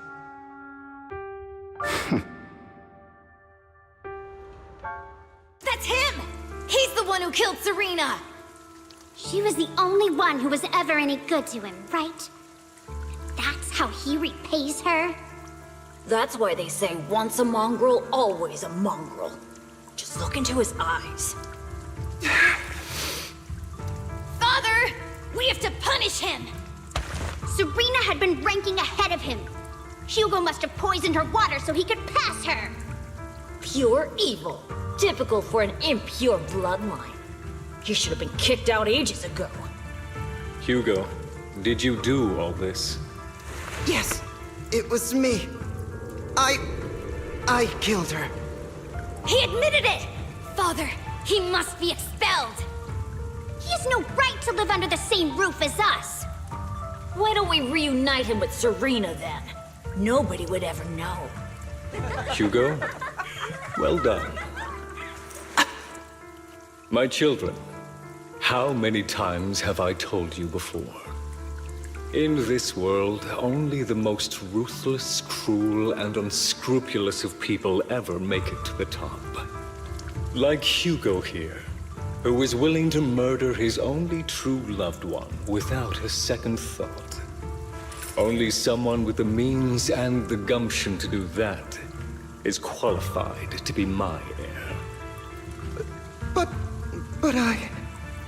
It's all over now, and the results are obvious. The winner of this month's assessment is Hugo. As for the rest of you, go to the usual place for the punishment you deserve. But Father, before this, I was number one.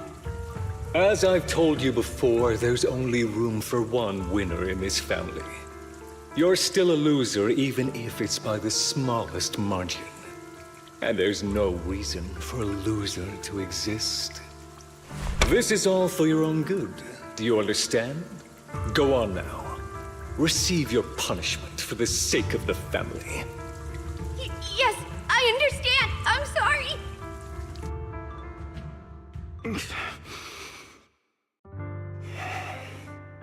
That really brought up some unpleasant memories. It won't be long. Soon, it'll all be over.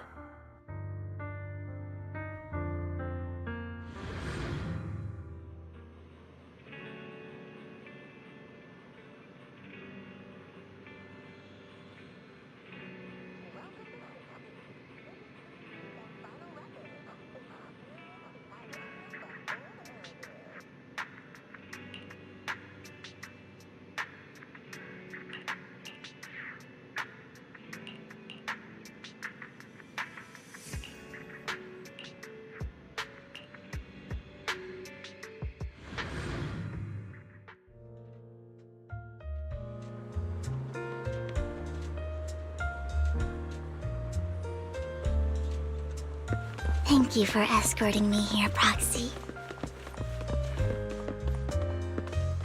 Today was quite eventful. If I were to head back now, I probably wouldn't be able to fall asleep.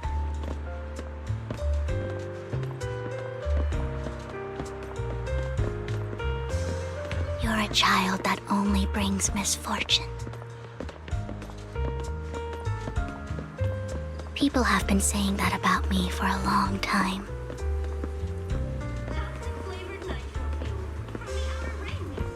I used to feel hurt and resentful. But now that I think about it, it's perfectly normal for people to react that way.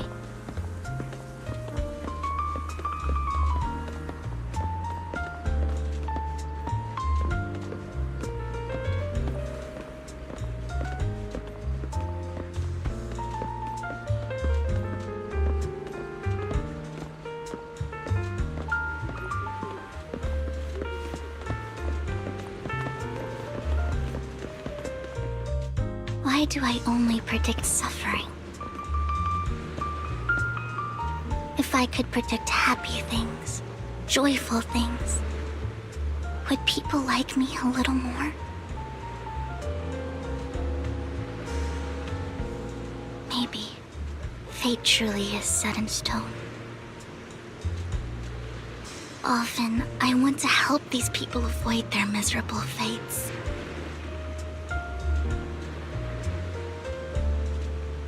For a time, I even thought that I was successful, that I could change people's destiny.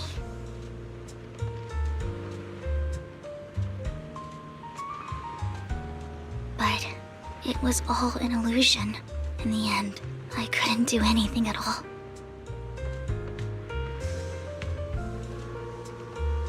So, I was really happy when you said that my abilities weren't a curse, but a gift.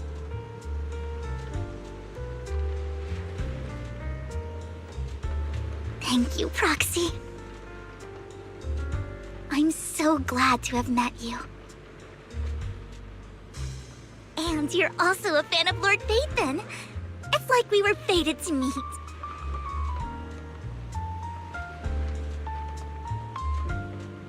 I don't know why, but I feel completely at ease when I'm by your side. I feel like I'm free from judgment, from blame.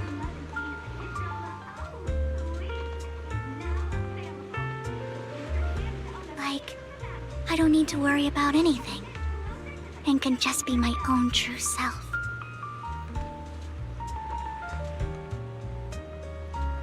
Perhaps people really do possess an aura, and ours just so happen to be extremely compatible.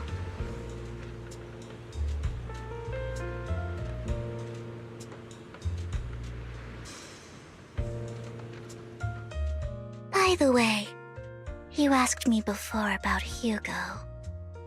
I don't really know much about him. He rarely ever talks about his past. But judging from his eye colors, you can guess he's probably the bastard son of a renowned family.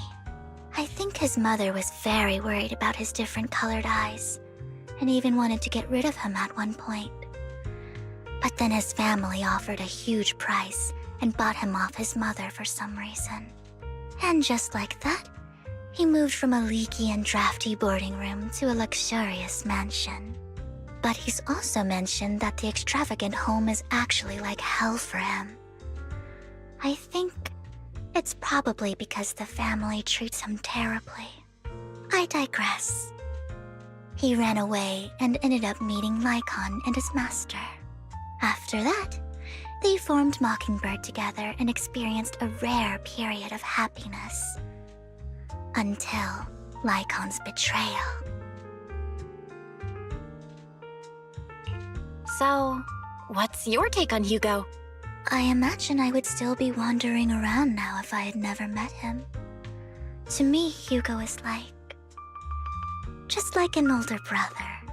I've always felt as though he's carrying some heavy burden with him. But that's a secret he's kept to himself. Something he'll never tell me. Sometimes when I look into his eyes, I can feel that he's really struggling with something. Even though he may say some extreme things, Hugo really isn't a bad person. I think one day he'll tell me his secret. Until then, I just have to wait. Wait and trust him.